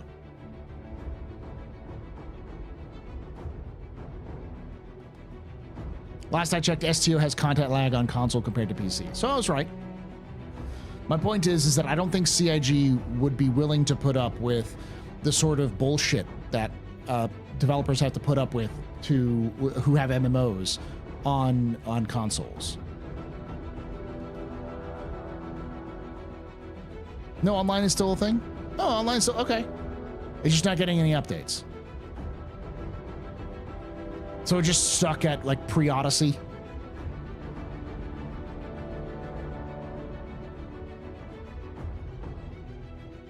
If the tech preview is broken, it's exactly what the devs want it to be. They're trying to break servers.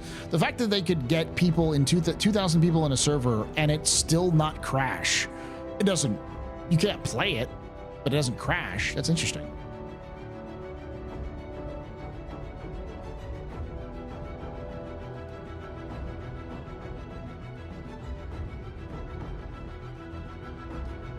No, Star Citizen will never come to console. I don't ever see how it could be possible between controls and complexity of the game. I'm not even talking about the controls and complexity, but that's another good example. Like Star Citizen is dedicated to being neutral, like controller input neutral. And if Elite worked, Star Citizen could work. But the reality is like from a business standpoint, from a technical standpoint, it would require a lot more effort and work that I don't think CIG would be willing to put into.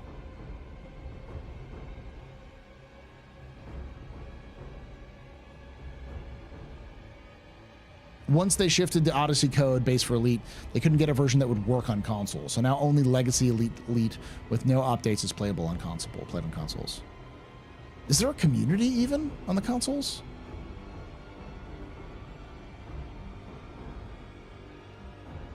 Paul, 2.0 release to live Friday evening GMT? Possibly. Or maybe even the weekend. I think it's going to come out before CitizenCon.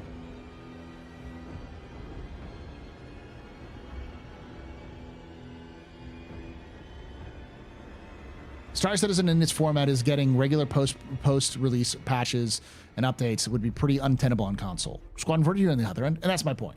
Squadron 42 is a much more console-friendly experience. It's a single-player game, so you can play it offline.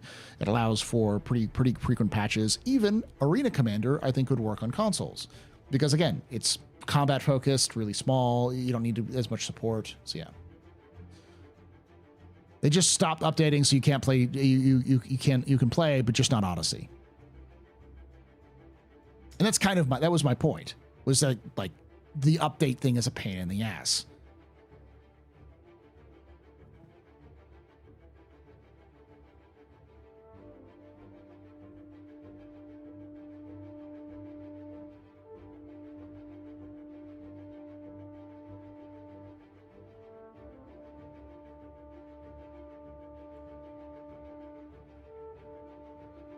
Been locked out of your hangar for a month.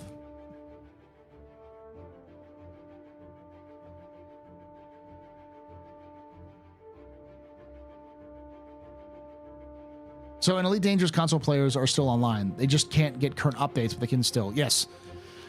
Thank you, everybody, for telling me that I was wrong on this one.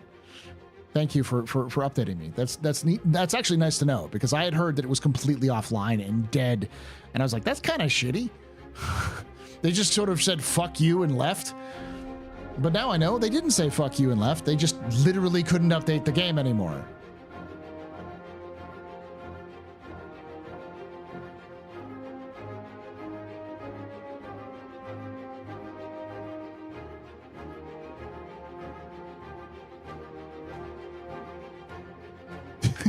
Paul, does your British heritage sometimes yearn for a pint at the pub with fish and chips? Honest to God, I fucking hate seafood. Hey, Paul, you can still play Elite. Yeah, thank you.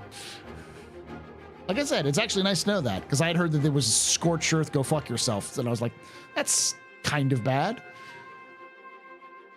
But it's still, my point still stands. I don't think Star Citizen is going to do it just from that point, that technical point alone of like, it's just not feasible for updating purposes. And CIG, despite its slow progression, has a pretty frequent update schedule. I think that schedule isn't going to stop because 1.0 comes out. I still think we're going to get, 2 to 4 patches a year out of Star Citizen. And that would be fucking impossible on consoles.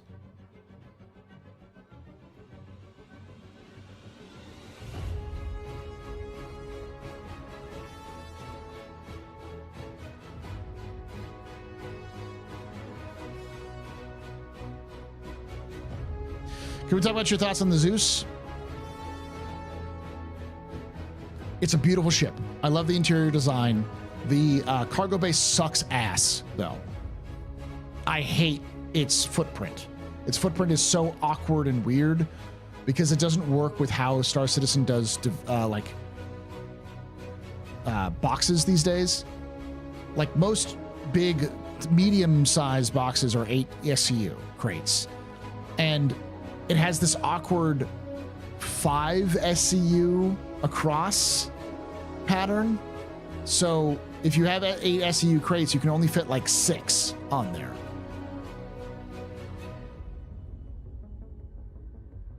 I like Zeus interior a lot. Yeah, the interior is great. It's just I hate that cargo bay. It sucks.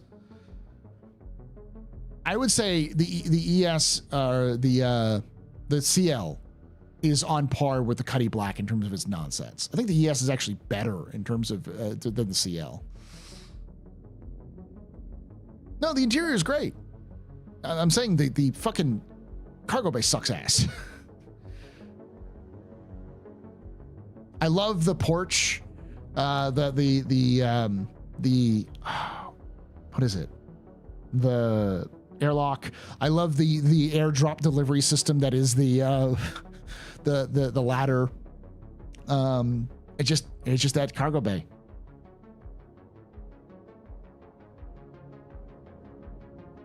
The cargo on CL is 8 wide. You can fit it's 4 wide, so you can fit an 8 SCU crate in it. Barely. Which means you can technically fit like a 16 or 32 SCU crate.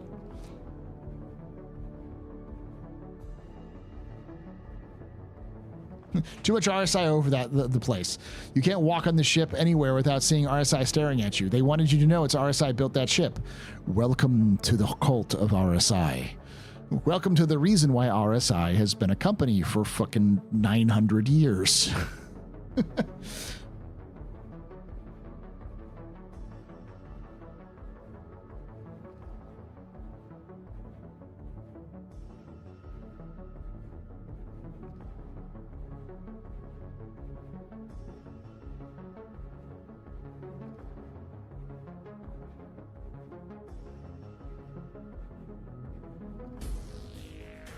Yeah, all of the other ship manufacturers are children compared to RSI. RSI is the eldritch abomination that is the military industrial complex, even just like the aerospace industrial complex. RSI makes fucking underwear. The only company that is even close to RSI in terms of its reach of its production is Bering. And Bering don't make ships. They make stuff for RSI.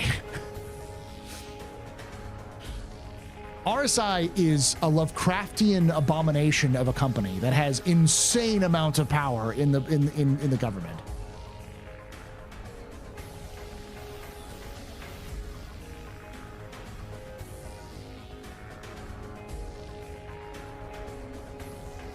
What's with the QT change, by the way? Are they trying to keep us planet locked the next patch? It's a bug.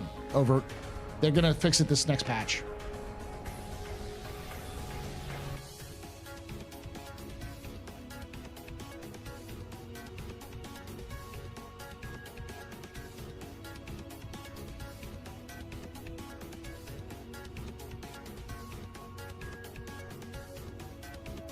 RSI is Lockheed Martin? Not even. RSI is like Arasaka from Cyberpunk. There's no real life comparison to RSI. RSI is so ubiquitous. It makes everything.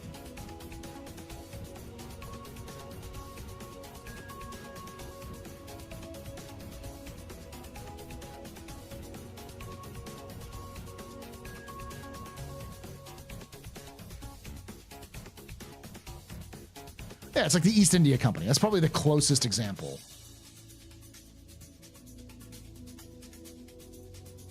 I guess kind of like modern day Amazon. RSI is like modern day Amazon. They got their fucking fingers in everything. Aimless, you aren't wrong. RSI, we invented space. They kind of did. They invented space travel. Modern space travel exists because of RSI. They invented the quantum drive. The quantum drive. The way you can get around space, that was invented by RSI.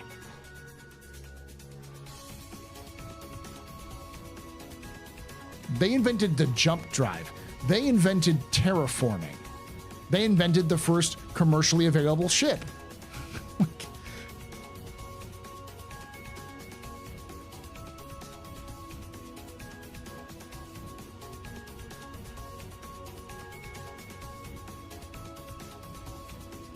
The difference is that RSI doesn't talk about it.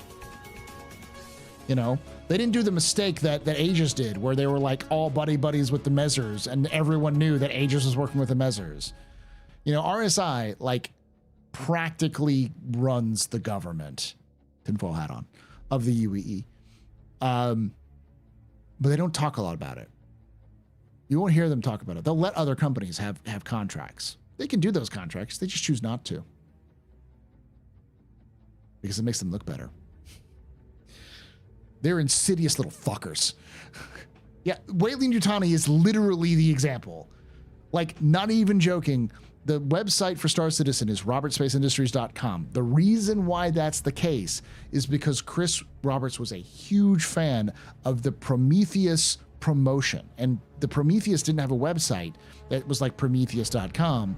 It had a website called weylandyutani.com, which had a full immersive sort of ARG behind it and the lead up to Prometheus. And so Chris wanted that same sort of style with Robert Space Industries. And he kind of dropped that idea later. But that's why the main website is called robertspaceindustries.com, because he was copying Weyland-Yutani from Prometheus. He's a massive Aliens fan. He's not even, he doesn't hide about that.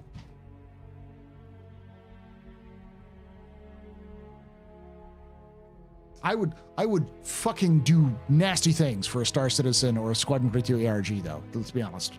I love that shit.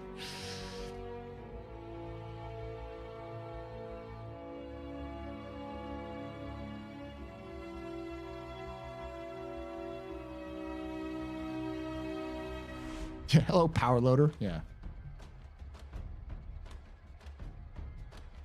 RSI is the inverse equivalent of Weyland-Yutani. The problem is that I don't think Chris realized, or he maybe does and doesn't care, that Weyland-Yutani are the bad guys in the Alien universe. They're literally the evil corporation. Like the I don't know which came out first, Cyberpunk or the tabletop RPG or Aliens. I think Alien did. Yes, Alien came out in 1979 and 1985 for Aliens. Like, I wouldn't be surprised if Arasaka was heavily influenced by Weyland-Yutani. Heavily. Obviously also, oh, what's the one from Blade Runner?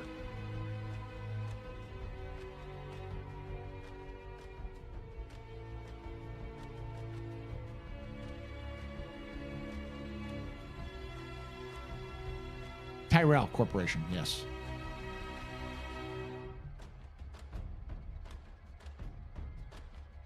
Do you think we'll have an alien character creator? Yeah, eventually.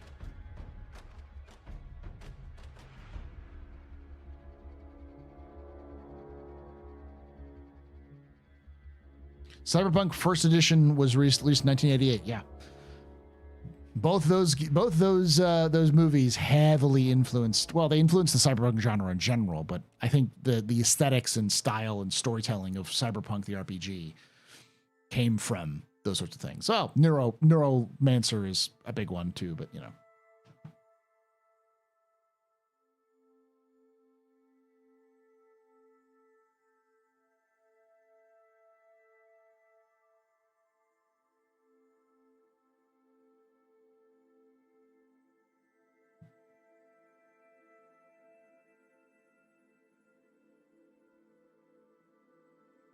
Yeah, Blade Runner 2.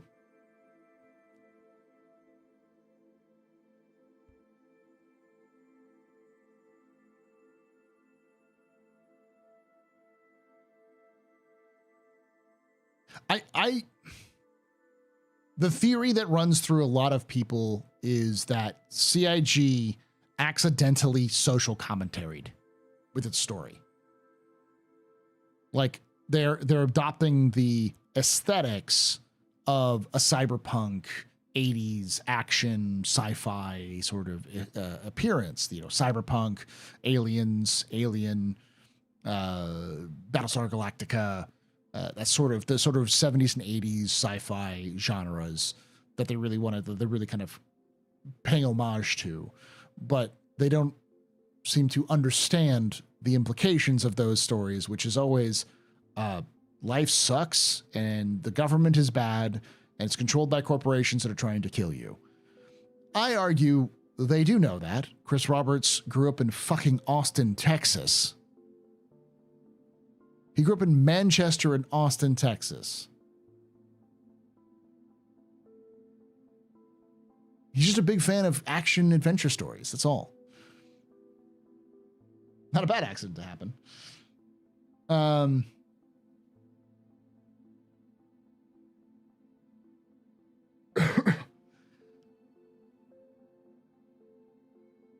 But yeah, I think that's intentional. Like the original pitch for Star Citizen was Rome on the decline. The fall of Rome in space. Literally 12 years ago today, Chris Roberts pitched Star Citizen, and the universe of Star Citizen was described as the fall of Rome in space.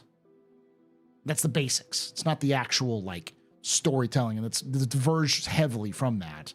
It's not just Space Rome, but there's still a lot of the aesthetics and other things in there. But the fall of Rome wasn't good.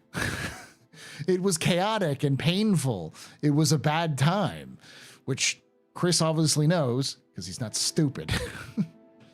So I think that's really the thing. It's like Star Citizen was always a dystopia, which is a good thing because it makes more interesting storytelling. Like Squadron 42 is you are a soldier fighting for a dying empire. You are ultimately fighting a useless battle. You can only delay the inevitable.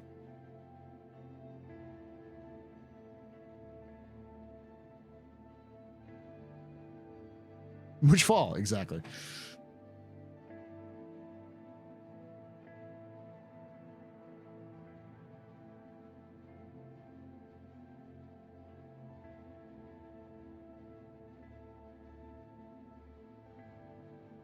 This is getting heavy. I mean, it's still a Chris Roberts game, so those elements are going to bleed through, but it's mostly going to be about punch alien in the face, blow up bad guy, move on. Interesting witty dialogue with this character I like. Look, I'm going to get attached to these characters. You know, that kind of thing. The Vandals are literally the Vandals. The Vandal are the Vandals.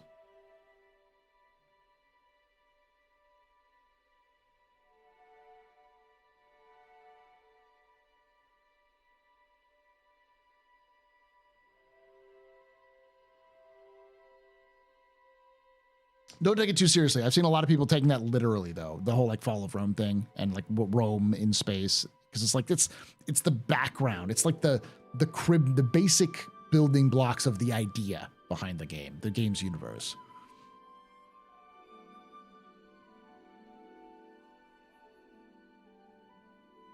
I'm guessing it'll be a story of heroism. Yes. And just like a lot of stories from the 80s and heavily influenced by the 80s, like I 100% believe that the main story of Squadron 42 is going to be one of hope, of fighting against impossible odds and beating the odds. But I think you're going to still see that creeping elements of this kind of sucks. This place is kind of shitty, you know? The fall of Roman Republic becoming an empire, or the fall of Western Europe into barbarian under Goths and Vandals? The second one. The fall of the Western Roman Empire.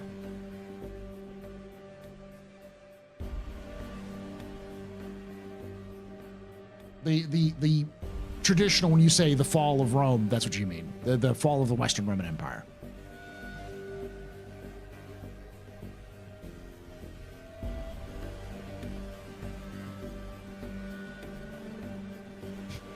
I feel like something go over my head. I just feel like Minnie's saying, what? No, you can't romance Scully.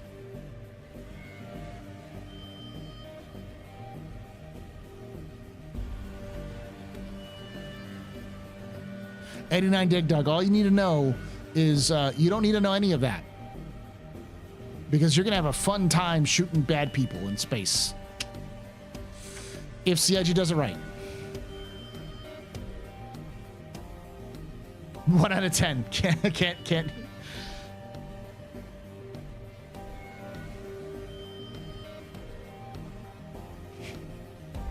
No, you can't embrace Thule Okori.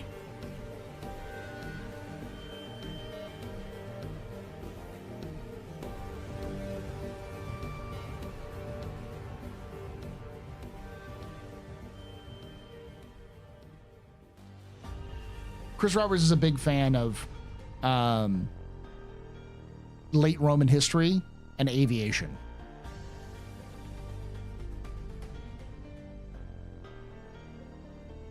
Squad 42, IGN 7 out of 10. I'm calling it. I wouldn't be surprised. I actually expect IGN to give it a 5 out of 10. I expect the aggregate score to probably be like an 8.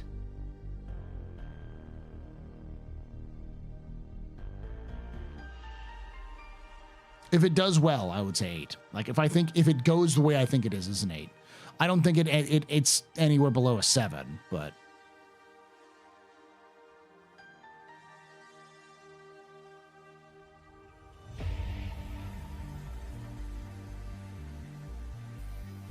pretty much every studio's first game has sucked. Not really.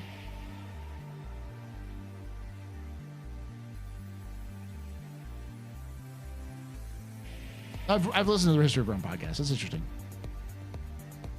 Kotaku 0 out of 10. I have a feeling that it's going to have that sort of like Rotten Tomatoes score where like a lot of the game journos are going to give it a shitty score because they feel like they have to give it a shitty score because they've been dumping on it for so long. And then a lot of like the more independent ones are going to go pretty high, and a lot of the fan reactions are going to be pretty good. I think the idea, what's going to happen is a lot of people are going to get the game journals are going to say there's too many cutscenes, there's not enough gameplay, and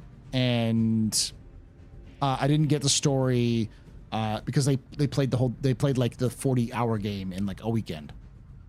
Just so they could rush out a score. And everybody else who took their like a month or two to play it will be like, yeah, this is pretty good. Again, entirely based off of my own biased ass opinion. So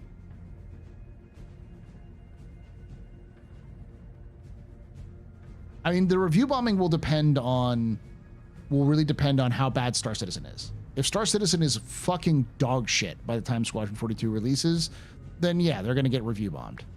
But I don't think so.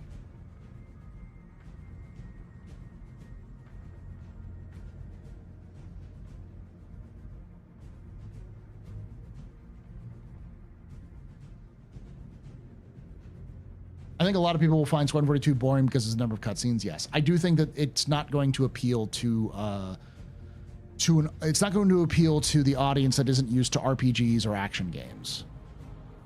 It's definitely shooting for more God of War fans. The Last of Us. Trying to think of some other good examples. Mass Effect. You know.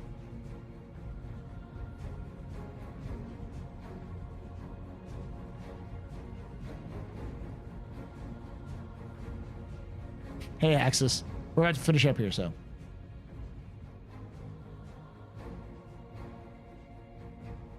Would Squadron 42 appeal to someone who played Wing Commander 1? Yes. Baldur's Gate, yeah.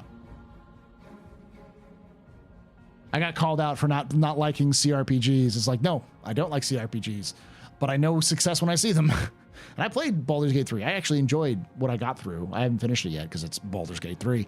What I want to do is at some point rope a couple of friends in to play a campaign of of Baldur's Gate 3. Then again, I also want to do a complete like community driven like what does it say? Like the AstroPub community driven what is it called? Blood Bowl.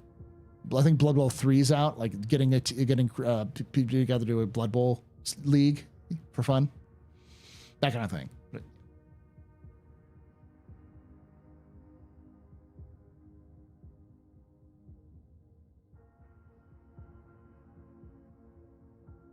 After seeing the layout and schedule, still think they're putting up a playable demo in Squadron 42 for CitizenCon? Yes.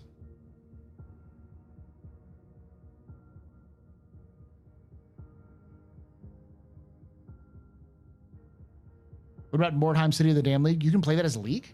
You can play that like multiplayer sort of style? We could. I'd get my ass kicked. I'm terrible at that game, but I like it.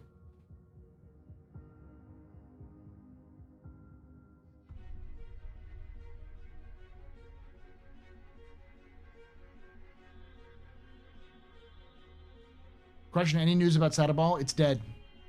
Stop talking about Sada Ball. It's dead.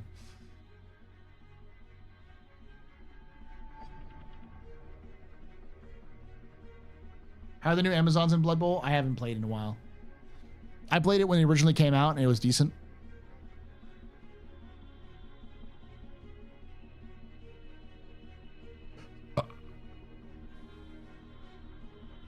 My hope is that CIG gives us enough tools so we can make our own Sada Ball game. Or they let the Arena Commander team actually make it.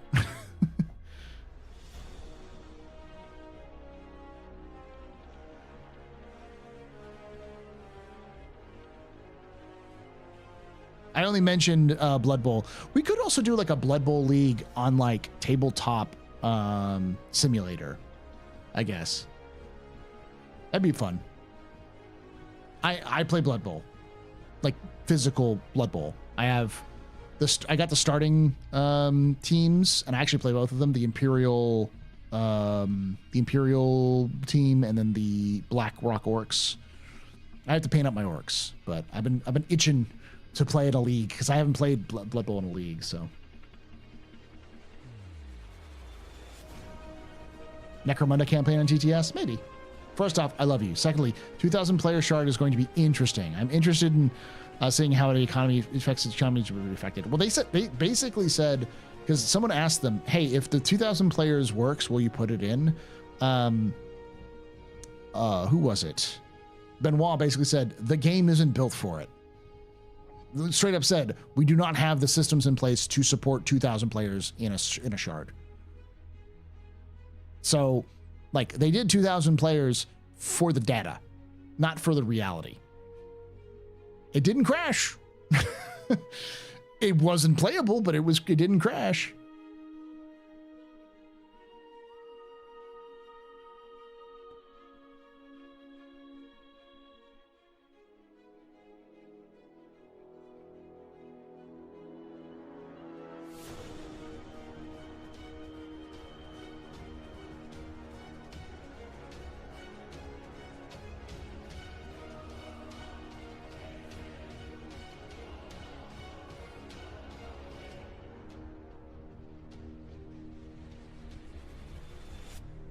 What do you think the cap will be for 4.0? Right now I'm getting 400 to 500.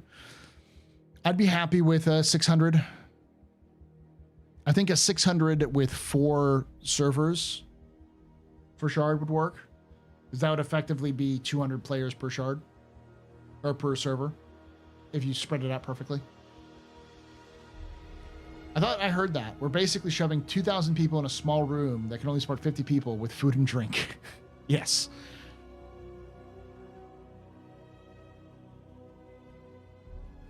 And not only that, the 1,000 players was better. It wasn't quite up to the current PU standards of performance, but it was better than it was, a lot better than it was before. So I still think the 1K is the goal. I think CIG is shooting for 1,000 players in the game, because 1,000 is literally 10 times the number of players. So if CIG can end the year by saying we have 10 times the number of players in Star Citizen than we started the year with.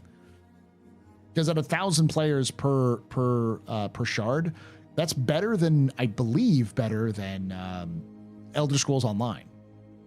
That puts Star Citizen firmly in MMO territory.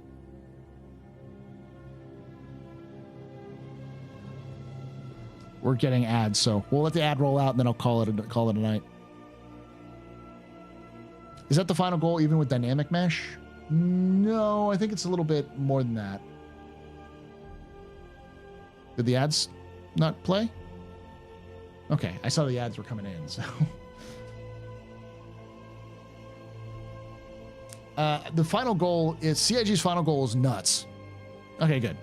CIG's final goal is absolutely insane.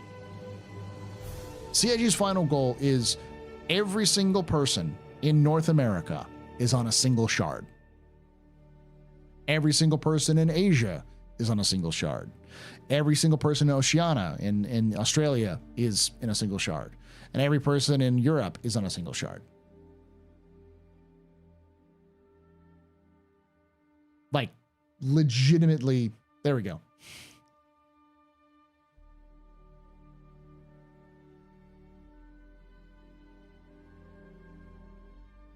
I'll wait for it to come back. It's only 3 minutes.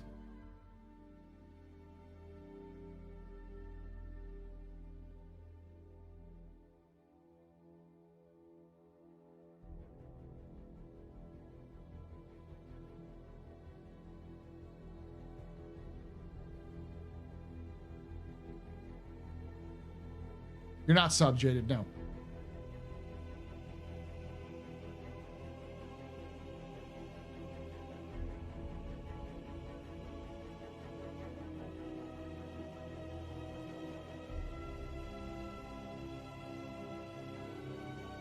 So the ad break's going on right now, so. Do you have turbo? Jaded? Yes, 8 days.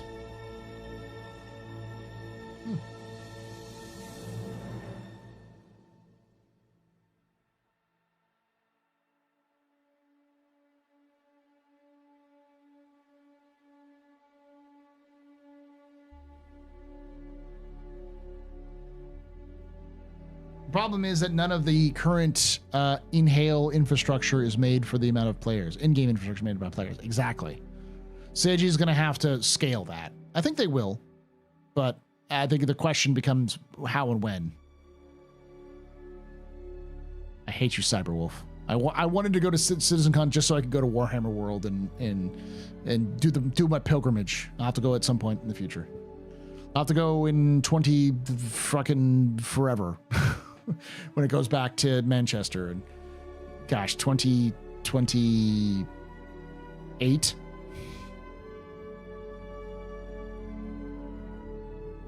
I know what 308 is. I don't remember 308. I don't remember what was in it.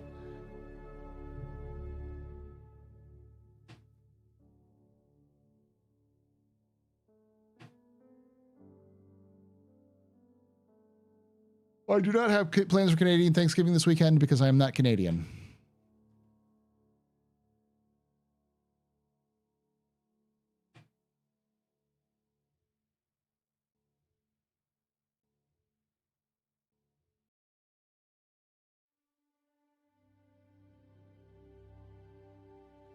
One of the worst elevator kills.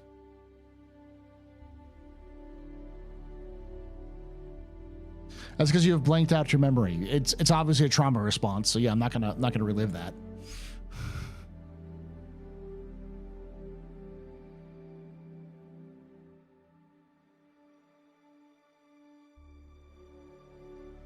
So then about what Indigenous Peoples Day?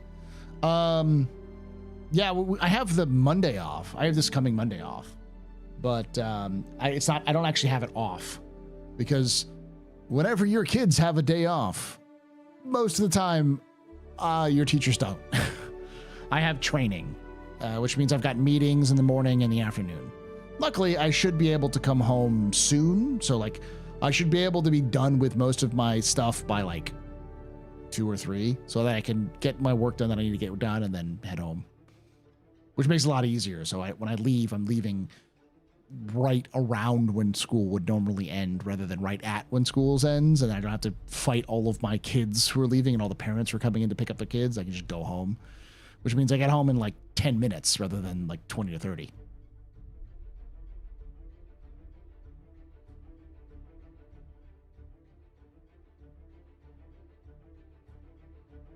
No chores? You probably have stuff at home I can do, but yeah.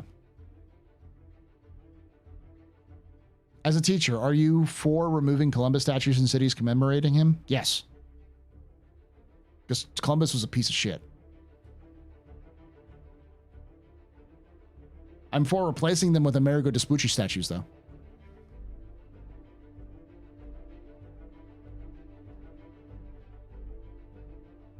Christopher Columbus was hated in his own time. Like, people, he was fucking jailed for the shit he did. Like, people were appalled by how he was an idiot and an asshole. A lot of the reasons why we celebrate Columbus Day is, especially in the United States, has to do with trying to give a holiday for Italians, because Italians were becoming more of a big population in the United States, and it was a way of trying to like mend a lot of the tensions between Italian Americans and the other Americans. So they made this holiday as a means to try to like, similar to like St. Patrick's Day becoming more of a big thing, that kind of stuff.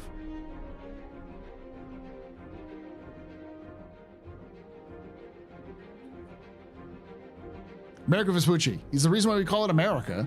He was another Italian. He's from fucking Florence. He was a member of the Medici family. Dude's a real G. Put him up there.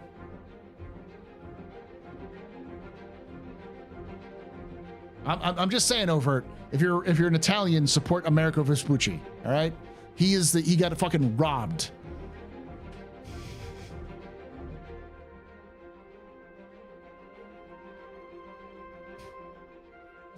I also may be entirely biased because I'm a big fan of the Medicis. So,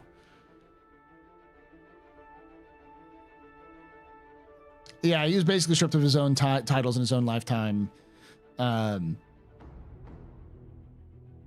reason why he discovered the New World was because he was bad at navigation. It'd be kind of like if today someone said the Earth is flat, and everyone was like, "Are you high?" It's like, no, the Earth is flat, and I'm going to prove it by launching this rocket. And dude climbs in a rocket and launches himself into space to prove the Earth is flat. Only, like, in this situation, the Earth isn't flat, but he accidentally discovers something entirely different that wasn't possible.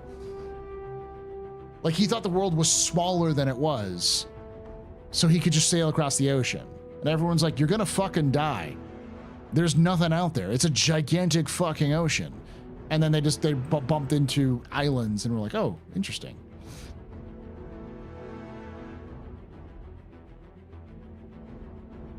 Yeah, he bet the world was smaller and was wrong. I like the House of Medici. I did. I also like the Borgias. The Borgias is a fun show because it was completely insane.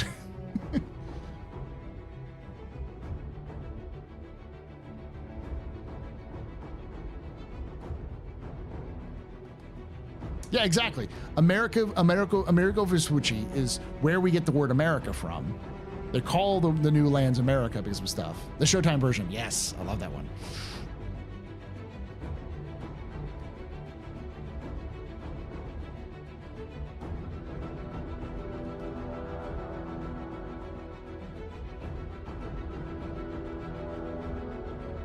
The Showtime Borgias, yeah, it was good. Task failed successfully. Yeah. The only reason I was so happy, like you do not know how happy I am that Assassin's Creed 2 was popular. Because I believe I was in college when Assassin's Creed 2 came out, so I was studying Italian history as part of my degree. Like, one of my professors, dudes I studied under, was a premier scholar on Italian Renaissance, medieval and Renaissance, northern Italy, specifically Siena, the history of Siena. And so I learned shit tons about the Medicis, and of course, I read Dante's Inferno, the Dante's Inferno, Purgatorio and Paradiso, and those sorts of things. Like had classes on those things. Learned a lot about the the laws, like a lot of fines. They did a lot of fines. I knew a little bit of Latin, so I could read some of these things, but a lot of stuff I had to translate. So yeah. And so when AC2 came out and basically was the best Assassin's Creed game ever, I was just like, fuck yes. Now people will finally know how badass Catherine Sforza is.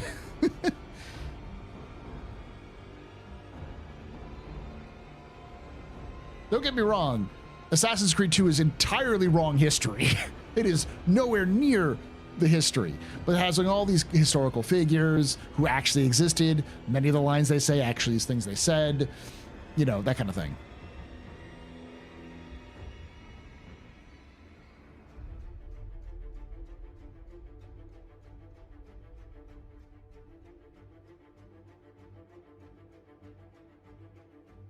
Such a history nerd. You fucking better believe it, baby. But that creates interest in history. Correct. One of my favorite cons, I actually went to a convention, and there was when I went to a convention, I think it was a PAX, and there was a interesting panel, because it was a panel by a teacher called Assessor's Creed, and it was about using video games in education.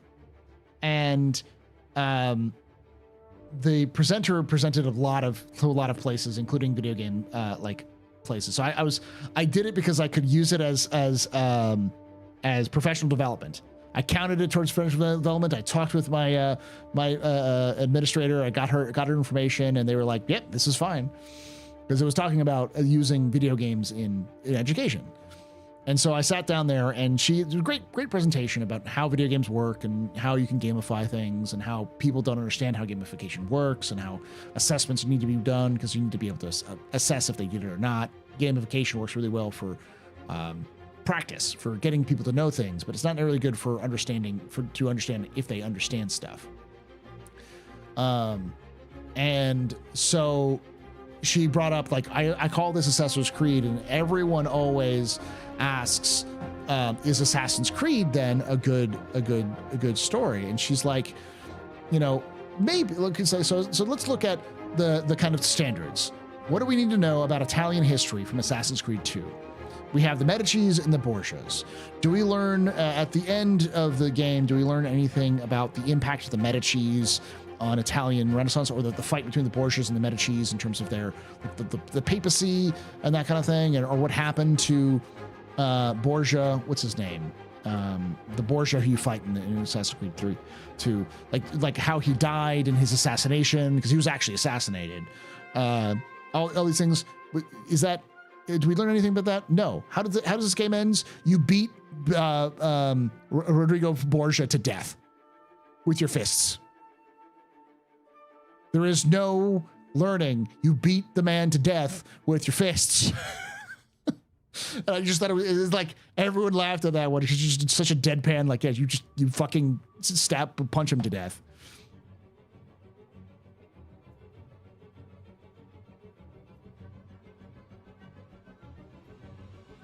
But you learn Borgia bad.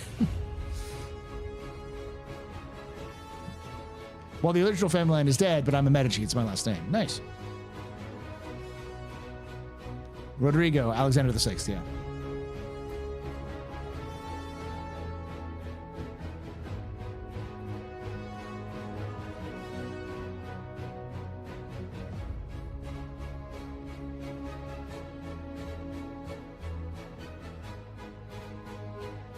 Oh, I mean, I love Odyssey. Assassin's Creed Odyssey.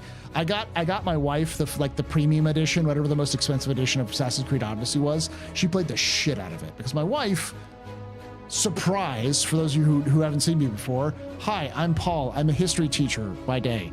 And my wife, who I met in college, was a classical languages major, which means she knows ancient Greek and Latin. So she'd studied a lot of ancient Greece and Latin and ancient Rome. And yeah, she loved the fuck out of Assassin's Creed Odyssey.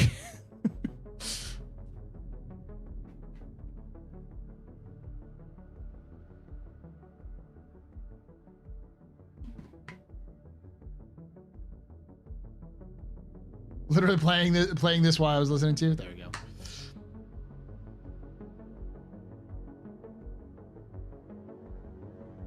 Oh, they played fast and loose with history to me.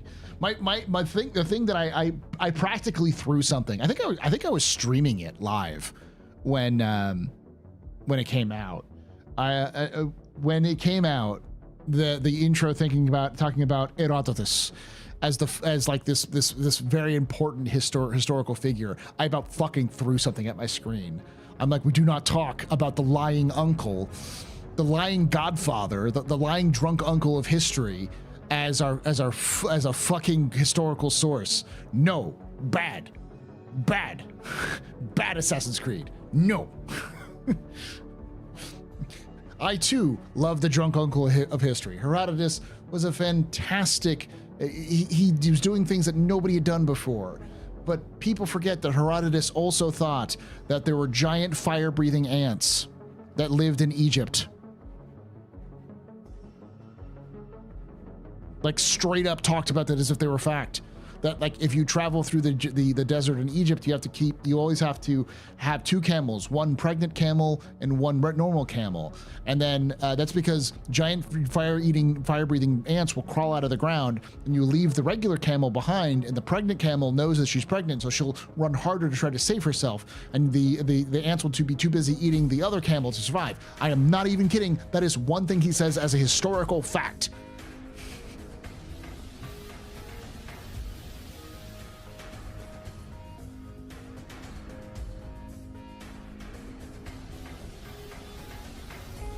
Oh, yeah. You mean...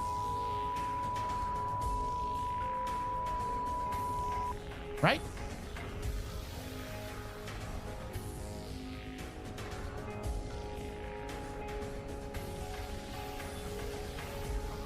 Yeah, see?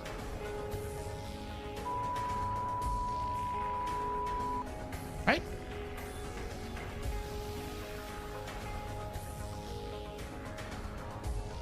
Fact check, fire ants exist. How big are they, and do they actually breathe fire?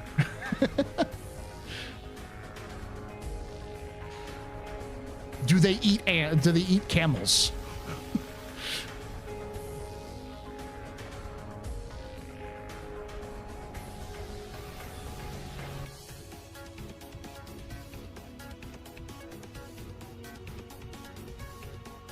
You fire the ants, how would it work?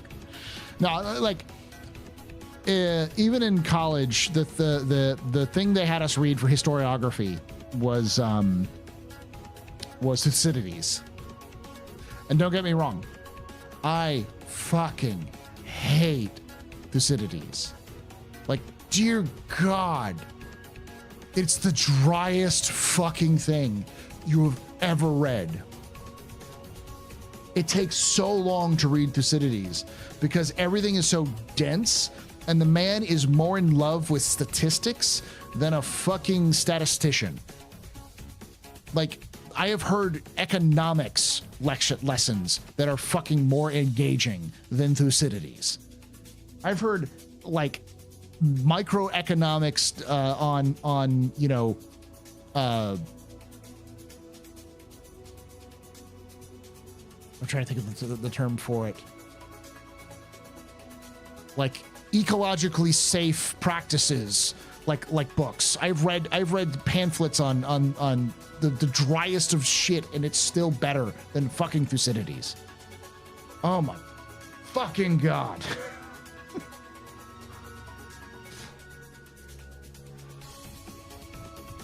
No, I am. I'm gonna end this stream soon. I'm just going off on a rant. Well, you know it's Assassin's Creed. Soul Singer is set in the verse of Star Citizen and Ubisoft CIG collaboration. Don't do that.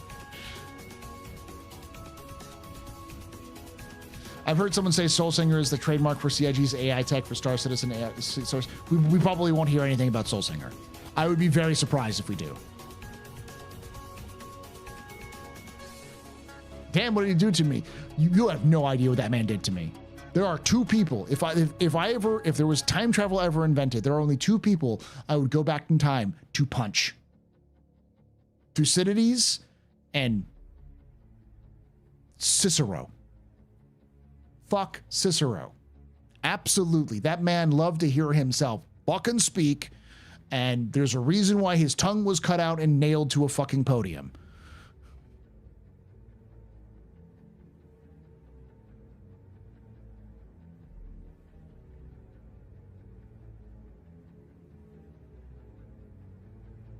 Kikoro is a...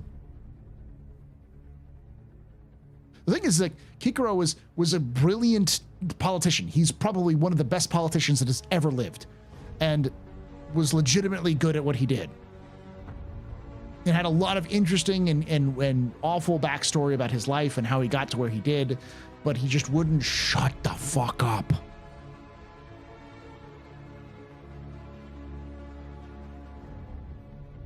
If Kikoro was alive today, he'd be president of the United States. He'd probably be one of the best presidents of the United States. If he was alive today and in the US, he would be the best politician you've ever seen. That man was charismatic as fuck. He could speak. He understood the plight of the common person while also being able to relate to the rich people. He was an outsider who lived amongst insiders. Like, that dude is insane. Look, what he was able to do and what he did in his time was insane. Like, he was a consul. He was one of the leaders of Rome. Like, he's not someone who just fucked around and found out. He is very, very powerful and very good at what he did. He just didn't quite know when to shut the fuck up. Doing fourth term, yeah. Qui bono, Paul. God, fucking damn it.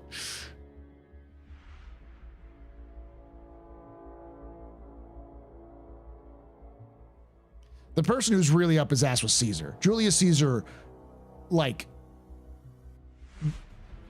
you know, people, like, you know how, like, the trope of, like, somebody who is super arrogant talks about themselves in the third person?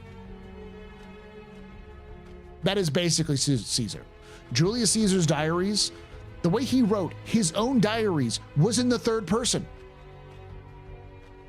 Who does that? Who the fuck does that?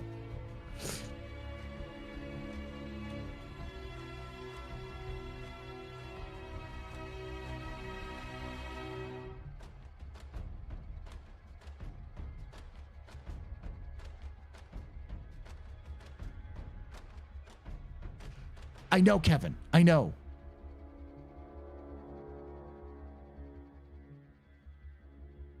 But he wrote them as commentaries to be read aloud in the public. That is such a fucking arrogant piece of shit.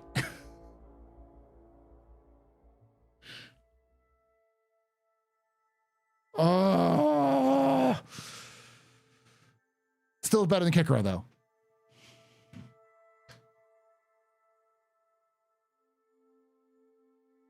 The one thing that Julius Caesar had was that he knew how to talk to people. That man could guilt trip anyone to do anything. That man is one of the best, like, leaders that has ever existed on planet Earth. His speech to the ninth, his legion, when they were about to revolt because they were well past their enlistment date, his speech to get them to sign up was just so fucking brilliant. That man is insanely good. And of course, looking back, it's propaganda. A lot of the stuff we read is from the perspective after the fact. But even with that context, it's like that man was so good.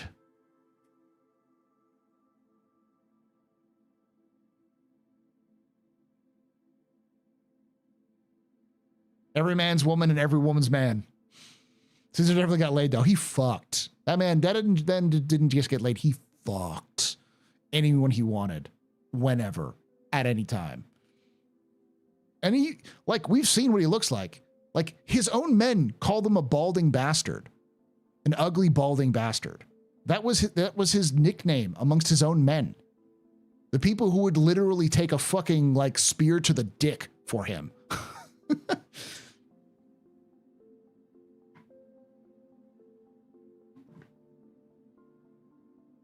Hi, cha, low purr. God. Oh, I forgot. Sorry about that. I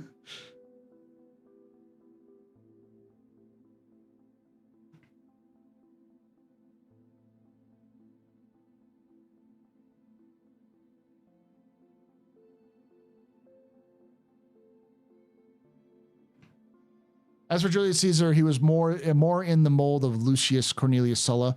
He wanted to change Rome and, of course, rule it in the light of the fact that it was already an empire. The thing that's brilliant about Julius Caesar and the Julian family in general, in terms of like that sort of clan and that sort of faction, was they were not socialists, but a lot of what we think of today as socialism fits really neatly in with the Julians' style of diplomacy or their style of politics.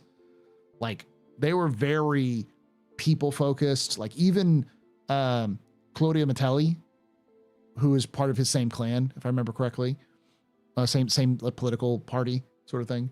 Like they were like hardcore into the people. Like, they were people all the way down. Like, they were for the plebs. They were always all for the plebs. And what they did and the policies they put in place were all very much like people oriented. They were smart enough to know that you have to fucking like help people to get them to want to help you. And most of the wealth that Julius Caesar used was to put back into the people who helped them, which then got him more money and power.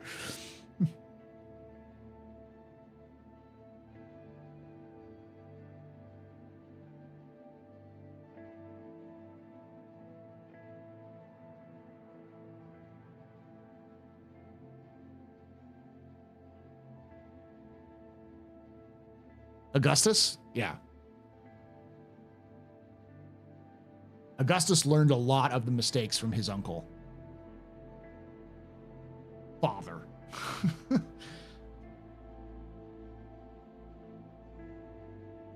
He was smart enough to know that to be remembered fondly, surround yourself with writers and poets who you pay.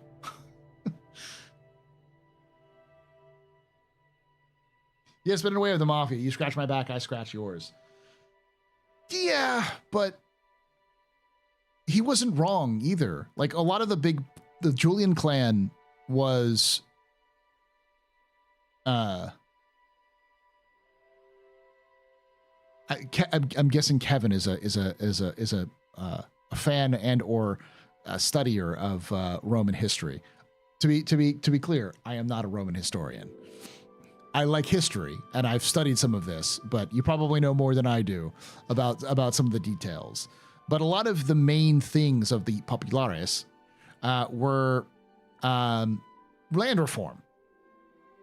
When you study enough history, you know land reform is fucking everywhere. Because the rich fuckers had a bunch of land and their farms, but they weren't fucking using them.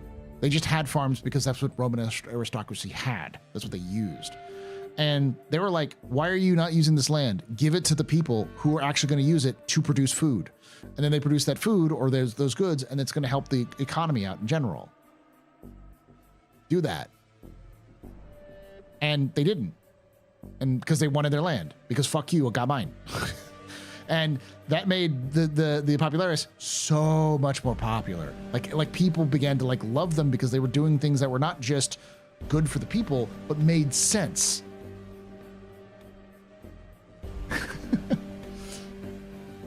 All right, but the players is coming out in like 5 weeks, yeah.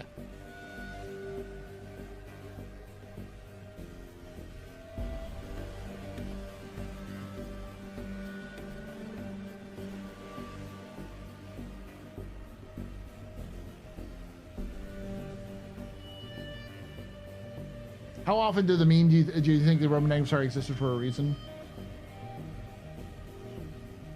The meme about like how often do you think about the Roman Empire? I never think about the Roman Empire. The most I think about the Roman Empire is which one are you talking about? The Republic, the Empire, the United Empire, or the Eastern Empire?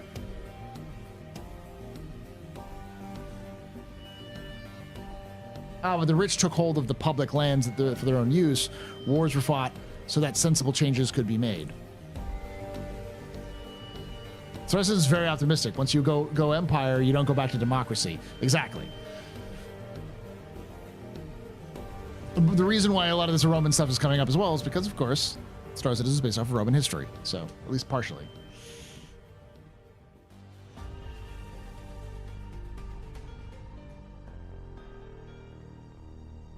And to tie this all back into Star Citizen, I'd love to see some of these elements sort of show up in Star Citizen, especially land reform, because it's one of those things that is constantly, when you read history, you go back far enough, the rich and wealthy misusing or not utilizing land effectively to the detriment of the poorer peoples is 100% constant throughout history. Chinese history, Roman history, Persian history, you name it.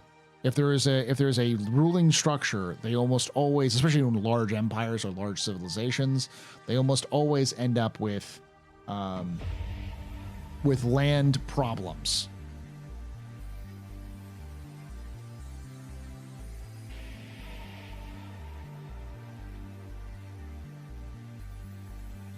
Go to bed. Yeah, I do have to go to bed. I'm an hour over when I was supposed to be.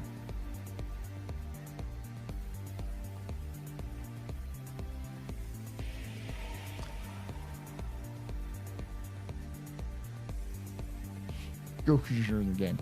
So I'll leave it with that. I think that's one thing that CIG needs to implement a little bit more. I think that's a good thoroughfare for confrontation, for like, especially with things like the construction stuff that's coming out with Star Citizen. Like, that's a good mission element right there.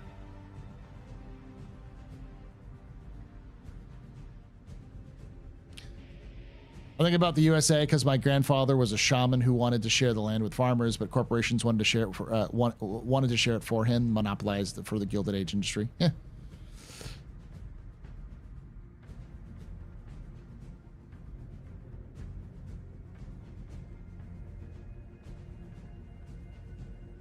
It's okay. We had a short stream last time. Anyways, thank you for hanging out with us. Hopefully you enjoyed this. If you did, hit that follow button if you haven't already done so on Twitch. Subscribe to us on YouTube. Hit the bell icon to be notified of the release. And of course, if you enjoyed it, hit that like button. I'll be back tomorrow for some MechWarrior 5. I may or may not be able to drag Loken in. We'll see. Yeah, we'll be doing some of the MechWarrior 5 in preparation for MechWarrior Clans, which will be coming out next week. I wanted to get a primer for MechWarrior done out before Clans, and I still may be able to do it, but we'll see. Probably not at this point because of the life kicking me in the ass. But I'll definitely have something out next week or the week after after. I'll have something out before. After CitizenCon is out. So thank you for hanging out. Thank you for watching, and love your faces. And like I always say, hope to see you someday in the black. Do you want to dance?